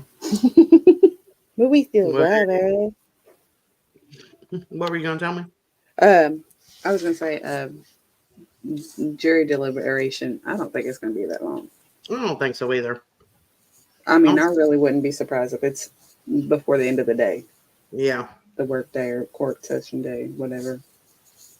that's what I was thinking, but we have been surprised before, so That is true. That's true. Remember Treehouse that came back hung as a hung jury? That was crazy. That was crazy. It was very crazy. I wonder if he's gonna represent himself again. I don't know. I was going to check it out, but then with the judge accusing himself, I was like, Yeah. well, wonder where this is going to go. Mm-hmm. And trying to keep up with all the other court cases going on. Right. There's so much going on. And Googly kind of maxing out here. I'm almost to my max point. Yeah. Almost. Are you done painting? I am. I can hear the shake. Yep. I'm getting ready to shake. I just poured them in the tray and I'm getting ready to shake them. Mm-hmm. Yep. Wayne baby. She said, Nubs, Chubs, and Humble are the only ones that take food from our hand. They are probably 80. There's probably 80 more out there that aren't named. Good grief, Wayne baby. Yeah, I know what you're saying. Because we live by the woods, so there's squirrels everywhere. Yeah. They're crazy. There was a lot back up there where we were at. But we had that and we had chipmunks. Mm-hmm. So, I love the little chipmunks. They're so cute. Yeah. They're pretty cute. They can tear up your house or something. Oh, yeah, they can. Oh, yeah. QB says listening to Snoop on 1.75 is hysterical. Yeah, I bet. I can only imagine what I was like. Because, you know, when you speed it up, the pitch of the voice goes higher. Uh-huh. It's like we should try that. That would be funny. Tell Jenny to try that when she gets back. Right? And then QB will be listening to it, and she thinks that she's just got on that speed, and we went higher too. Can you imagine how high that would be?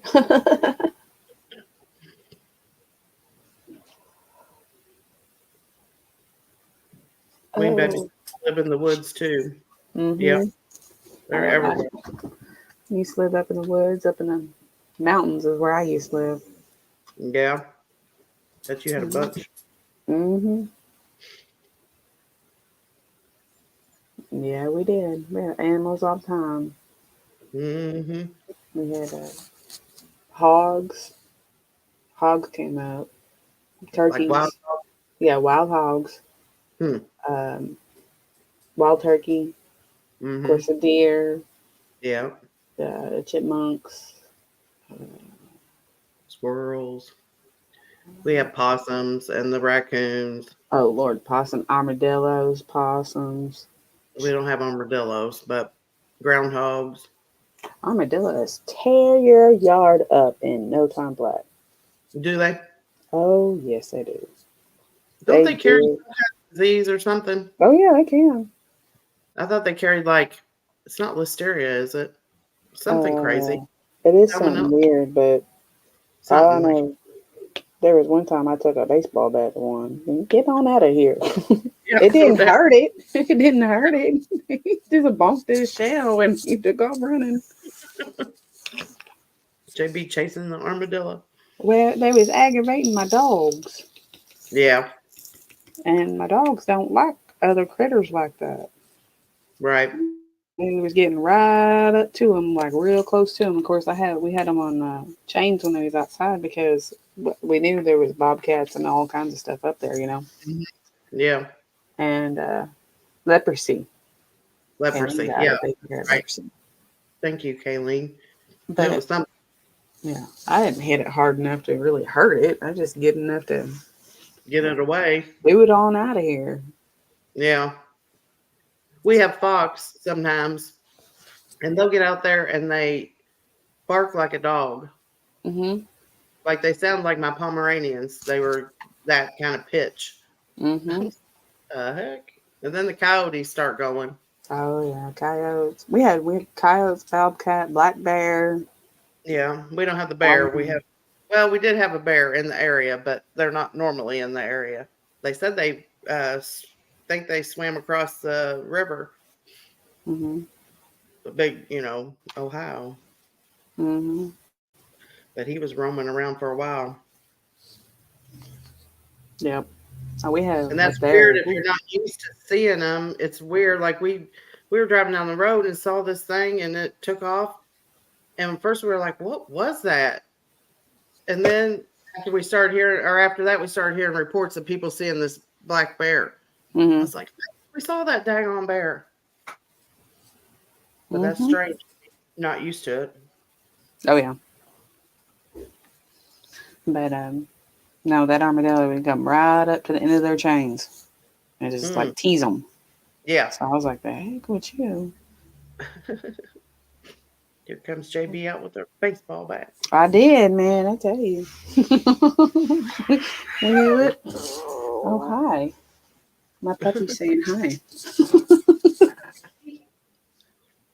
He's talking to everybody. Ween Baby says, what color are your squirrels? I think ours are mostly gray. Ours are like a light reddish, brownish with gray. Yeah, kind of. Yeah, that's kind of what ours are, I guess. I don't really pay attention that much, but.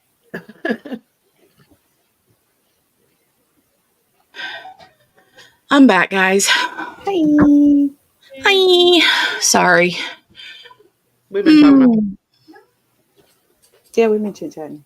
And then my puppy said hi. Oh, no, he's not going to do it again. I thought he was going to do it again. Well, I've heard that, Kayleen, talking about the armadillos carrying leprosy. Mm-hmm. Yeah, that's what we were trying to remember, and she told us. Mm-hmm. Okay. Let's go back. Anything on the nope, I don't see nothing going on. Nope. Nothing going on a trial right now. Still vertical. Alrighty. We'll go back to that and watch it some more.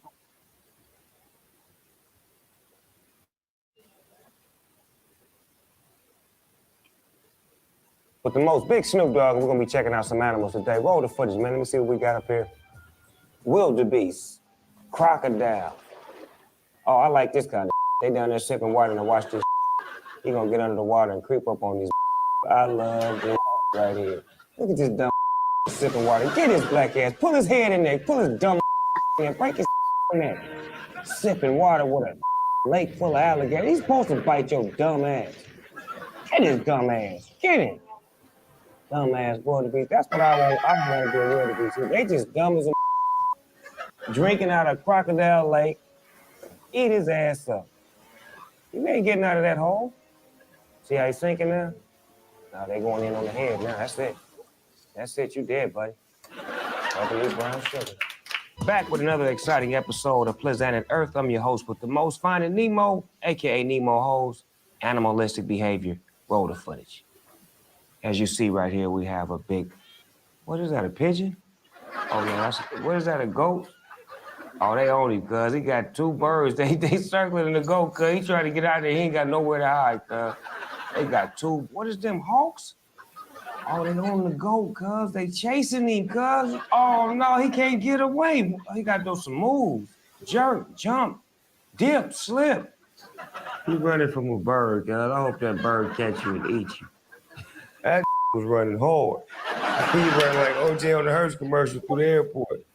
I'm your host with the most, Big Snoop Dogg. We're going to be checking out some animals today. Roll the footage, man. Let me see what we got up here. Rolling up like OJ on the Hertz commercial. That was cute. That was cute. Hey, Chaloon, how are you? Chaloon's like, I was not expecting to see Snoop when I came on here. I know, right? Yeah. So just a low down rundown. The defense, so the state closed yesterday. The defense had no defense. They closed, and they had closing statements or closing arguments, jury instructions, and now they're deliberating. They are deliberating. So Jury watch. Jury watch. Mm-hmm. yeah, I need to put that in the title, but I haven't done that yet.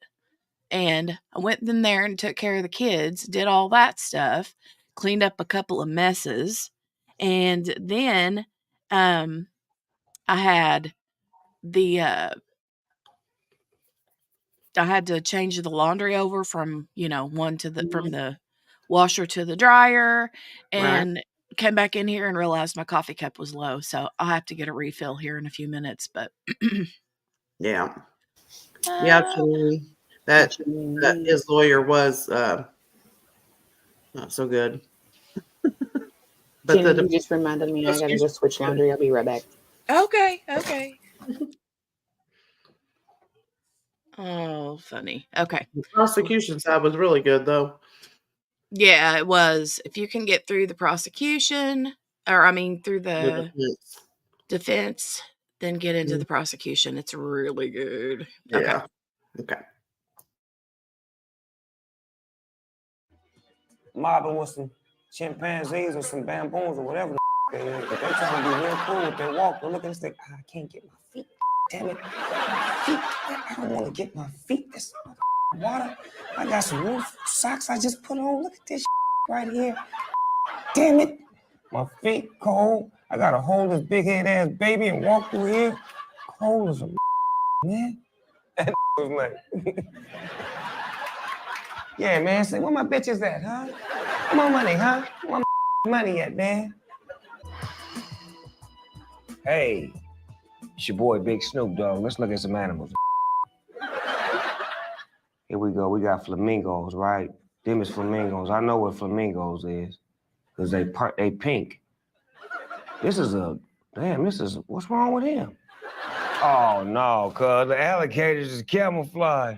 The alligators got green grass on their head and the flamingo slipping off the rock, cuz if he fall, his ass is grass. Look at this motor mouth under the water. Oh, that's cold. He threw. Flamingos can't fly, huh? This flamingo thing is killing me. Like, oh, they're camouflage. They got grass on them. They got grass on them. Oh my God, it kills me. Kills me. Crazy. His ass is falling. He falling real fast. Uh-oh, look at this. Oh. You better keep it moving, cuz you flap. Oh, cuz. He got walked down by a gator. Life and death. That hurt. Hey, what up, though? It's your nature guy, Snoop. Roll the tape. Oh, wow. Is he twerking? What is he doing? Oh, no, cuz. This nigga is screwing a penguin, cuz. He cold-blooded. About choking my peanut. Oh my God, he's cold-blooded. He's like, is he working? Oh no. Oh my God, it was killing me. Okay, here we go. He went Bill Cosby on her, cuz. Look at him. You putting that pudding in that pudding, huh? Cuz, you gotta look at this back. Bring that one back for me, cuz. He didn't went ham, cuz. Look. Hey, man, get off me, man. Get off me, man. Oh, my God. Was that a walrus? He was wrong, whoever he was. That's cold-blooded. That's right. He said he was wrong, whatever he was. Yeah, he's like, that was wrong, whatever it was. It was so good. It was so good. Oh my God. We Ween needed that. baby. He was chasing a cat and the cat knows me, so he just kept running and the coyote stopped and turned around. Oh my Lord. Coyotes. We have a bunch of coyotes out here, and I'll tell you what, they're usually more afraid of you than you need to be of them. But when you hear them and they're like packs out in the woods, like way out, oh Yeah. my Lord, the high pitched. That's eerie. It eerie. is very eerie. That and the owls. Yep. You ever hear the owls when they do it? Yep. Night's kind of freaky. Mm-hmm. It is. Where's JB and Steph? JB's back. I'm Steph, back. I had to switch laundry over. You reminded me. I forgot. It's okay. Steph was doing dishes, so. Yeah, Steph had to go do dishes. Steph's listening, but her hands are wet because she's doing the dishes. Yep. I know she's listening. Steph, we're calling you out of the dishwashing. Steph can do my dishes too. Hey, I'm going to multitask right now. I'm going to be hanging up laundry and stuff and talking to y'all. Yay. Oh, Good deal. Don't ask me how I'm doing it, but I'm doing it. At least it's going to get done. Yeah. So we have,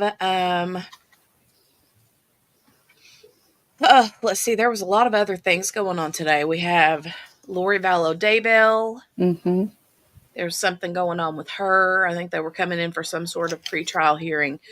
But I don't know what that was, what the actual hearing was regarding. And then I think I read Chad Dorman. It had something going on today.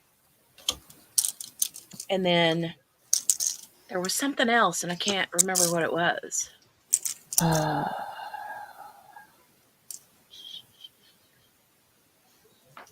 no.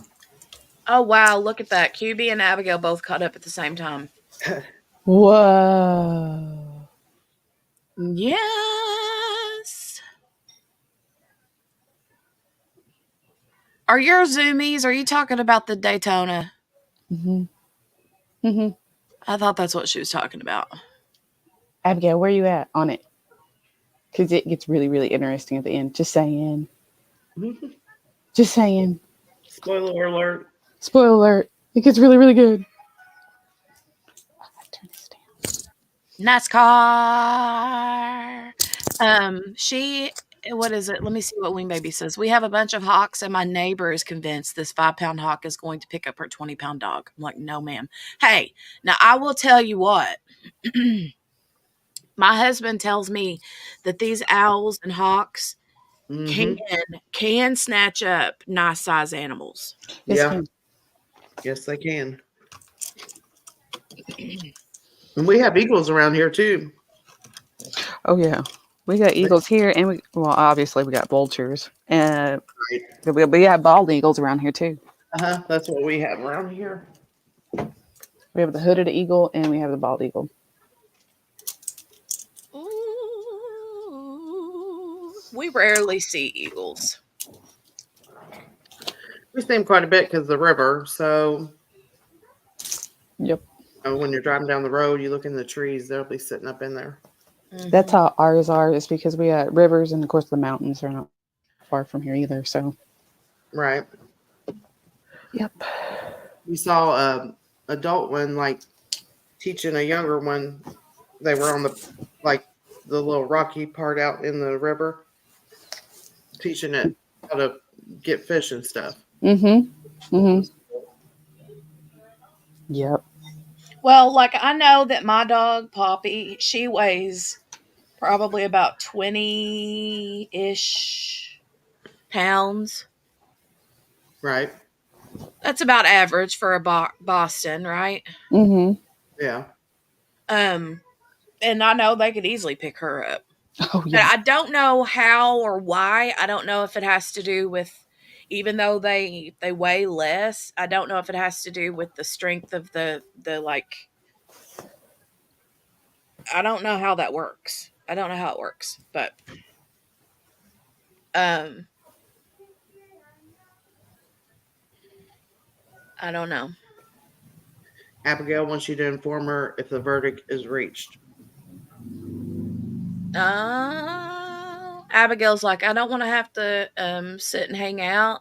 I just want to know when something good happens. Thank I you. don't listen to you people. And she's like, thank you, love you, goodbye. Yes, that's exactly what I was getting ready to think.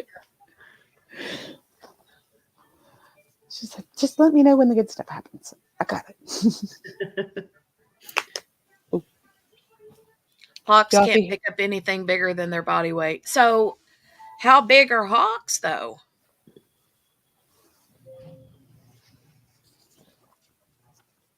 They can get big. Yeah. Depends. Yeah, it depends. Really, I kind of think it's more like environmental. If they've got enough food source, they can get big. Then they can get big.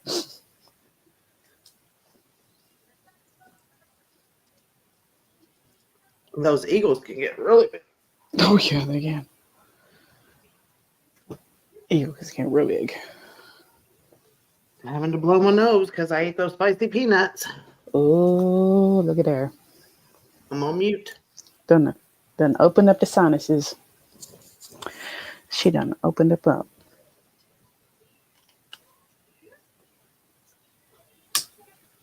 Maybe it's the owls then that my husband talks about, because he's always like, you can't leave Poppy out there, blah blah blah, because something will take off with her.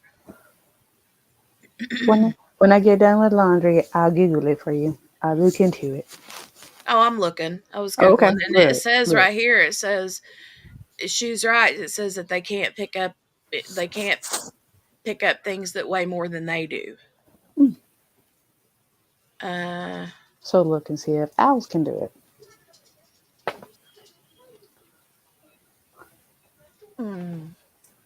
yeah, but owls are big. Oh yeah, they are. Can owls pick up?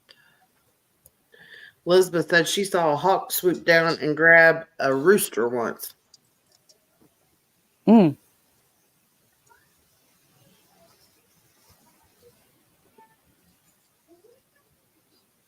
I've seen them swoop down and pick up a lot of stuff. So, and it's all kinds of birds: hawks, vultures, owls. Mm-hmm. Here it Equally. says no, owls can lift up about 45% of their weight, and owls weigh nowhere near 40 pounds. Owls are not capable of carrying a 20-pound dog. While some larger owl species, such as the Eurasian eagle owl or great horned owl, are powerful birds of prey, they are not designed to lift heavy objects or animals. Wow. Well, all this time I have been the heaviest a hawk can carry is 3 to 4 pounds. What about an eagle, like a bald eagle? Let's see. Hold on, let me Yeah, go. Oh, Elizabeth, I've seen those harpy eagles. They are wild looking. I'm not seeing a real one, but pictures of them. Mm-hmm. It says a bald eagle Weighs anywhere on average from 6.6 to 14 pounds. Yeah. How much can they pick up?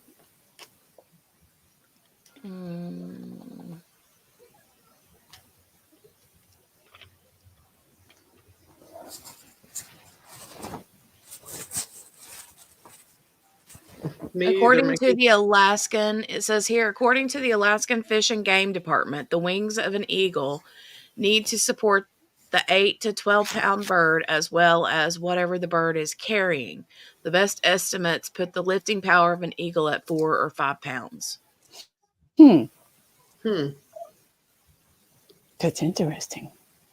Well, that's weird. Because you've seen that where they've talked about, well, I mean, I guess little dogs, maybe like Chihuahuas or Pomeranians or something, Mm-hmm. they can get. Mickey Joe says, "Ain't no danger in me getting carried off." Right. I'm with That's you what on that one. Yeah, me too.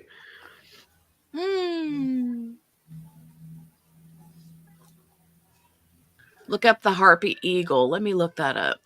They're wild looking. She said they're the biggest ones, I think.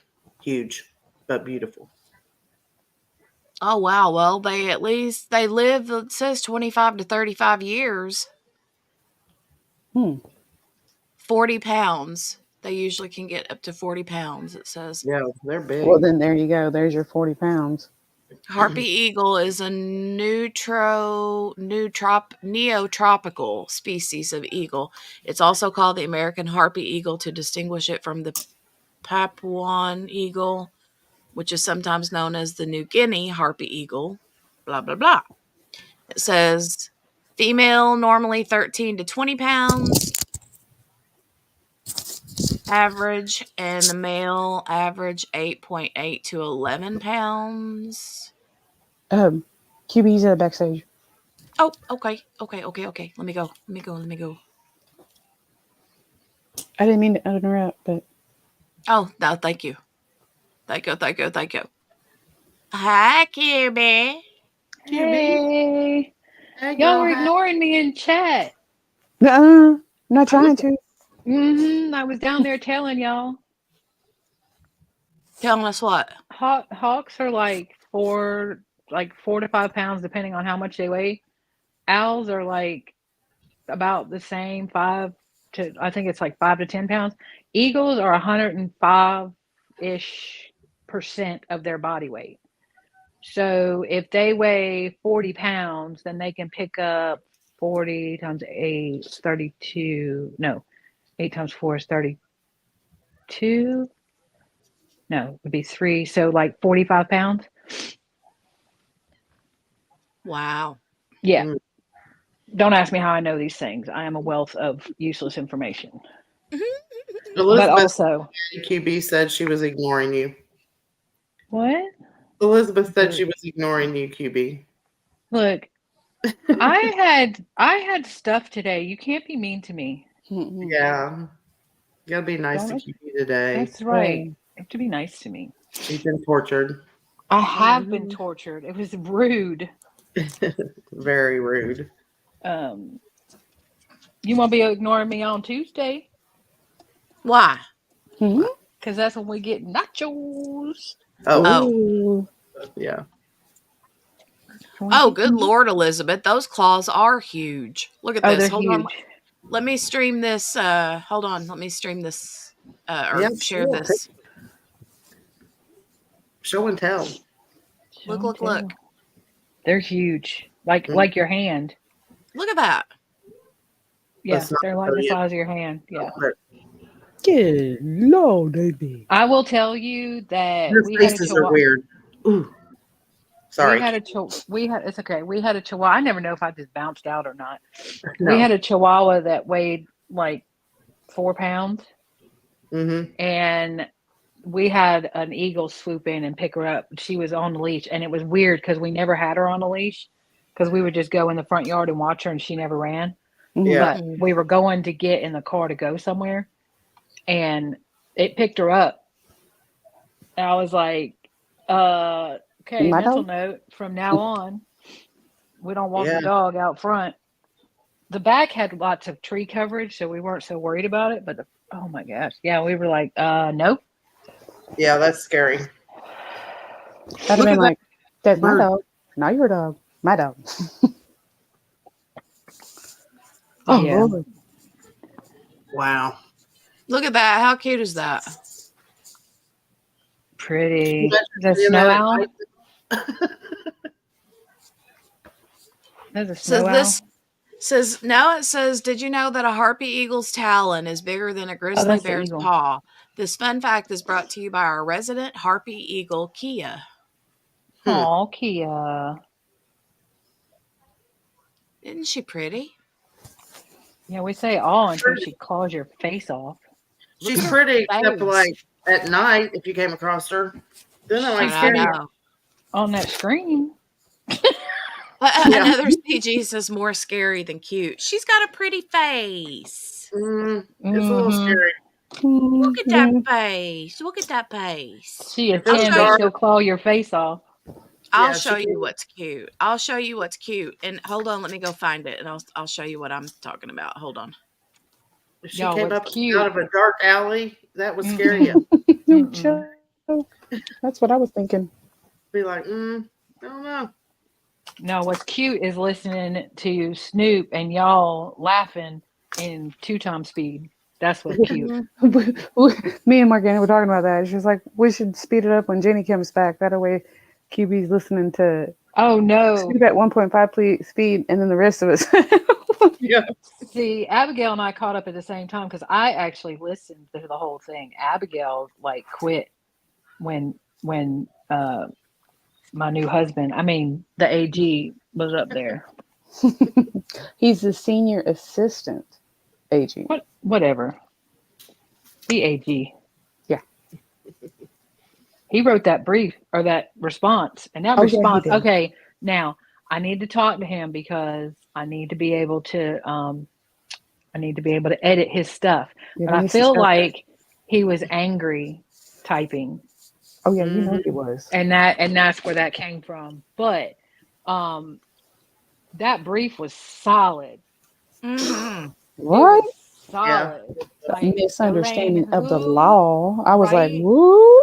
And it was, what did he like, and he got snippy a couple times. He was like, the misunderstanding of the law. And there was something else where he was like, it was like pure fantasy or something like that. Yeah. I was like, yes. What's FabFitFun? What that? Oh, those are fun. Those are those like subscription boxes that you get something fabulous in, you get something fit in and fun all in the same box. Steph, you ain't wrong. Yeah. You ain't wrong. When it was over, it was kind of funny. I was like, that's exactly what I said. I said, she was like a kite. Mm-hmm. Not in the moment, though. That's not fun. No, it was a little scary. It's when you see QB beat down an eagle. QB with the armadillo and her baseball bat. Mm-hmm. That was me. That was me. No, that's JB JB. with a baseball bat and an armadillo. I mean, JB. That was JB. Look, I heard yesterday. What was it yesterday or the day before? Where Jenny kept going QB JB. JB. Yeah, it was fun. Yeah. And mine could be MB, really. Really Yeah. good. We could really So- confuse her then. Yeah. Now Lord we have just gotta mercy. make Steph B. It's like, I've got a friend of our families. We have well, not of my family, but my husband's family, or a friend of my husband. Okay. Are you sure? His name starts with an M, okay? Like as in like Mark. Okay. Well, he's got two brothers whose names also start with the letter M, and that poor guy's mom can never keep it straight. Look, my It's kids like, don't start with the same name, and I'll be calling them each other's names, the animals' name. I don't know who they are. I only got one kid, so I don't have to worry about that. But my mother, she does the same thing. She's like, It's rough. different sexes. It doesn't matter. Like she'll call me Kevin, Kirk. I'm like, hello. I asked Jay to take Z out the other day, and my dog's Romy. Z's my youngest. I was like, "Can you take Z out?" And he looked at me, and I was like, "Look, look, look. I'm having difficulties today. Don't make fun of the elderly, all right?" That's right. What did he say Look, to me today? Because he took me for my procedure, and I was in the Discord because y'all were popping off, and he looked over and he goes, "Ooh, that's so weird to see you in the Discord." I was like, "Why? Because old people can't have a Discord?" He was like, "I was actually saying more like gamers because when I started on it, it was a gamer thing, but okay." Yeah. Rude. Now, you know what's funny is in this case, Adam Montgomery case, we've had a lot of K names, right? Yes. But okay, so here's the thing, is that we have a lot of K names in my family. So don't catch me calling one of the family members a name in Right. trial. I'll be like, Whoop. wait a minute, I'm so sorry, don't kill me. Oops. See, what Maybe happened chinchilla was, fur. that's where I would be. See, what happened was, We maybe got an unhide blanket. What is that? It's an She said unhide it's blanket. like chinchilla fur but vegan. Ooh. What? I bet it's soft. I So bet that soft. is. Also, did I hear on Two Tone Speed that Snoop's got a Snuggie? Because I'm gonna need one of them. Yeah, that's Did I what hear y'all say that? somebody said. Somebody Okay. said that. Yep. Uh-oh, Gabby Petito news. What? Uh-oh. Yes. There's a whole bunch coming out about that the Yeah, case it's been between the Londons yeah. and the Petito and the Schmidt family. Ooh, yeah. Yes, Snoop has a Oh, Snuggie at Walmart. She coming oh, on. look, Steph came right out alert. Look, hey, there's an update. There's an update on Delphi too. Yep. Judge Lowell has not only denied the motion for summary denial of the state's information for contemptuous conduct without a hearing, but has also now denied, again without a hearing, the defense's request for clarification regarding the contempt hearing. There's some there's some hinky business going on. How can you not You can't do deny crap without a hearing. well, and how can you deny a hearing about them needing to understand something? The clarification, they Okay. Weird. Who is in a plastic bag right now? I know, right? It ain't me. It's Not me. me. It's Stephanie. I'm opening a package from Old Navy. Oh, okay. Oh. I was like, somebody's stuck in We a got the plastic bag. crinkles. Get out. We got the crinkles. We got the Got the crinkles. crinkles. Yeah. They have a right. Gosh. Wait a minute. It says, and now there is a mysterious 2 p.m. hearing scheduled the same day. What? Ma'am, get out of the Mute. Take Wow. Wow. Oh my gosh. So She's in the bag. She was in the bag, y'all. Like she crawled in it. She was in the bag. All Also, the way. What you got? The bag's not a shirt. She stuck her whole toe out the other side of that bag. I'm telling you. I thought Yeah, it she was a stuck her whole shirt. leg. I thought you got a free shirt. Huh? Would purchase the bag. Oh, she's trying to wear the bag. Oh. Lord. I'm confused. No, I was Ooh. rumpling it up to throw it in the trash. Mickey Joe Yeah, had Mickey's cheesecake. got confetti cheesecake. What? Yum. Where'd you get it? Confetti cheesecake? What that? What has it got, like the sprinkles in it or something? Wow. That judge. Mm-mm. So much for eating healthy, she said. Okay, so much for looking at this owl, or this, it's not an owl, it's an eagle. Hold on, let me go share this other thing with you so you can see what I think is super cute. Hold on. Oh. It's going to be a picture of me. Oh, Oh, you cute. My name's Luke. Hi. Wee. Oh, wee. Oh, as long as it's on the computer screen, he's so cute. Oh. Yeah, exactly. Yeah, no. Because otherwise he'd be smashed. Mm, You right? so. He's looking at me. I saw a meme of a He's little jumping looking at spider me. in like a leaf, and it looked really cute. I thought, I wonder how far you can push that. How cute can you make Mm-mm. Mm. You Nope. don't think Like I it's said, cute? No, it's as long as Oh, he's I on think the it's real screen. cute. As Yeah. long as it ain't over here. Mm-hmm. I think Because they're otherwise, cute. otherwise they're going to be, How flat. cute would it be in front of you there, Jenny? Mm-mm. I Crawling on your ear. actually had one that crawled across my laptop one time years ago, and I just sat there and watched it. But that thing jumped. Those things jump. There's jumping spiders. Look, you know what we Mm-mm. have around here? I don't even know the real name, but we call them sprickets. They look like a cross between a cricket and a spider. Oh, wow. No. No. Thank No. Mm-hmm. No. No. You still want to come to my house? I'll take care of you.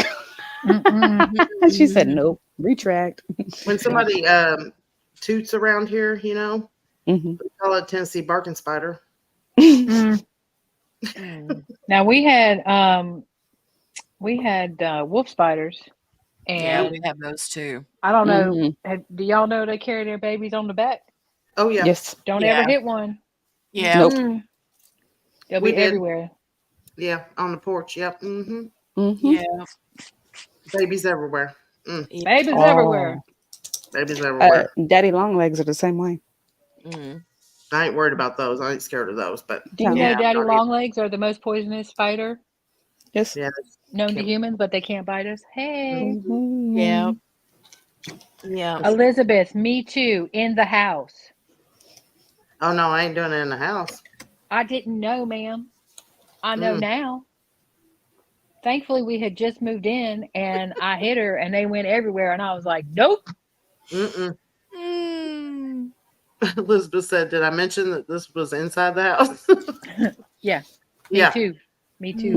Mm-hmm. That's so funny. Now I'm like, hey y'all, how you doing? Come here. Why don't you climb up in this little cup? let me carry you. I hate when you're in the shower and I don't have any glasses on, so I'm half blind anyway. And then, do your shower and stuff, and you get out and put glasses on. You happen to look in the shower and there's a spider in there, been in there the whole time with me. Look, have you my ever seen that God. meme where the spider's like, hey, you ever wonder if like the spider's just a roommate and he don't understand why you mad? Yeah. Yeah. Nope. You get the hairspray. He's like, but I love you. Why don't you love me back? And the spider's like, I don't understand, man. I just need a room. No. His They room's get the hair. outside, okay? His room's outside. They get the hairspray. Y'all ever spray? Look, y'all ever spray a spider with hairspray? Mm-hmm. I shouldn't be talking about killing bugs because really spiders are actually very, other than the ones that chase you, the brown recluse, but they're actually really good. But if they're in the house, they're not. So if you spray one with hairspray and they keep trying to walk and then it starts to dry, yeah, to freeze them. It's kind of cool. Anyways, roommates pay rent, right? Don't you hate it when you're outside and you walk through like a big cobweb? And then you're like, where's it at? Because it's on you somewhere. Start kung fu fighting? Yeah, he looks like a ninja. Yeah, no. We maybe said a while ago too. She said that about spiders are the only thing that she don't kill. Oh no, that's one thing I kill. Sorry. Yeah, they're actually really good. Like I said, except for like a brown recluse, because no. Or a black widow. Black widow. Even a black widow. The thing about black widows is black widows kind of hide up in the, in like boxes and stuff. And if not you don't unless mess you with stir them, it around, not knowing it. Yeah, well, if you don't mess with it, it won't mess with you. Brown recluse will chase you across the yard. Yes, they will. And then they eat your muscle and it don't never grow back. No, we good. No, we're not. That's not happening. No. Nope. That's too much. Permanent indent is not cool. Look at the spider. Yeah, there's a guy I went to school with, and that happened to him. He got bit on the calf from a brown recluse, and he's got a big permanent spot there now. It was crazy Necrosis. because he could he would try to get up and walk, and it got so bad that you could see just the infection just coming out of it. It was awful. It's called necrosis, and it actually eats your muscle, and it kills it. It will not grow back. It won't go back. That's not right. Exactly. This is why I'm telling y'all, them get killed. Right. Mm-hmm. And look, that wolf spider had fair warning. I had seen her outside, and I said, "Look, we friends. You out here, I'm in here. We're good. Come in the house, not so much." Yeah. Came in the house. I don't know what to tell her. She made the wrong choice. She made a bad choice. I gave her fair warning. I did. And yes, I do have discussions. Y'all hear me talking to my animals, right? Yes. Yeah, I did the same thing. Yeah, me too. Did you hear mine talking back earlier? Mm-mm. My puppy was saying hi to everybody earlier. I was on 2x speed, so it was like.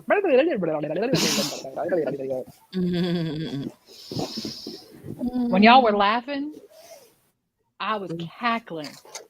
Because Snoop Dogg is like, "What is that? Is he getting a nut?" And y'all were like, "Hee." And in 2x speed, he's like, "That's cold, cuz. Cold, that's cold." Oh, man. He gonna get it. Don't think I ain't going back to watch that later. Oh, Lordy. All right. And now the oldest cat I have is 14, and she's got the zooming. Make it make sense. Oh, Lord. Cats don't make sense. I'm telling you.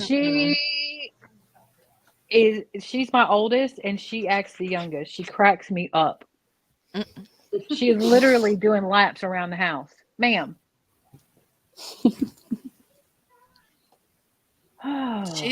That's what she does, though. I mean, that's good for her.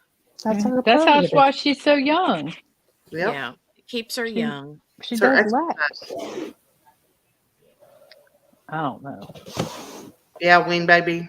Recluses usually hide, she said. That's why they're called recluses. Mm-hmm. Yeah, until they don't.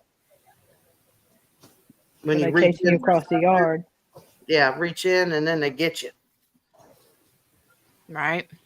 Why are we back on the flag? I was looking at that cute little spider. Y'all didn't like my spider, so I'm not gonna let it see you no more. Let you see it. Hey, we said it was cute as long as it was on the screen. Yeah. Not in my head. See, as long as it's on the screen, it's fine. It could be cute, cuddly, all that business. But if it's in person, it's a whole different story. That's like my husband was on the fire department years ago, long time ago when he was young. And they were cleaning out fire hydrants. You know, they have to go around and clean out around the fire hydrants, the weeds and stuff. And he said they got back to firehouse and they were eating. He said he felt something like by his ear. And he said the guy next to him was like, "Oh my gosh, big old spider came crawling out of his ear." Nope. Had gotten up in his ear. I'm done. Nope. I'm like, I'd be wearing some earplugs from now on. I remember doing that. I like how you said when he was young. Well, yeah. You know. I used to do that too when I was young. When he was young and I wasn't born. That's what it is. Yeah, right.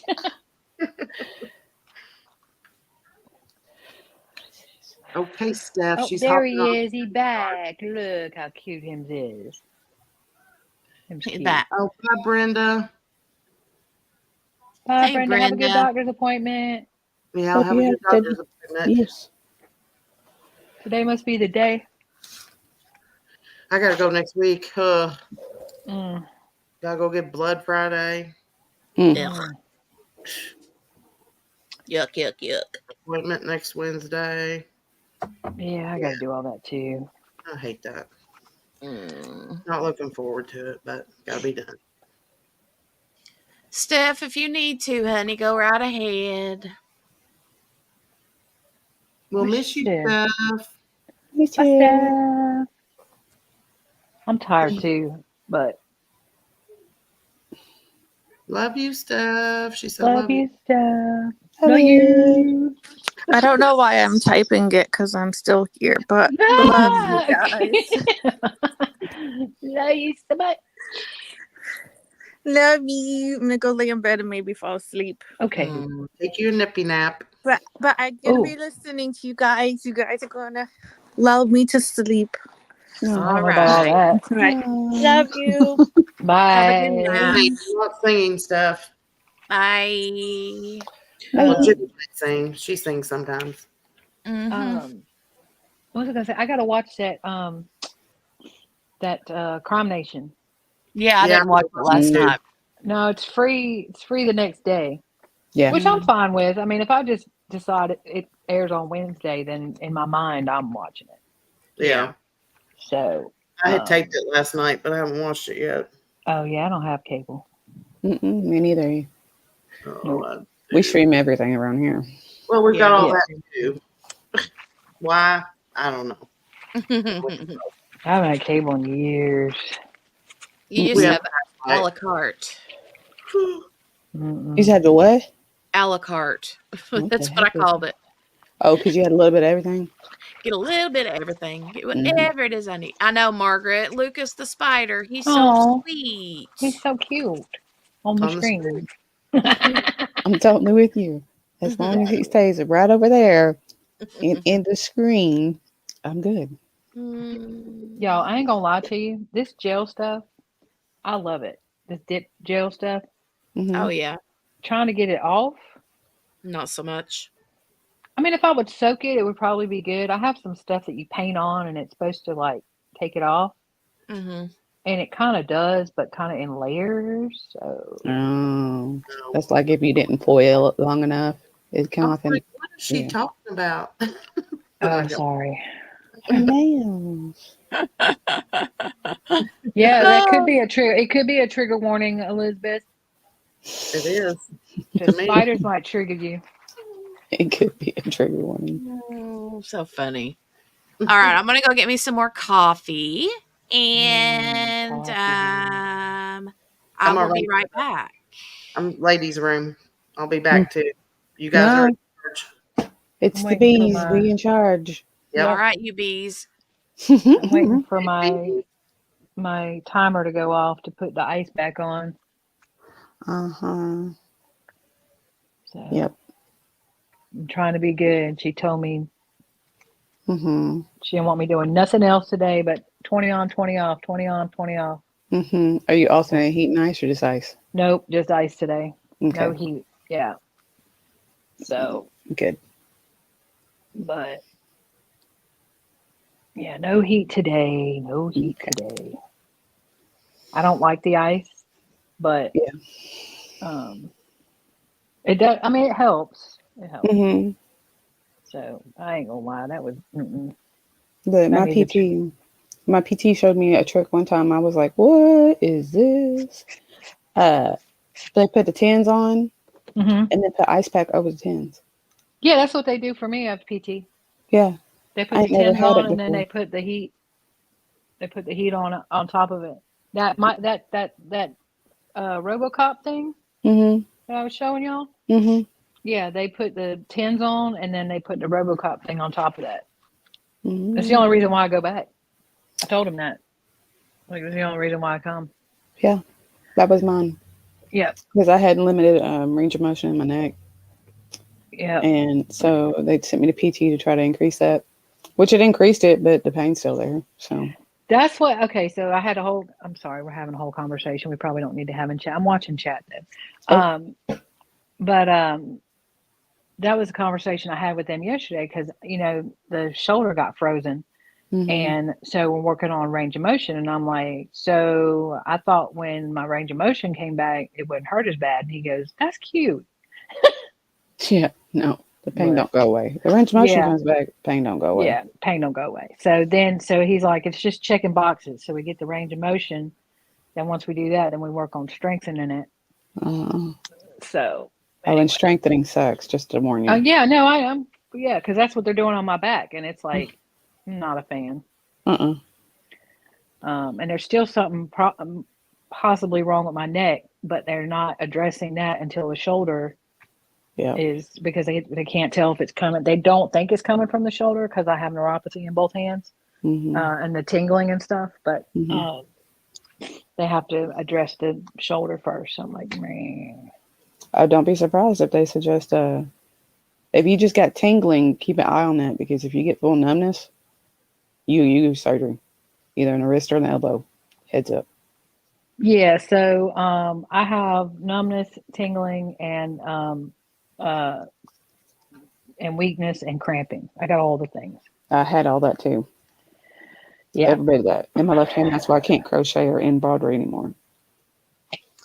Are you left-handed? I am ambidextrous. Oh, okay, cool. So I definitely use both hands when I do things like that. So, and I grew up learning that way. So trying to do it just one-handed, I'm like, this ain't working. Yeah.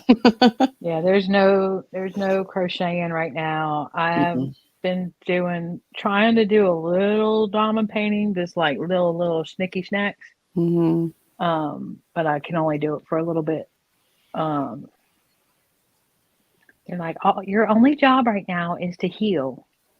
Well, nothing about that is fun. I don't like it. My crafts is what keeps me from, wearing orange. Right.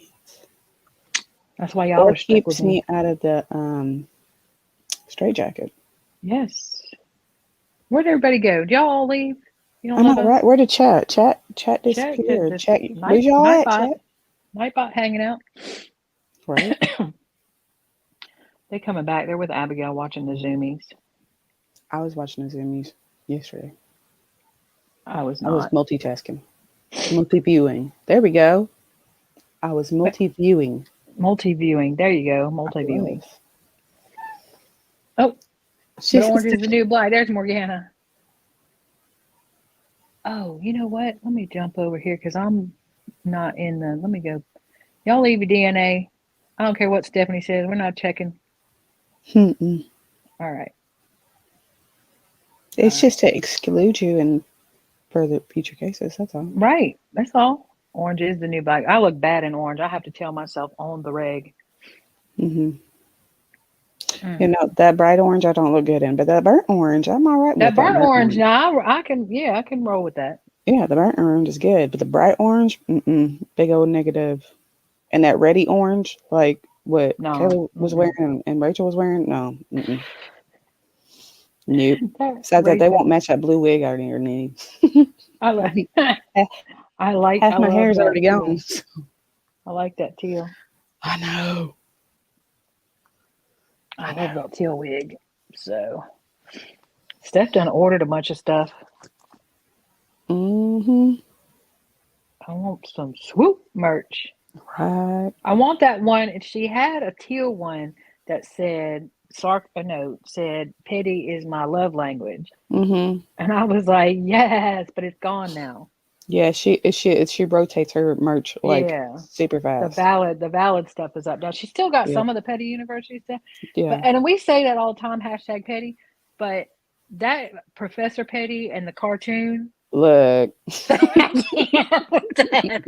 If y'all haven't watched Swoop, y'all watch Swoop. Yes. She's funny. She's good. She's really good. She's good, and she's SA and DV survivor, and she's always very good about providing resources and all the things, and I love it. So she said, "Don't be outing me." I added you. I thought you were sleeping, ma'am. Right. I saw a thing. Oh, did I send? Maybe it was Jordan. I sent y'all Jordan the other day. Oh, I sent y'all the crazy sauce one. But Jordan, my guy that I like, that gives all the recipes away. There was one on there the other day that was talking about people saying they're going to sleep, but then you see them on like social media later. No, he said, I got two bedtimes. There's my social spoon bedtime and there's my actual bedtime. When I say I'm going to bed, that's my social spoons. They're out. Mm-hmm. Mm-hmm. Mm-hmm. Yeah. Oh, and I lost her. QB, no.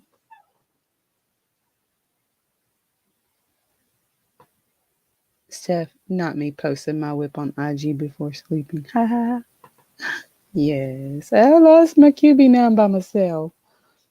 Aw. Jenny, Jenny, Jenny, you gotta let QB back in. Oh, here we go. See, look. JP all by herself. Again. I need questions. Chat, come on. What's my favorite animal? Doggies. Oh, it's kind of obvious. Oh, and butterflies. But it's not an animal. That's an insect. I'm here. Hey, can you let QB back in? I'm like not here. I'm just here. Oh. From my phone trying to fight with this jar of peanut butter. Hold on. Okay. Oh, Lord. You Literally, are fighting with it. like, Dang. it is not coming off here. Oh my God. Oh, good Lord. Yeah. I ain't never had somebody fight a peanut butter jar like that. I can't get into it. Uh-oh. QB said she yelled Jenny like you could hear her.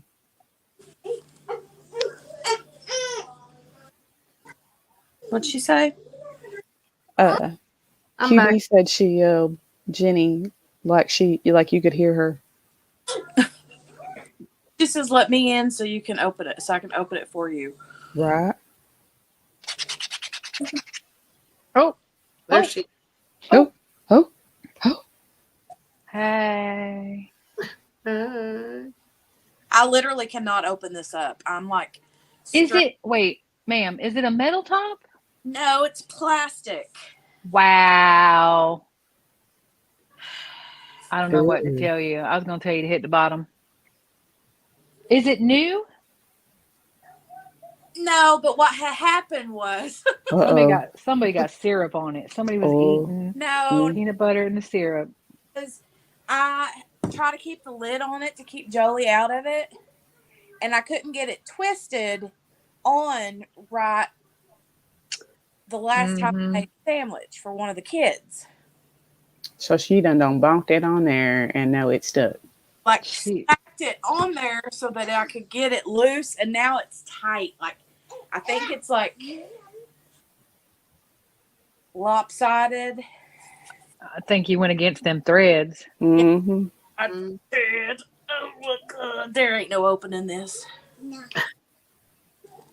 Do you have a spare? Do you have a spare? Can you spare a spare? Oh. There ain't no getting into that. I can't get it open, baby. I'm sorry, Jolie. I can't get the peanut butter open. You have a hacksaw. Right? Yeah, right? I got a pair of scissors and some pointy stab your eye out tweezers. Spanner wrench. Try it out. I don't know if that would work. I mean, you could go through the lid with the tweezers. Right. Yeah. Hot water? Run it out of hot water? Maybe. I think that would help. It might soften it up enough to where, depending on how high your hot water goes. Yeah. Blow dryer? Yeah. Or a blow dryer. Blow torch? Blow torch. We're helpful. Oh, man. That spider's so cute. Mm-hmm. As long as he's there. That's right. Mm-hmm. Okay, so here's mental note. steroid injections, hot flashes. I gave those up, Mm-hmm. but now they're back. Mm-hmm.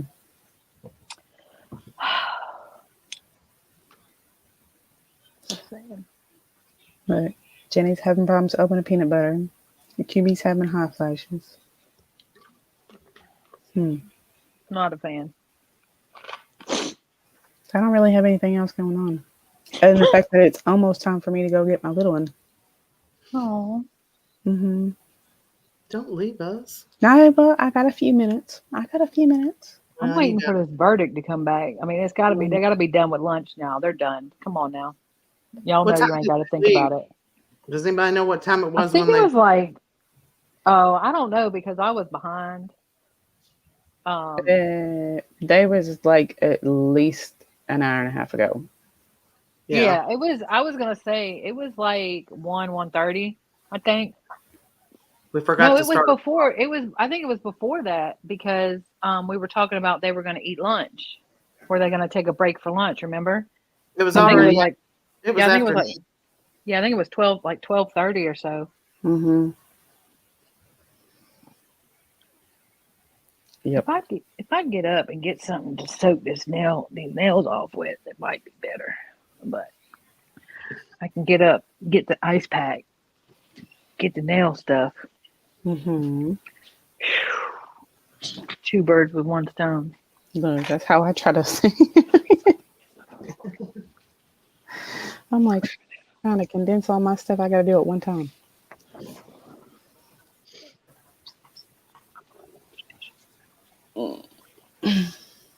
Yeah, it was around 1:30ish. That's what I was thinking. Mm-hmm. Sounds Yeah, about right. I was behind, so I Oh got wait, nothing. here, hold on. I might be able to tell y'all. Where's your notes? Give me a second. Yes, it was around 1:30. Okay. Okay. So about an hour and a half. We've been Mm-hmm. waiting. Mm-hmm. We need a poll. Look, JP was right. Come on now. Come on now, Google it. Googly's right. Oh, y'all. It'll be okay. I got my whip done. What? My whip I was working on. I got finished it last night. Yay. I'm back. Hey. Did you get it open? No. No. No. Did you have a spare? Did you have a spare? Sorry, y'all. I'm making noise. You should always have a spare, I know, Well, right? just for clearly. emergency.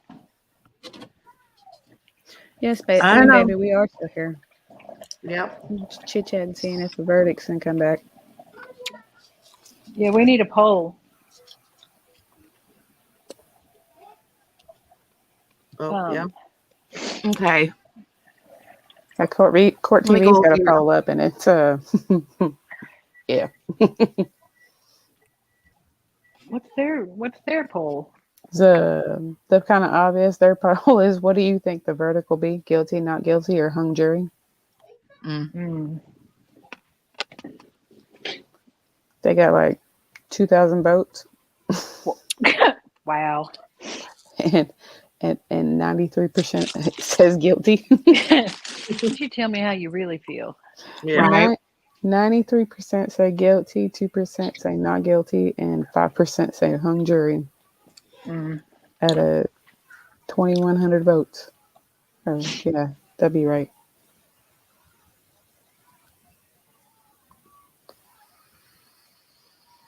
I wouldn't think it'd be a hung jury. I wouldn't think. I wouldn't think so either, but you never know. That's true. It's very true. Mm-hmm. It's very true. Could totally surprise us. You never know. Just like I mentioned earlier, and Treehouse came back, and they was a hung jury. Yeah. True. And then, what was it? Jennifer Crumley, hers came back for 9 hours and just came back as guilty. So. Yeah. All right. There's a poll in the chat.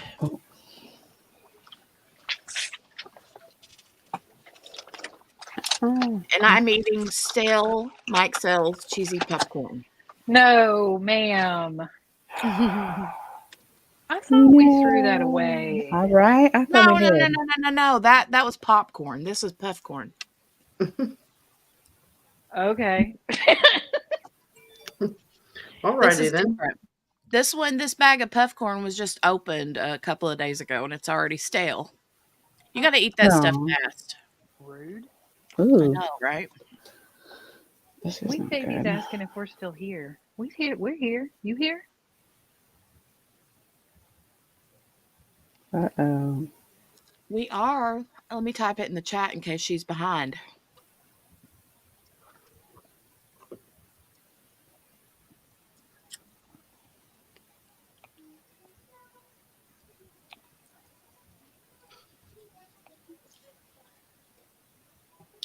Why isn't it going? Uh-oh. Did you There drop we go. out? Okay. No. Okay. All right. I was That's like, not we just cool. over here chatting about it and we ain't even live. Mm-hmm. Rude. Now kick me out and we ain't even live.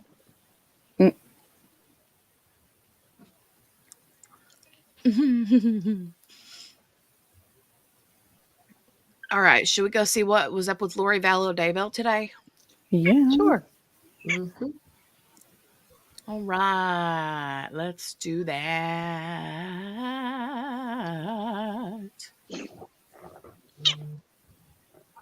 I hear Miss Diva. No, that's the squeaker. Oh. Oh. The Davis. Meow. That's the squeaker. Are you talking to the people? Also known as the sneezer. Hi. Hi. Mom. Yeah, you got a heart, baby? Yeah. All right. So let me share this tab. This is the Doomsday Cult Mom murder case, Arizona v. Lori Vallow Daybell pre-trial conference. Ooh. I haven't seen this one. I haven't seen this one.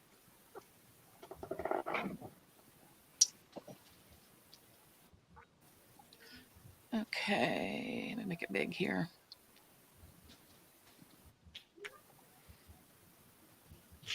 I'm going to mute my mic because it's going to echo if I don't.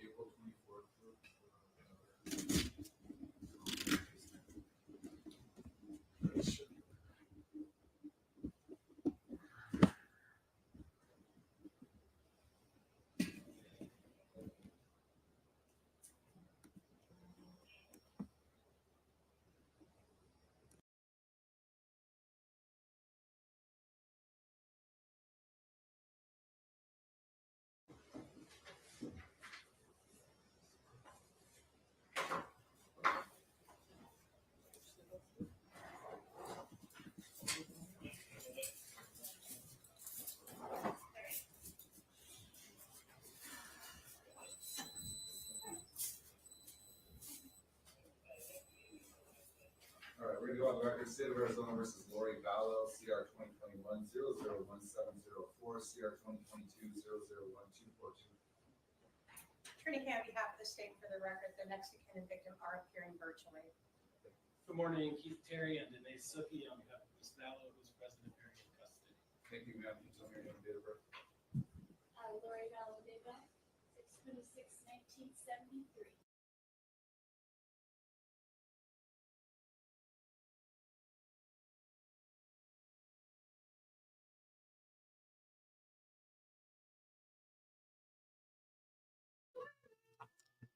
I'm going to rewind this. Yeah. QB says, I saw this. She was laughing on the way in. Yeah. Did you see? I'm going to play that again because did you literally see her just like look at the court reporter and was like, good morning. How are you?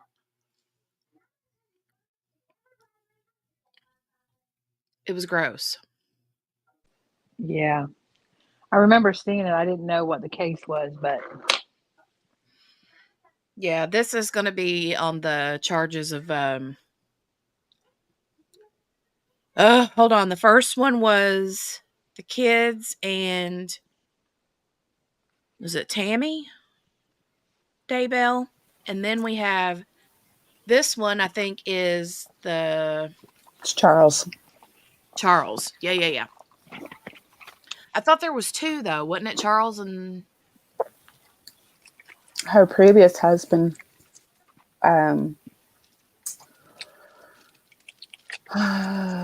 daughter's father, he actually died of heart issues. right. Due to the attack that Alex had done to him. But Right. that had led to a whole different thing. So, yeah. okay. So she be killing people. I got it. But this, I think, this right here is strictly about Charles's death. Okay. I think. Okay. Well, like I said, if you wasn't looking at the camera, watch, because you're going to see her come in and she's going to like look at the court reporter and say something like "Good morning" or "How are you" or something. Yeah, she come dancing in and stuff. I know, like she's just like, "Good morning, I got donuts for everybody in the office." All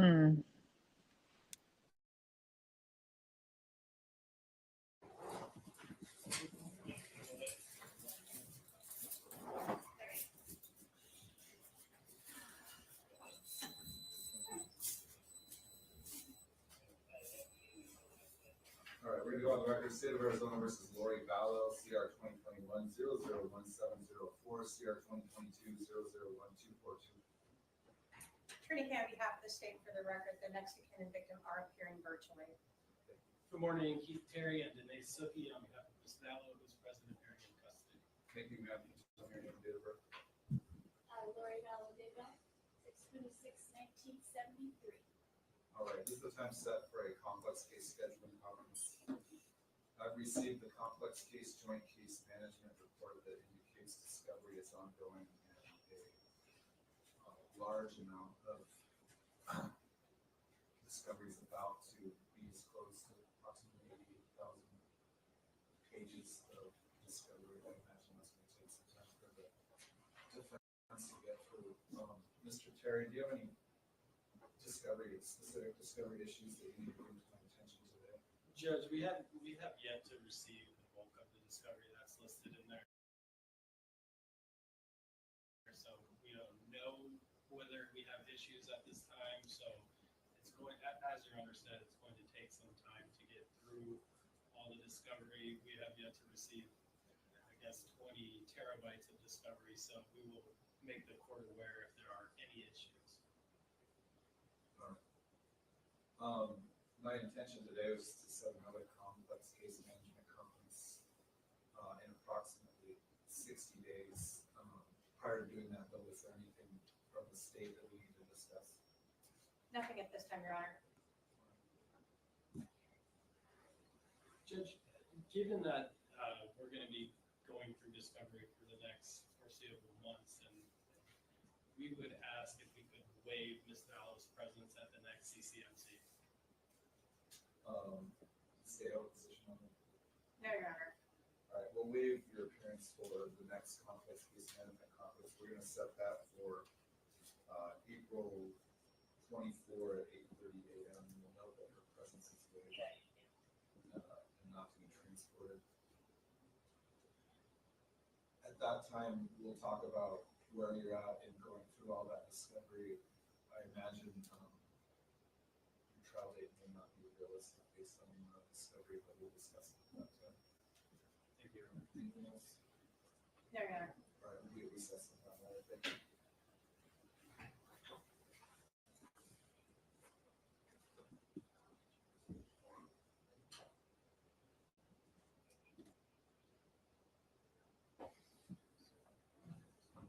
All rise.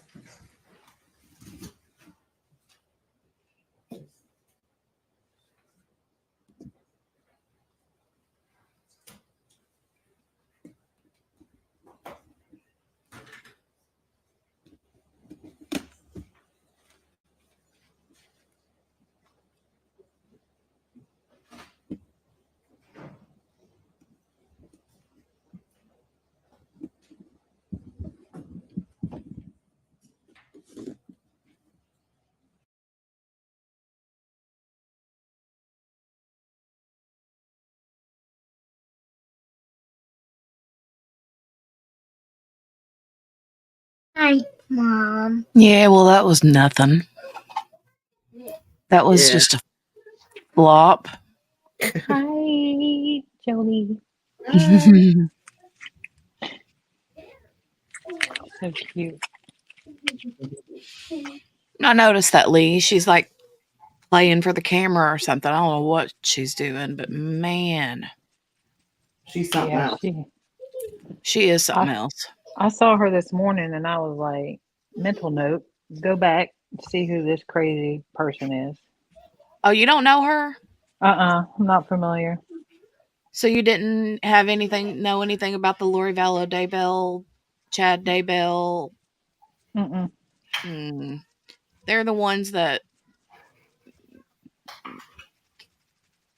basically killed their children, or her children. Oh my God, that's a whole hot mess. You need to go watch some documentaries on. Yeah, you know what? I think I know who you're talking about, but I haven't watched it. Look, I can only keep up with so many. I'm Right? trying. But So basically, he is like a Chad Daybell is her husband, but he's like, oh my God, it's kind of like, even where do you even start with that one, right? Because she's been married like umpteen times, but she ends up meeting him at a conference. They're both in the same religion. They're both Mormon. okay. And then she goes to a conference and meets him because he's a speaker at one of these conferences, but he's very much an extremist in that religion, on the like hardcore extremist.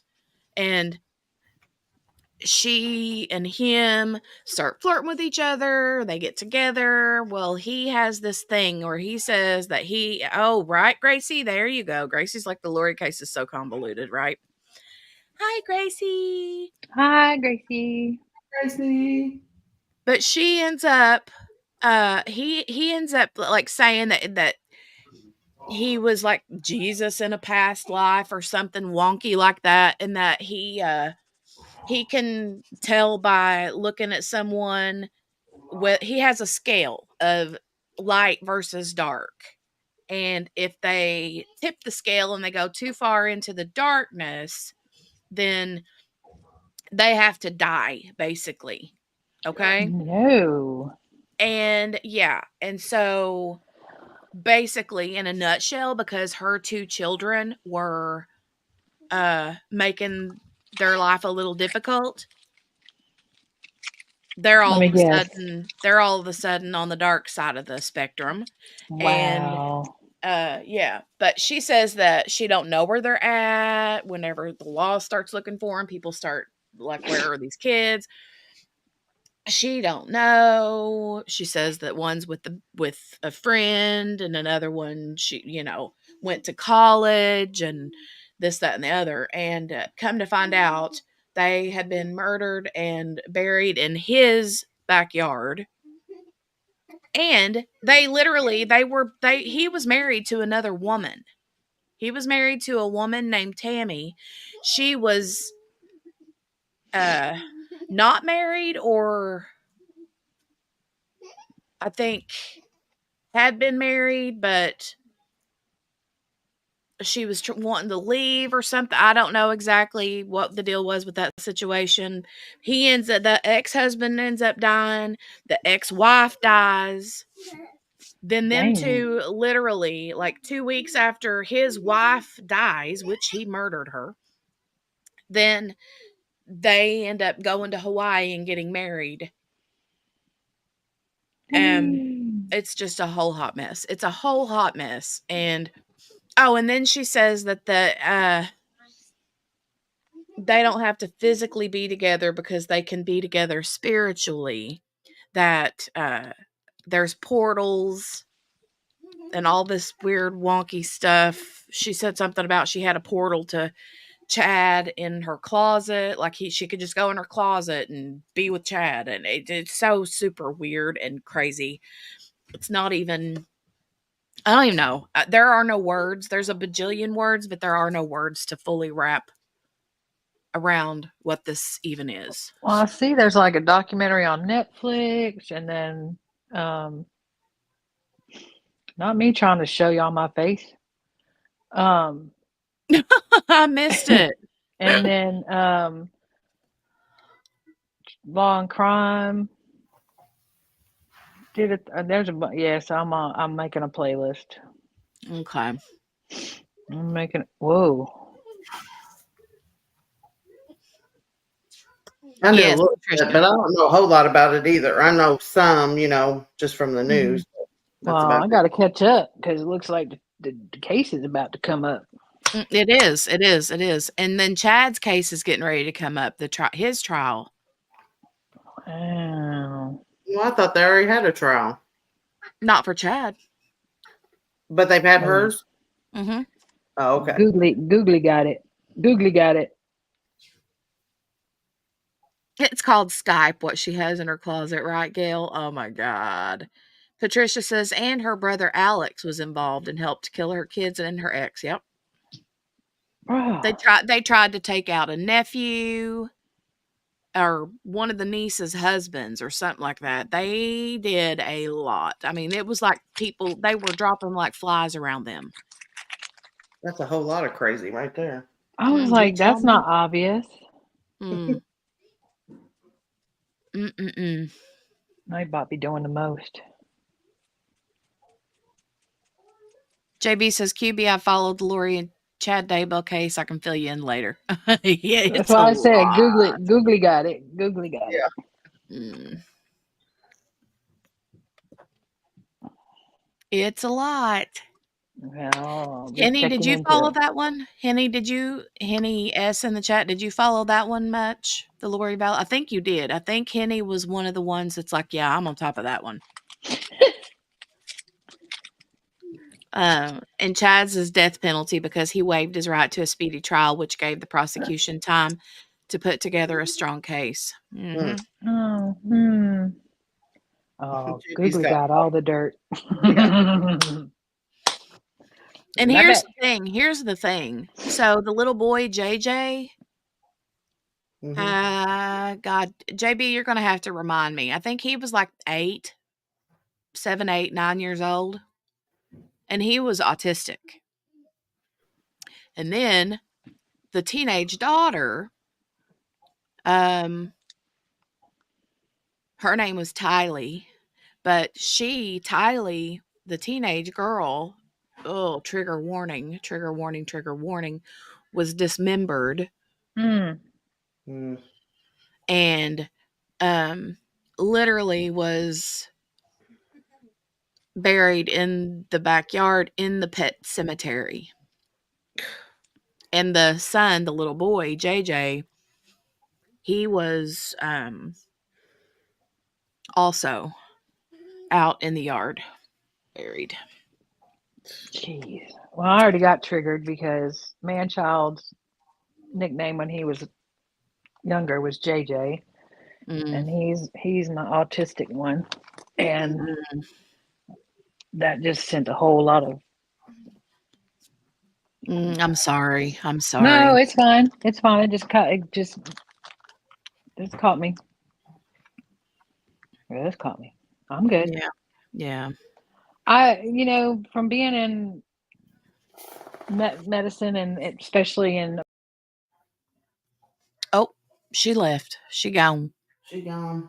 There she is. Part- She back. She back. Oh, hey, y'all. Hey, I said I'm okay.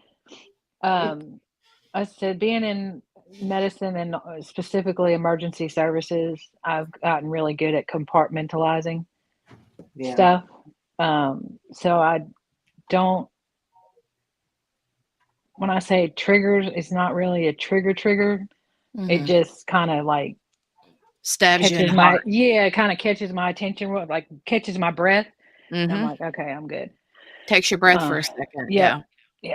So, but I have to be aware of it because that's one of the things, when you get like that, you get so accustomed to things you don't recognize when something is actually affecting you.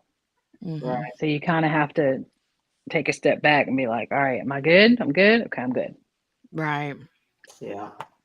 So Steph, I almost said TMI Steph. They were she was I think close to the fire pit. I don't know if she was directly under it or in it, but I think she was like next to the fire pit, and JJ was actually off along the edge of the yard around a tree somewhere. But definitely near the fire pit. And she was, yes. JJ was bound and in like garbage bags and had like and then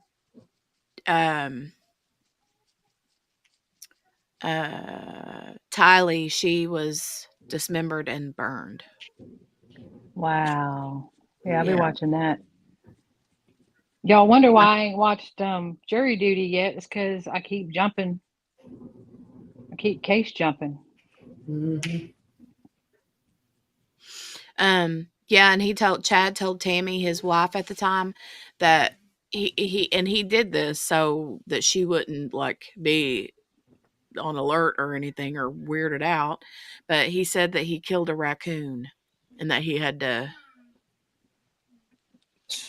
like take care, get rid of it or whatever.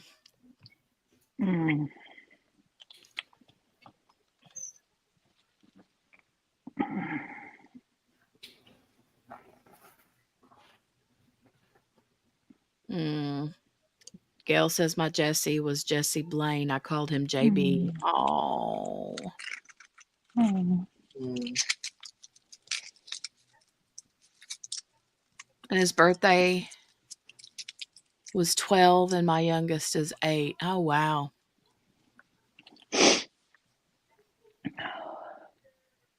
Patricia, I think that with JJ, I think he was not. I think he was all together like in one. I think they had him underneath something. It was like a box or something that they had him under in the dirt. But then with Tylee, the teenage girl, she was near, I think, she was in the pet cemetery. And so there were a lot of, yeah. That was tough. That was tough. Yeah. Oh, okay. It was 3 large rocks. Okay. I knew it was something. He was under something like. Have a good nap, Steph. Yes. Get a snappy nap. Nippy nap.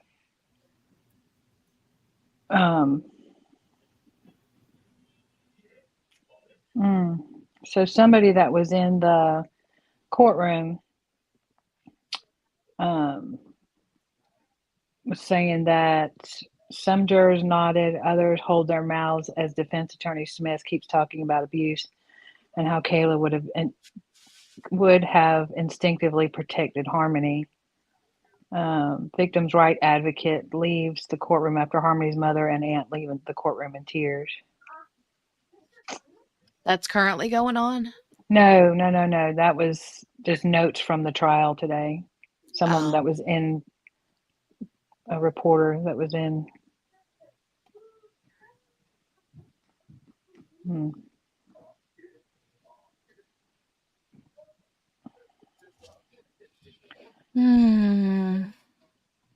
Now, Court TV, I'm sorry, I'm just scrolling through. Court TV 20 hours ago, Adam Montgomery may take the stand because people who use violence are obsessed with power and control. No, he not. No, he not. didn't. He did not. I knew that yesterday when they said if he don't come, he, whatever, but. Do we know if he has to come at all, even for the verdict being read? Well, so I don't know if all states have adopted it or not, but there's a new law that they in a lot of states that they have to be there for the victim impact statement before sentencing. It's from that dude that blew a kiss to the people that they that's from him. They started in his state, but it's gone across the country. But I don't know if all states have it. So they may drag him back. I don't know. I think they should, for sure. I think they should too.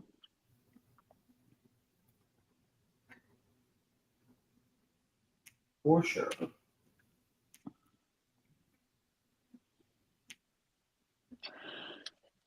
Excuse me.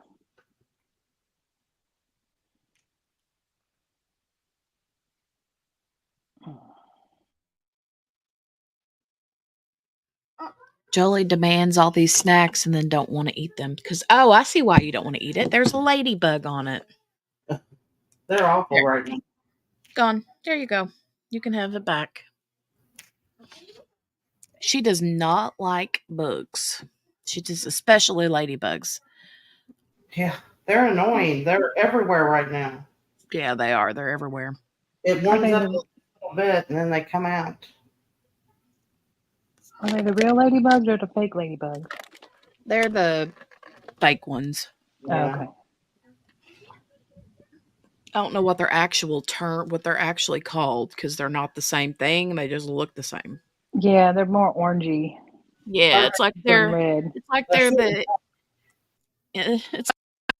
the ladybug's evil twin sister or something. Yeah. Because they'll bite you. Mm-hmm.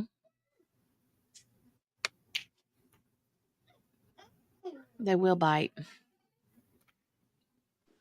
They bite. How did I accidentally mute myself?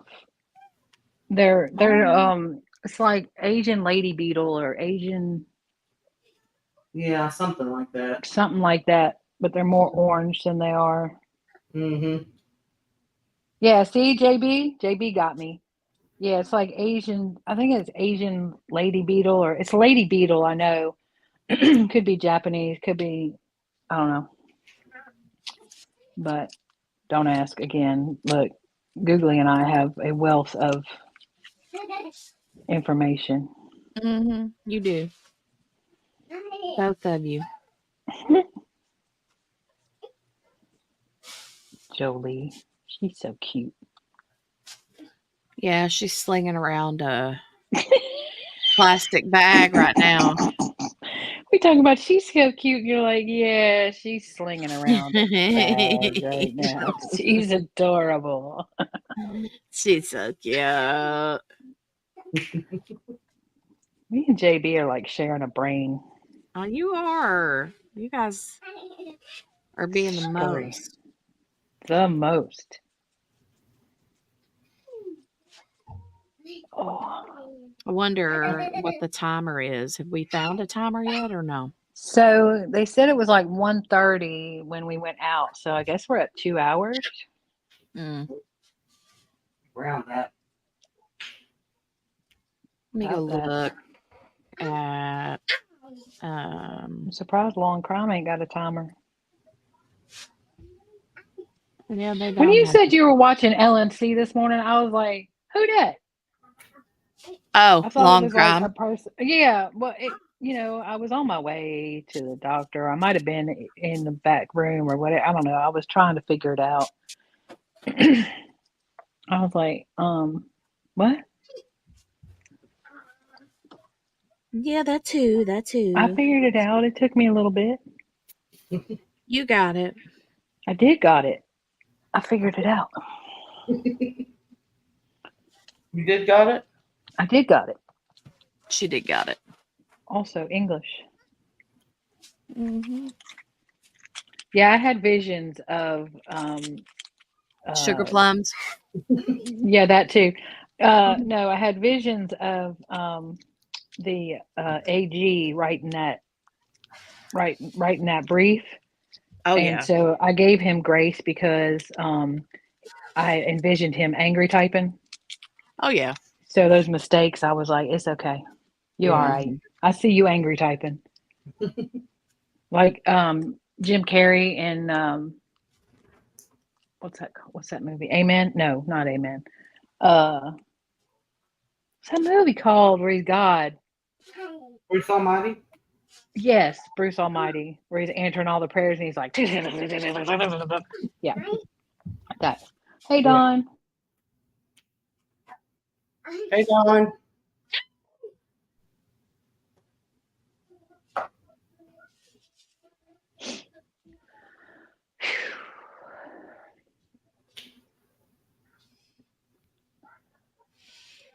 Hi, Don. Hi, Don. If I didn't think they were going to come back with a verdict, I'd be right behind Steph because I could use a lay down for sure. I've been through it today. Yeah, you have. But yes, JB, it was bad. It was so bad. I was like,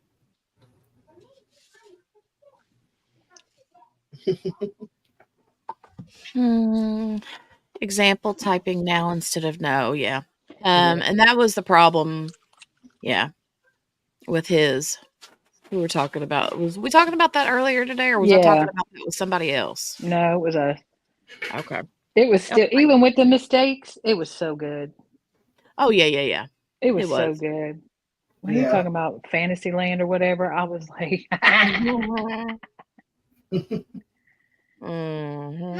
What?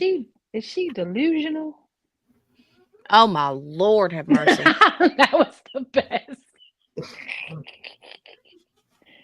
Is she delusional? He goes, I'm not even going to answer that. That was so funny. You were like, excuse me. Did she just ask if she's delusional? That was good. That was good. I was reading something. Apparently, that's not the first time that Hildebrandt lady has said that about loving the children. And so people were like already angry about it. Mm-hmm. And then she said it again in her closing. I mean, in her statement. No, that didn't go over the first time, ma'am. You should have left that. She was stuck in her jail cell, though. She didn't have the availability to read the room. Mm-hmm. She should have asked somebody, I think. Something. Is she delusional? That was fantastic. I'm like, let me go that follow was that. so funny. Let me go follow that newscaster right now. I know, that was good. That was really good. Like forever. You are forever my news person from now on. Oh, and I saw on Twitter, I think yesterday, that Chanley Painter from Court TV is now going to Fox News. Oh. She's going to be a overnight broadcaster or whatever. I thought that was kind of cool. I was like, well, look at you. Mm-hmm. You wearing a skirt? She's using a Walmart bag as a skirt. All right. I bet it's cute. You want me to tie it on you? Turn around. Turn around. I'll tie it on you so you can wear it like a dress or a skirt. Oh, that's gonna be tight, baby. That's too tight. Hold on. Let me tear the handles so I can make it longer. Make it work.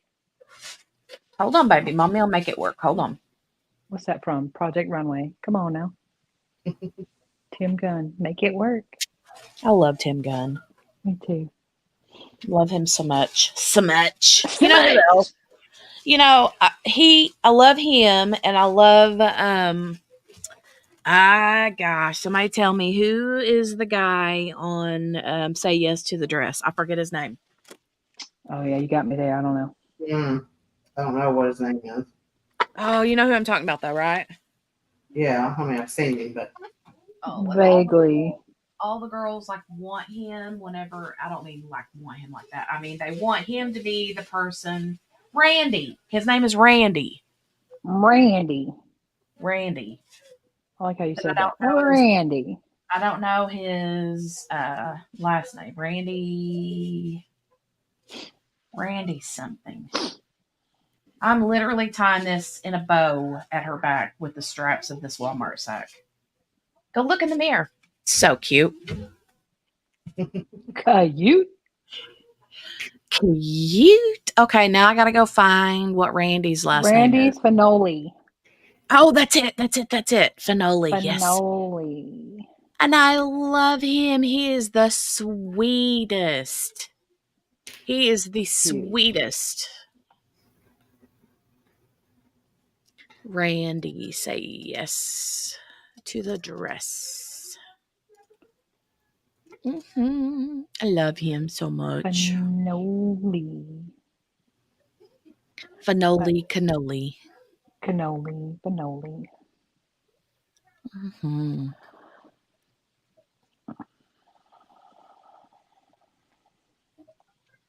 Her and Steph are styling, right? Yeah. Yeah. In their bags.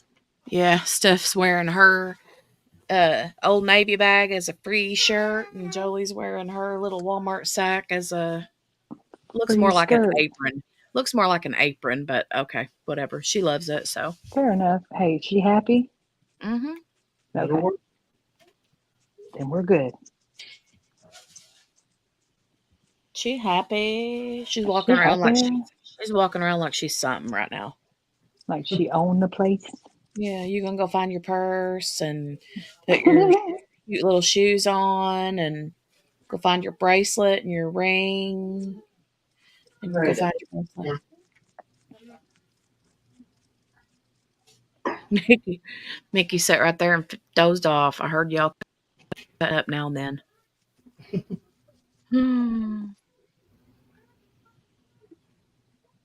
I fell asleep listening to something a couple nights ago. And whatever it was definitely true crime related. And oddly, I don't get me wrong, I have the occasional nightmare, right? But I don't typically, it's not something that happens even though I listen to true crime at night to go to sleep to. Yeah. But whatever I dreamed, I was listening to a chat, like a live stream of someone's, and they had a poll in their chat, and whoever the host of the live stream was talking about the poll in the chat. And I remembered dreaming about that. Like whatever the poll was what was happening in my dream. It was so weird. Oh gosh. And whatever the percentage was from one answer to the other was what was the same thing in my dream. It was super crazy, but that's wild. Uh-huh. And then I didn't even remember that I dreamed that until I watched when I woke up and I had like noticed that I had missed a lot, and so I rewound it back and started playing it again, and then I heard it, and then I was like, "That's why I dreamed that." Yeah. Oh, it was funny. It's so funny because I sleep about the same amount of time each time I sleep, and I'll start something and I'll fall asleep and I'll wake up and I'll rewind it and I'll be like, did I not just start this at the same place the last time I fell asleep? And then I'll fall asleep and then I'll sleep and then I'll get it. I'll be like, okay, look, I'm just going to need to stop. Yeah, I've done that. Mm-hmm. And finally, I just have to be like, okay, forget it. Mm-hmm. Yeah, I'm just going to let it keep running and I'll catch up on it tomorrow. Yeah. I fall asleep when I was rewinding something and forgot, woke up and like, oh, what happened? Mm-hmm. Or I'll watch something and I'll like fall asleep and I'll do that. I'll fall asleep the same and miss it every single time. I always fall asleep in the same spot. Yeah. See, JB and I got the same sleep habits too. It's scary. You two are just we're like a a lot clone of one alike. another. We are. Maybe we're the same person. You may be. Maybe. Separated at birth. Mm-hmm. Mm-hmm. Mm-hmm. Mm-hmm. Mm-hmm. Mm-hmm. Mm-hmm. Okay, All y'all. I'm right. doing 3 nails. I've got a question. If you could have a dream pet, what pet would it be? And I don't mean a cat or a dog. I mean, if you could pick a pet from like a zoo or anywhere in the world, what pet would you have? I want a raccoon and I want a goat. Steph would be raccoon. I know that. What? I said Steph would definitely be a raccoon. Yeah, I want a raccoon and I want a goat. I like the little otters. I think they're cute. Probably be an otter. You wouldn't pick like a giraffe? I don't want to take care of You know how big them things are? No, man. Yeah, they're huge. Huge. Where are you going to put it? I don't know. Another I mean, random. if you're gonna have any pet in the world, you think big. No, I don't want to feed it. Okay, say somebody will feed it for you and house it for you, but it's yours. I want something I can hold. Yeah, I don't want to have to climb on it. Another random fact. Did you know that the darker a giraffe spots, the older it is? I didn't know that. Yeah. So when I was in Uganda, we saw some black spotted giraffes, and they were like supposed to be like in the 70s, 80s range or something. Right, Billy? Who wants to scoop the poop? Yeah. True. I'll have somebody do that. Wait, whoa, JB, is your significant other a Leo or is your son a Leo? I need to know if that was a typo, because I'm about to be like, what? What happened? She said, I want a lion because my SO is a Leo, and I don't know if she meant significant other or if she meant son. I knew it. Both of my boys are Leos. Shut up. My mom's a Leo. Both my boys are Leos. It's not fun to have two of them in the same house. I'm not gonna lie to you. They both sweet as can be, but they have to have the last word. They are always right, and it's not good when there's two of them. Yeah, both my babies are Leos. Wow. Yes.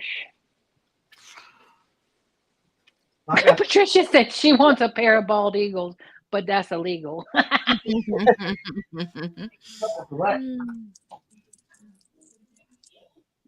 Well, maybe not if you're registered as a rehabilitator or something. As a what? A rehabilitator. I thought she said an adult entertainer. long as they're part of your show, it's all right. Wow. Oh my God. Oh, literally, I thought she said as an adult entertainer. I was like, wait, what? What kind of, Hold up. What? what in the world? Okay. I am facing the other way, so you're probably not hearing me as well. It is, JB. It's a little scary. A little scary. That was a good one, Jenny. This is fantasy though, so technically Yeah. it's not illegal. So you can have those eagles, Patricia. You Yes, have ma'am. them. Yes, ma'am, Jenny said. Dawn wants a platypus. You know, if you all ever wonder if God has a sense of humor, Yeah. Oh, you know he does. look at the platypus. Mm. I mean, come on now. It's one funny looking outfit, that's for sure. It definitely is. Mm-hmm. A platypus. Platypus. Oh, platypuses are cute. cool. They are cute. Are they angry though? I feel like they'd be angry. I would be. I would I be would too. be angry. I would be real angry. Yeah. Yeah. Then they gotta lay eggs and everything. I'd be like, no. Mm-mm. It's like an otter with a bill. No. Mm-hmm. Like, let's give this otter a duck bill. That'll be cute. We need Kel in here to tell us some dad jokes. Kel, are Oh, you y'all- lurking? Y'all want some dad jokes? Stand by. I got you.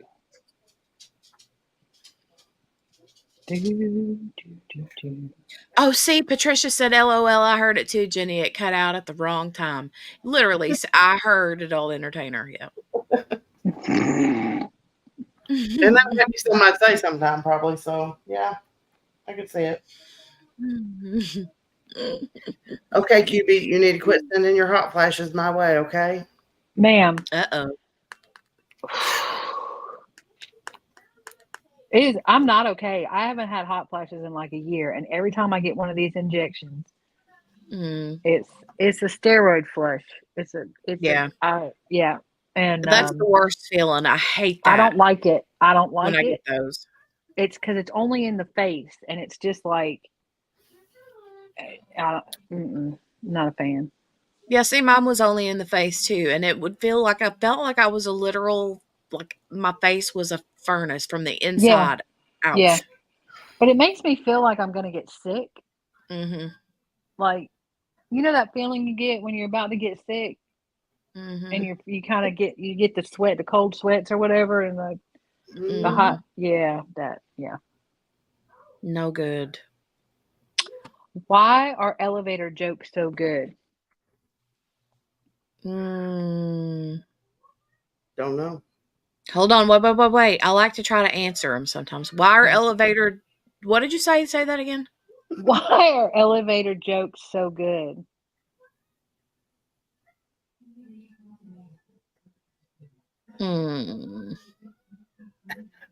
I don't know. They work on many levels. Oh, my Lord. You said dad jokes.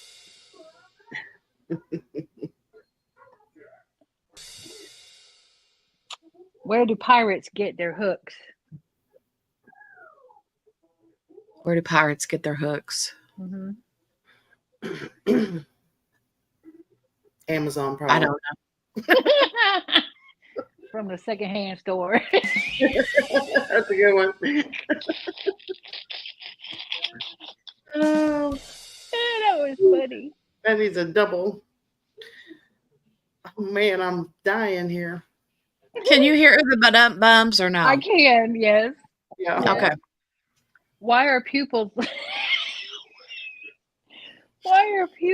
last part of your body to stop working when you die?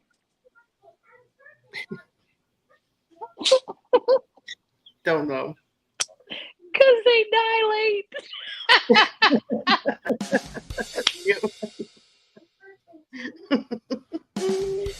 I'm just amusing myself. Why is my stupid thing? This is not working correctly. Hold on a minute. Hold on. It's making me angry. What thing are we talking about, Jenny? I can hear My noise thing. But is it doing the whole thing or is it just going? Yeah. No, I'm hearing the whole No, thing. it's It's just working. not very loud. Yeah, it's less Okay. than some of them. Lower. Oh than wait, this one's for me. This one's for me. What do you call a line of dads waiting to get haircuts?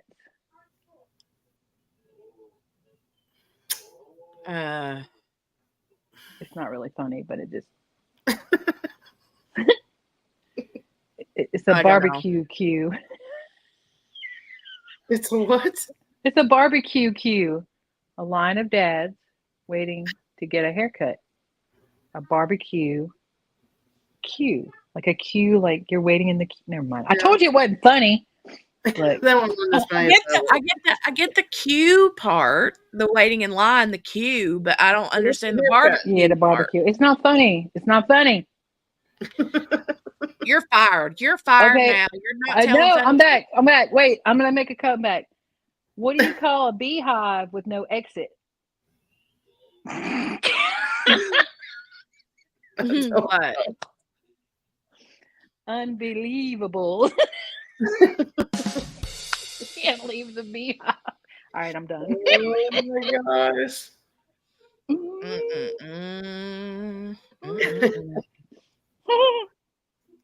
The barbecue one, that barbecue joke was, yeah. Okay, I said it was bad. All right. Yeah, even if it is not bad, I still don't understand the barbecue part. Yeah. Because it's dads. It's a bunch of Oh, dads. They had a barbecue. Oh, because they barbecue. barbecue. Not me. What do they have to do with the haircut, though? Nothing. Yeah. Exactly. What do you? Okay. All right. What do you call a rude cow? What do you call a rude cow? What? A heifer. Salty. Salty. A beef jerky. Okay, Dawn. Now I get it. Look at Dawn's answer. Wait. Let's see. Because they go to the barber. Oh, a barbecue. Barbecue. Oh, that you're smart. You ruined it, QB. You totally are fired now, ma'am. Yeah. Sounds like barbecue. What? She's like, okay, I quit. So it's a barbecue. I get it. Barbecue. That's not what it said though. Let me just go back up here first of all. Unbelievable. Oh, it does say a barbecue. I read that wrong. I told y'all I need new glasses. Where's my double glasses? Hold on. Let me get my second pair of glasses. I think you better get your triple glasses on. She does. My second pair of glasses. Hold on. She needs to wear all the glasses. I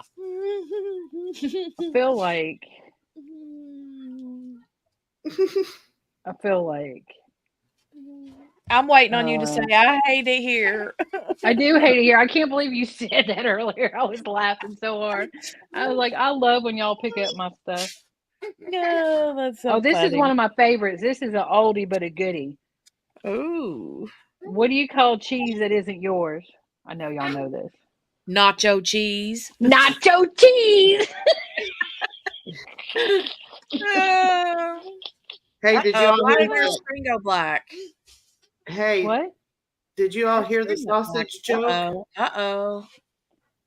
What? Something going on. Look. Uh-oh.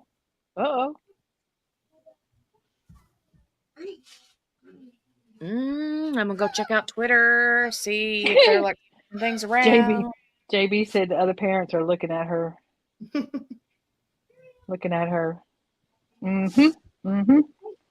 Maybe they quit the feed. Maybe they went home.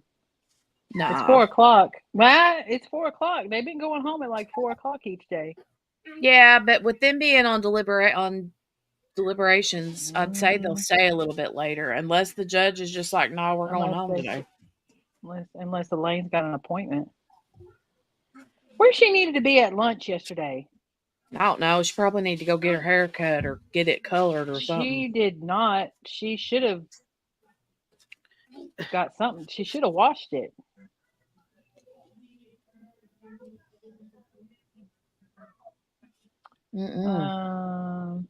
What did the notes Okay, tell? jury makeup: 10 women and 2 men.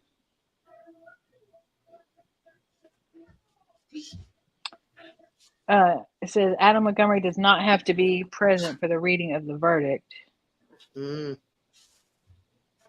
He's gonna. I don't know. I have to check the state to see if he has to be there for the victim state or the impact statement.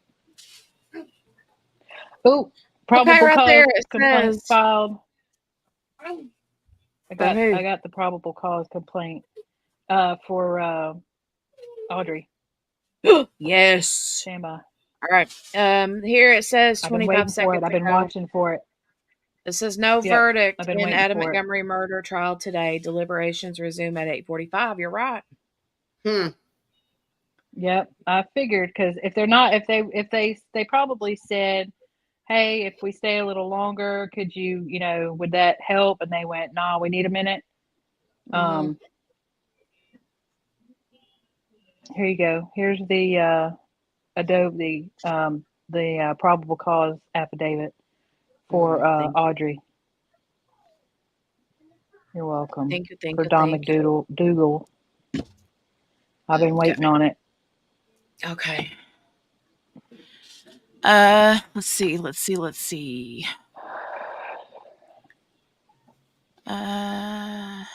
Patricia says I think she wasn't ready to decide if they would be presenting any evidence. She bought herself time.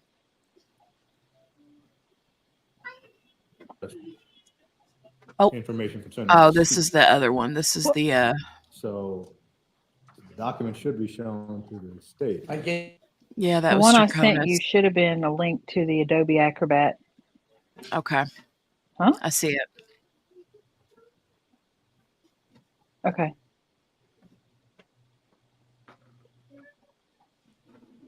Joey, no jumping on the bed, ma'am. 5 little monkeys jumped on the bed. One fell off and bumped its head. Sorry.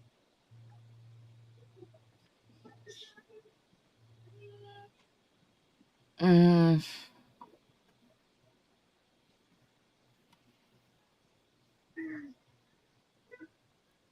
looking at it. Hold on, I want to see.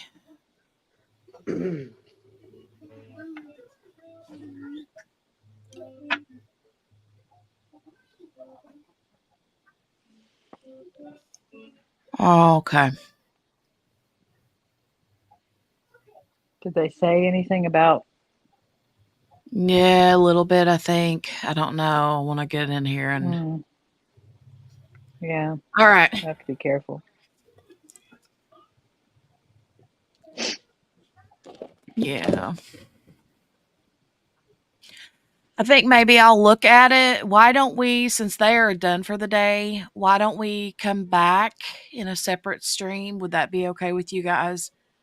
That way, for anybody like actually looking for it, can find it versus it being inside this verdict watch video. So you can't update the title from.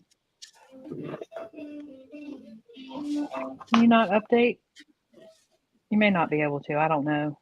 Yeah, you can update titles, but I just hate to make it. I mean, oh yeah, cases and stuff. Yeah, because that's how we ended up with yesterday. We got that the sentencing at the end of. Yeah, I see what you're saying. Yeah, I'm here. Yeah. I'm not going anywhere. I'm not allowed to do anything today. Yes, absolutely, Dawn. Dawn says we always need to balance these trials with a bit of levity, so thanks for the laughs. Of course. 100%. I agree. Yep, for sure. Ooh, he said, I'm sorry. He said he do not want a court-appointed attorney, and he refused to sign. Oh, McDougal? Mm-hmm. Yeah. Well, do you need to do the things with the kids or anything like that, or? Yeah, Dale will be home soon, so let me wait to get this situated. I'll make a new thumbnail and a new stream for Okay. this specifically. But thank you so much for sending that to me. I Yes, figured, I've been waiting on it. yeah, I figured it would be soon, so that makes me happy. Yeah. But since the verdict watch is over for today, then we'll Yeah. resume that back in the morning. So, but thank you guys for hanging out. I will Of be course. back this here in a little bit. I would say maybe somewhere between 4:30, 5-ish, somewhere in there. So Eastern Standard Eastern. Time.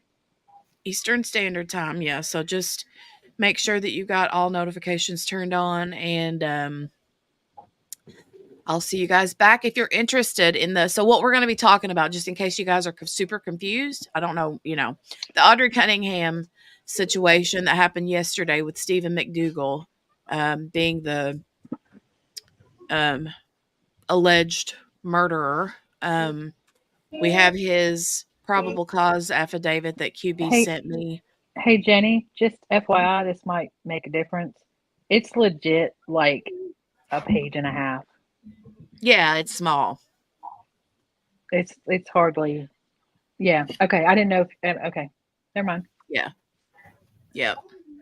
But we'll be back Okay. to talk about that, and Cool. we'll see you guys back here shortly. All right. Right. Thank you. Bye, Thanks. everybody.